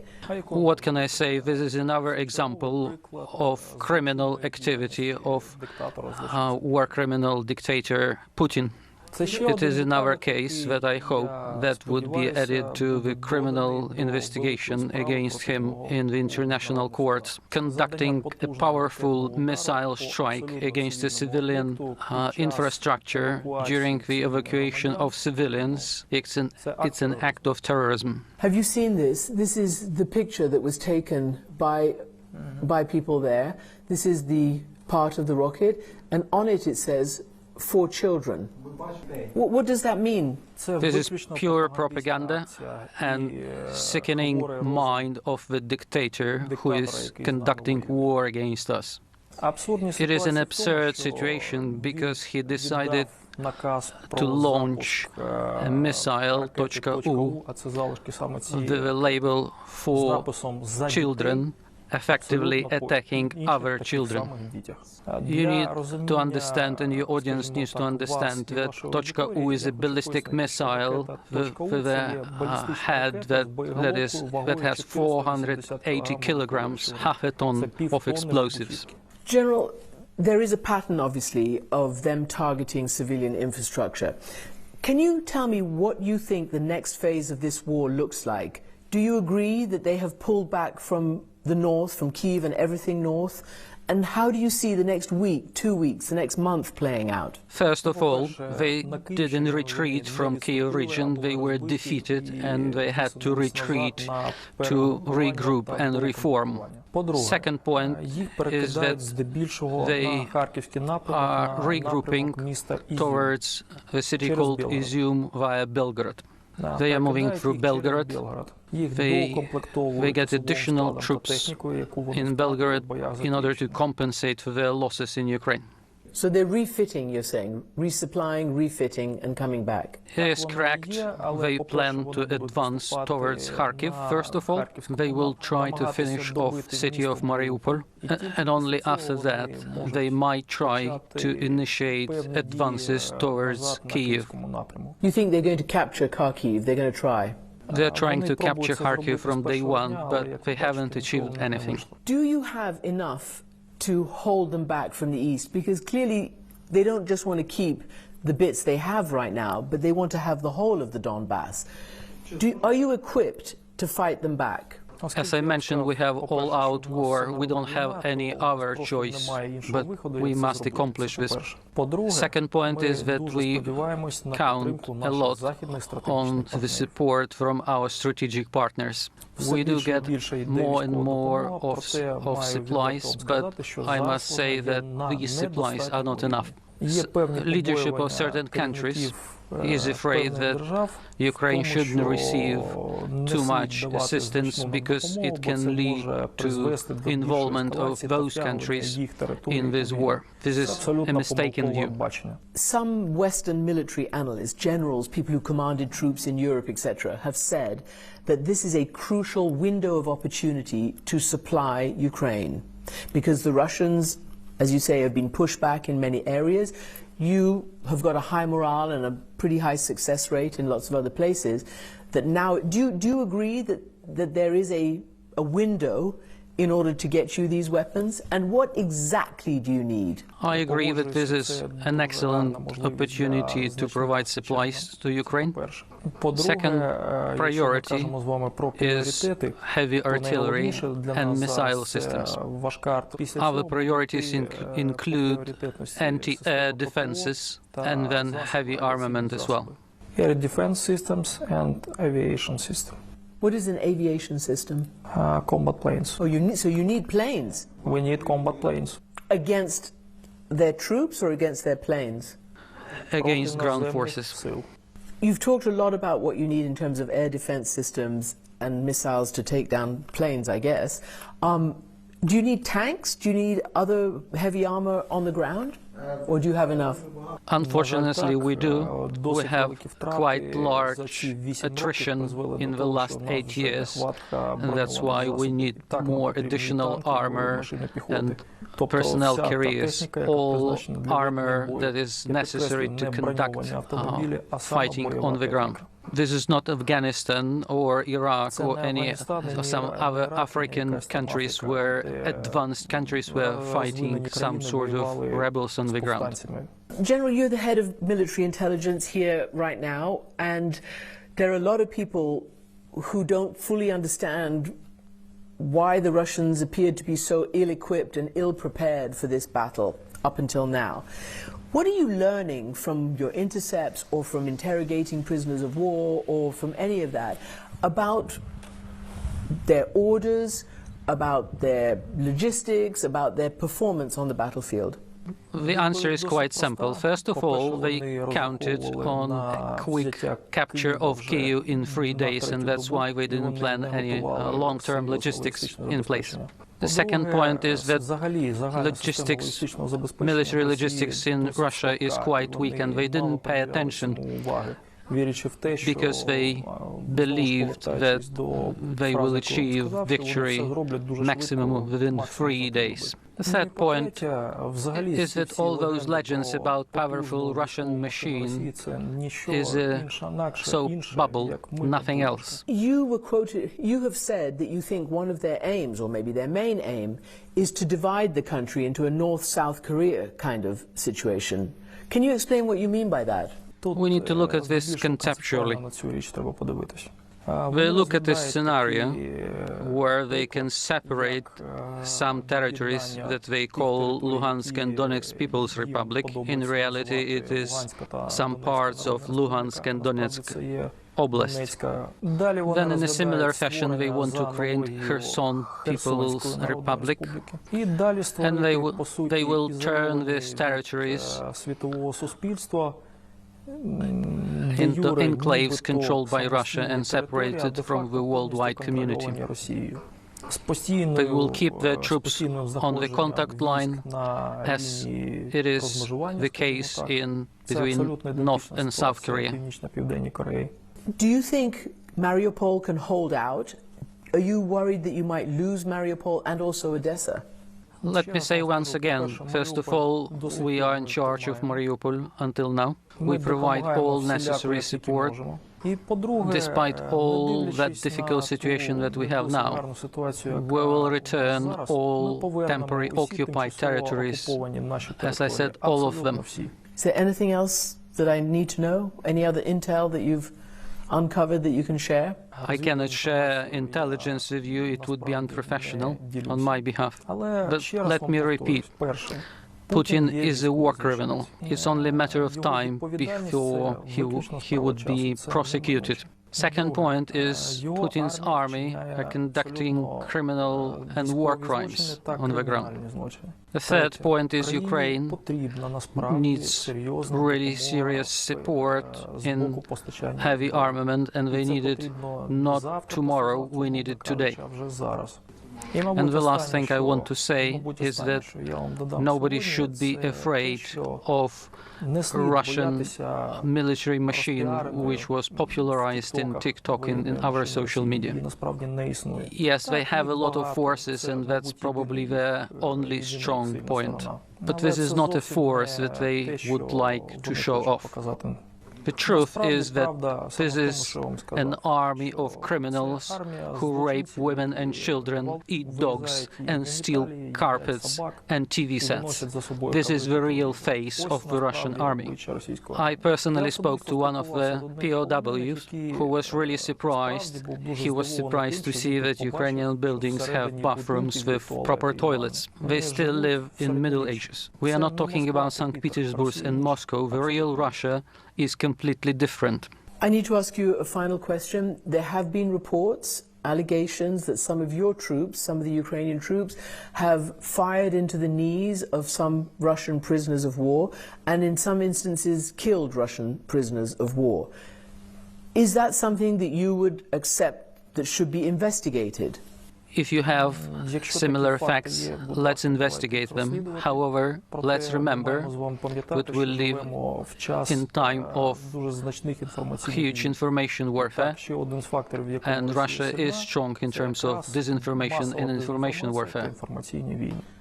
Okay, but one of these incidents does have video, so I just want to understand, if you're calling them war criminals, would you agree that anything out of the norms of war on your side should also be investigated and held accountable? Let me say again, if you have any concrete facts, let's investigate them. If there is an allegation of a crime within your forces, should that be investigated?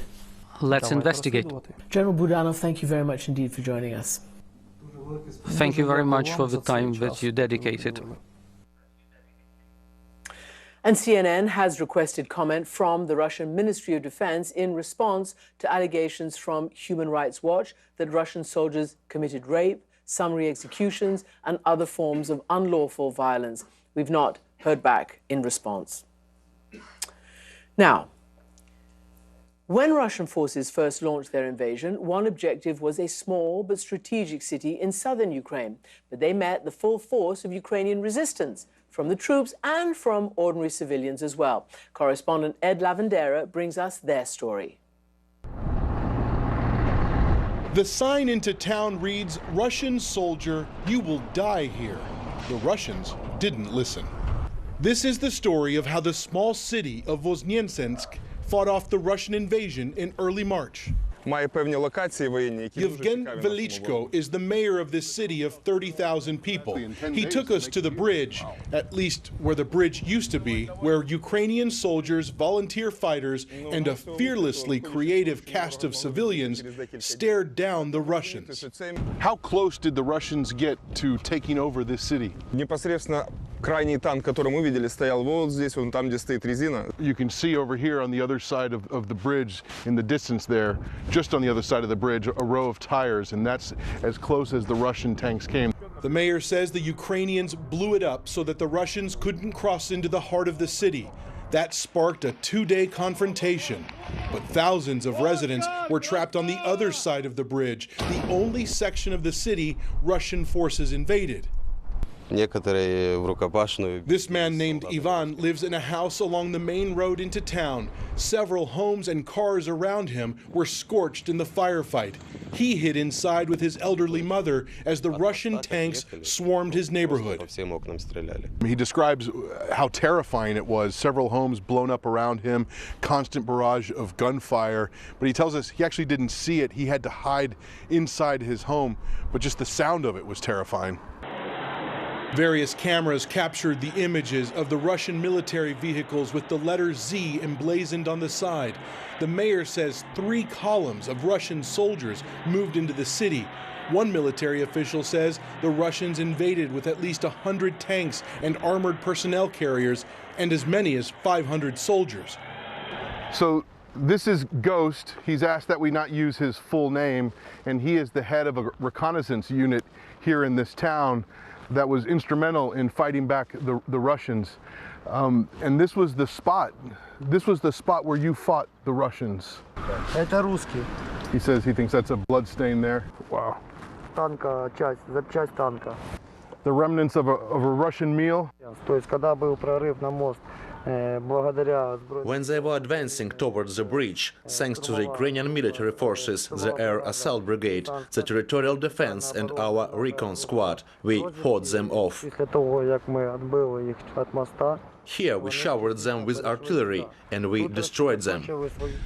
The Ukrainians blew up multiple bridges in the city to keep the Russians from moving into this town that sits at a strategic crossroads in southern Ukraine and kept Vladimir Putin's army from invading deeper into the country. In this spot, just on the edge of the city, multiple Russian tanks were taken out here. We're actually standing in the ashes of one of those tanks, and there were at least 2 Russian soldiers that were killed in this very spot. We are strong, our city is strong, our spirit is strong. When the enemy came, everyone rose up, from kids to the elderly. Hiding residents called in the locations of Russian soldiers. Others ran ammunition and supplies wherever it was needed. The Russians had more firepower, had more weapons than you guys had. They were powerful. They had tanks, they had APCs, a lot of wheeled vehicles. But we stronger, smarter and more tactical. Are you worried that they're going to come back for revenge after you guys embarrass them? No, it's them who should be afraid. They should know if they come here, they will remain here as cargo 200. We already have refrigerators for their bodies and we can bring more. But the Russian soldiers weren't ready to face the grandmothers of Stepova Street. In a small village on the edge of Voznensk, 88-year-old Vera walked out, armed with her canes, and fired off an epic tirade of verbal artillery. Ну, я виходжу, прямо з тої кухні, Господи, прости, та й кажу, вибачайте за слово, що я так буду. Та йоп твою мать, кажу, це що Путін, той здурів, чи що, кажу. Застрілили дитину, це що такі попалися хороші. Кажу, то що, блядь, той Путін здурів, та сука він, та здохне він, ну. Кажу, діти, куди ви прийшли? А так я кажу їм. They say they were chased out of their homes and robbed, but the women relish telling this story with laughter. I ask if they're worried the Russians will return to seek revenge. They tell me they're not going anywhere.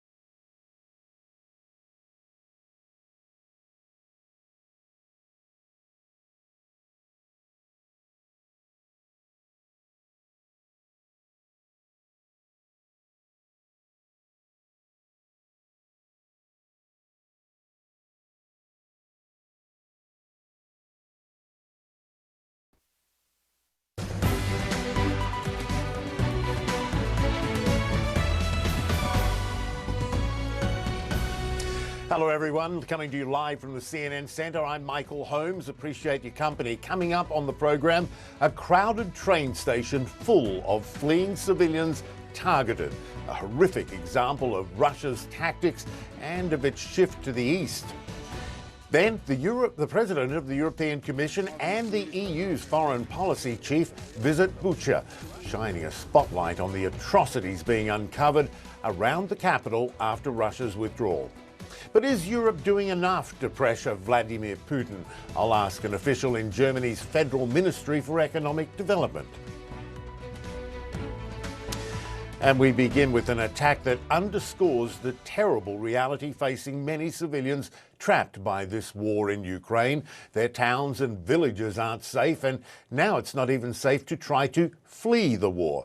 At least 50 people killed, including 5 children, when a missile hit a crowded train station today in the eastern city of Kramatorsk.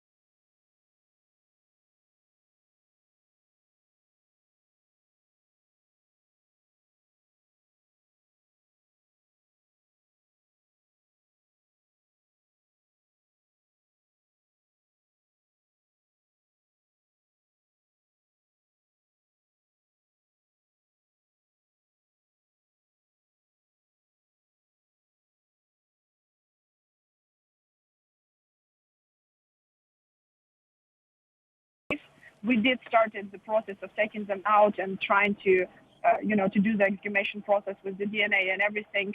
But unfortunately, there are even more people that we thought at the beginning, and it's completely horrifying to see. And it's almost you're almost in the state of denial, because I cannot imagine what kind of twisted mind would do that. And we hear stories from people who are still there that bodies were just lying on the street basically, and the relatives would ask and beg Russian soldiers to take the bodies of their killed relatives home and bury them. And they would be denied that, and Russian soldiers would joke to them and laugh and say that it's still frosty outside, it's like -5 degrees, still cold, they will be all right. And then they would put those people in the common grave, and that is how we found those graves right now. Just terrific. What you're a member of parliament. What should the world be doing, or what more should the world be doing in response to all of these atrocities, these attacks on civilians? Well, first of all, I would really ask the world to understand that this is not just a war between Russia and Ukraine. This is so much over the scale of this. This is the war of the Putin on total architecture of security, of human rights defense, of Geneva Conventions, of humanitarian law. So basically, he's trying to fight everything we have tried to build for the past at least 100 years. On international law, international relations, international humanitarian law, and human rights. And he showed that he will easily commit genocide if needed. He will easily choose to restore the empire by killing all of Ukrainians, and not just Ukrainians, by erasing, a nation, because the nation doesn't want to be in empire. And obviously, it is much bigger than just a fight with Putin and Ukraine. It is the fight with the Western world. It is the fight with the Western values. It is the fight with Europe and with the Western Europe already. And he's done so many threats to Finland and Poland already, and Latvia and Lithuania and Baltic countries, that I really pray that this war actually will be stopped here in Ukraine, and it will be the last when this history of the Second World War repeats itself again and again and again in Europe. But to do that, we really need the world to provide us with more weapons. And I can say it very clearly and very loudly. We need more weapons to end this war here. Obviously, we are defending the country, but we need more weapons of any kind, because Russia will right now go with everything they have to Donbass and to the eastern part of the country. We need more sanctions, and we need specific sanctions to work so that they cannot be avoided, because unfortunately Russian banks have learned very, very well how to avoid the SWIFT sanctions, learned how to use the cryptocurrency and Bitcoin and other ways to avoid the sanctions. We are working on that. We know that, and you know that too, but we need the world to move faster with those issues. We do need more isolation from the side of Putin. We need to isolate Putin as it is possible on the larger scale. Alyona Shkrum, a Ukrainian MP, appreciate your time and bringing us that vivid picture of what you have seen today. Thank you so much. Thank you so much. Thank you. Still to come on the program, Germany facing huge pressure to stop buying natural gas, oil and coal from Russia. We'll be talking about what options the biggest economy in Europe has right now. Stay with us.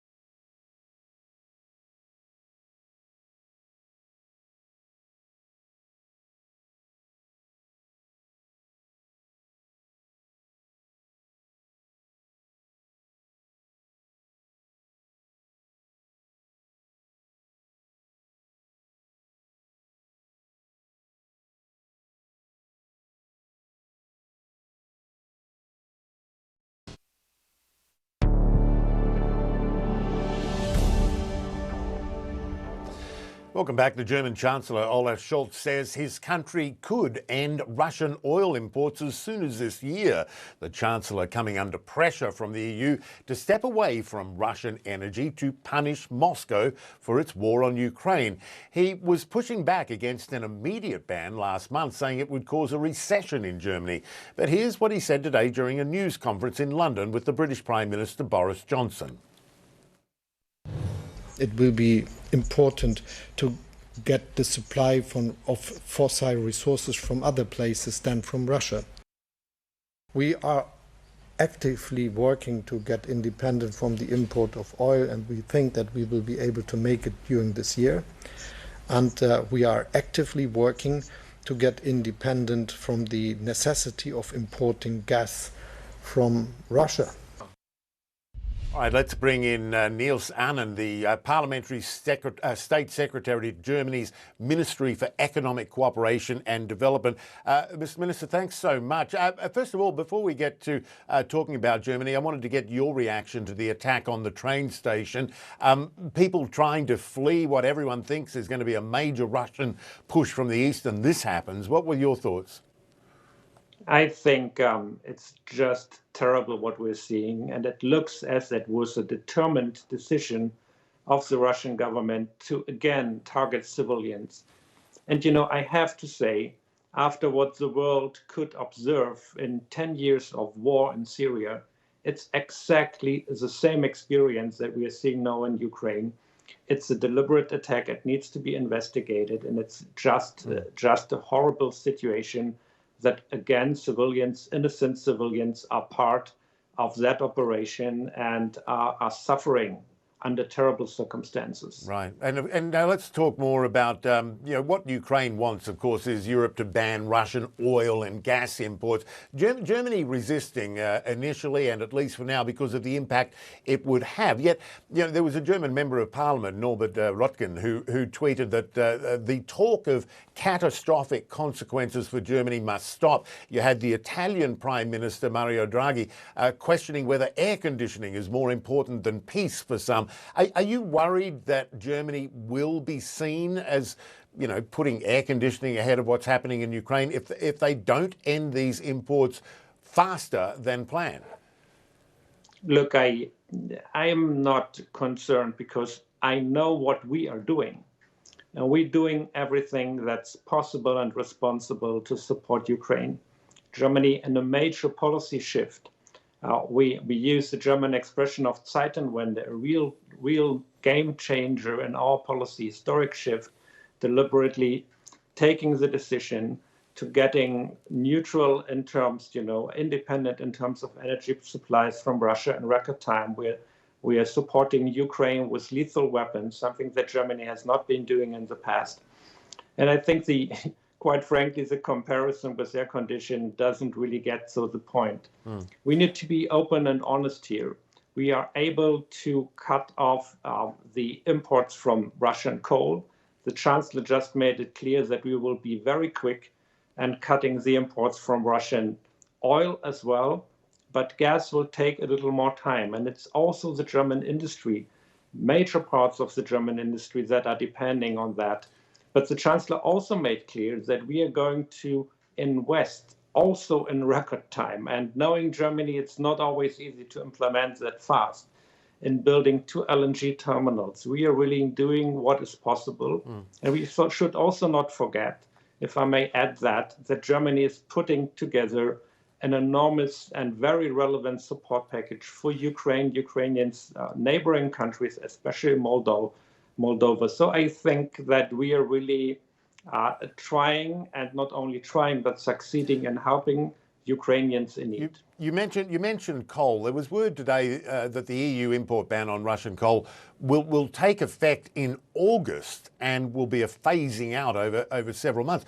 I mean, August, it's April, so it'll be months before this even happens. Can you understand why President Zelensky is so angry, that sanctions haven't been immediate enough?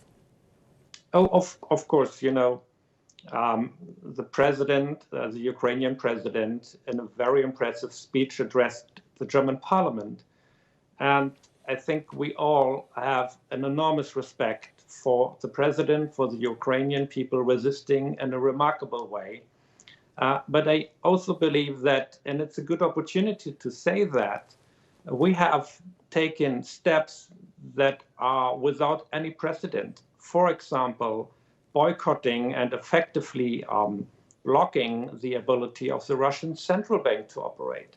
So even though there's a technical transaction ongoing, the Russian government is not able to use that funds right now. And I think we need to explain. The details are, of course, complicated, but there's a huge support in the German government and the German parliament, which we are grateful for, but also in the German public. But let me be also very clear. What we need to do should, hit Russia's economy and not ours. And I think it's also important to keep that enormously high level of support in the German public, which is also important for Ukraine. And the Ukrainian friends know that they can rely on Germany. And we have been there even before the war. It sometimes gets a little overshadowed that Germany has been the most important supporter and also providing enormous, resources and funds. And we are right now reprogramming those program lines also in my ministry, helping the Ukrainian authorities to, for example, do what's necessary to host the IDPs in Western Ukraine. We are working on many issues. So I think that sometimes, in a very emotional discussion, sometimes being overlooked. I really appreciate you taking the time. German Parliamentary State Secretary Niels Annan, thank you so much. Thank you. Still to come on the programme, thousands of Ukrainians have relied on trains such as this one to take them to safety. We'll hear from some of the people forced to leave everything behind. It's a powerful report. Do stay with us.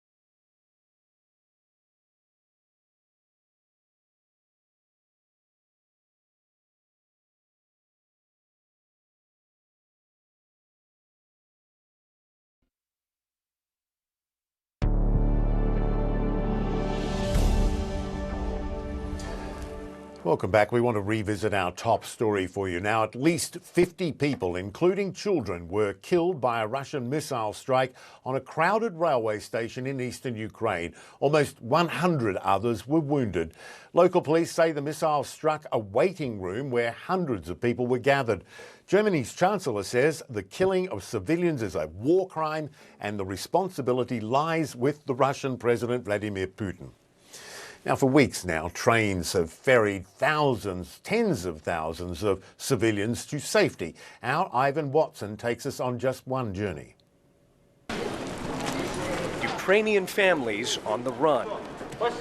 More than a month after Russia invaded, civilians are still fleeing from the threat of the Russian military, hurrying towards a waiting train. An air raid siren rings out as the train begins to move. This couple, just a few minutes too late. The evacuation train is now leaving the station. There are about 1,100 passengers on board this train. All of them are evacuees who are traveling for free. They'll be traveling for the next 24 hours. This train carrying this human cargo to safety in western Ukraine. The war forced everyone here to flee their homes, including the crew of the train. Head conductor Sergei Grishenko ran the last train out of the city of Mariupol on February 25th, the day after Russia launched its invasion. There have been no trains from Mariupol since, as a month-long Russian siege has destroyed much of the city. My whole team, 20 conductors, everybody left with me.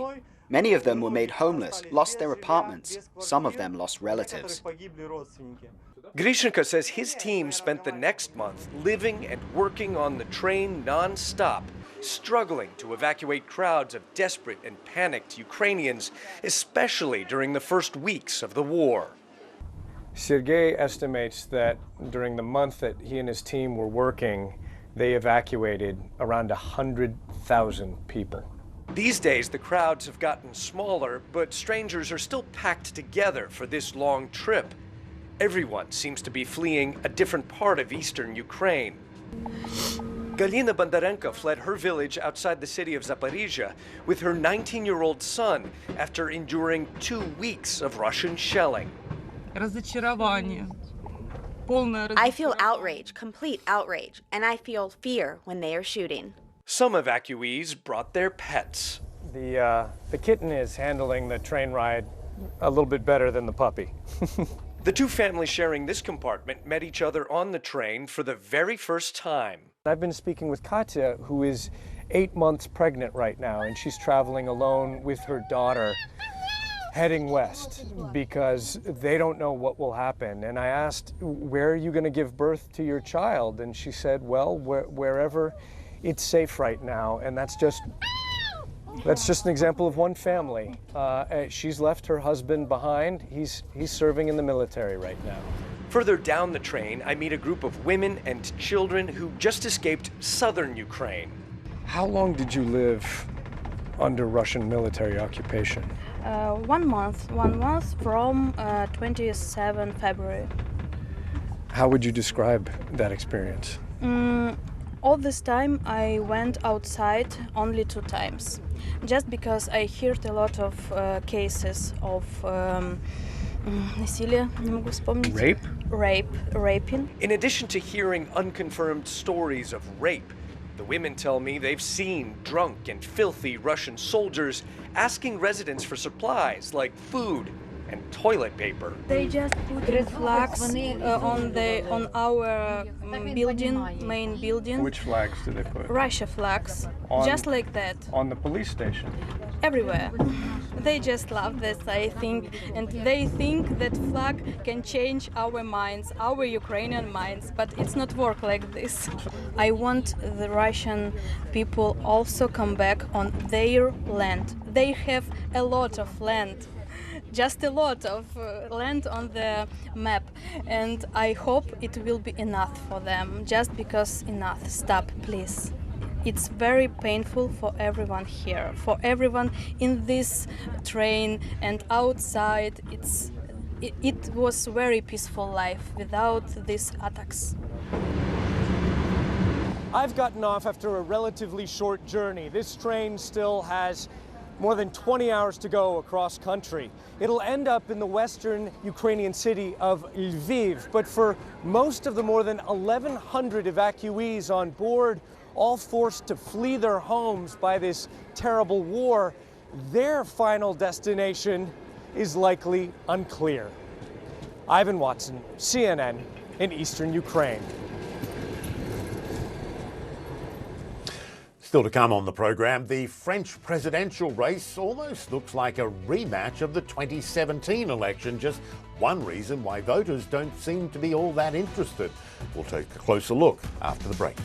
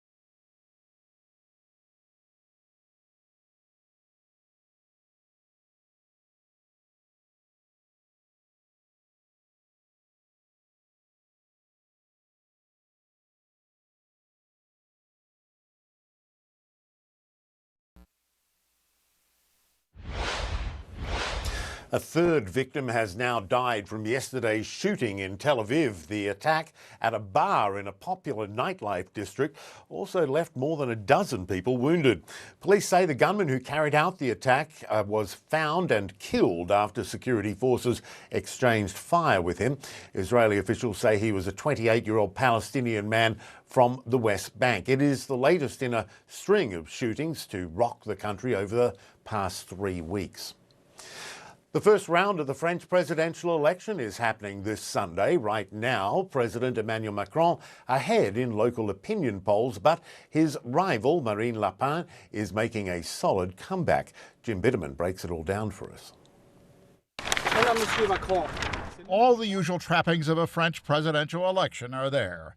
The billboards and signs, the endless TV appearances and speeches. But this year's elections to determine who will lead the nation for the next 5 years seem surprisingly lifeless. According to one poll, fewer than 2 voters in 3 are interested in the campaign, which a majority said has been of poor quality. At least part of the reason may be that the news and minds here are concentrated on the war in the Ukraine. Nearly 90% of the French say they worry about the war, although a much smaller percentage say that's the issue they'll vote on. Even so, the issue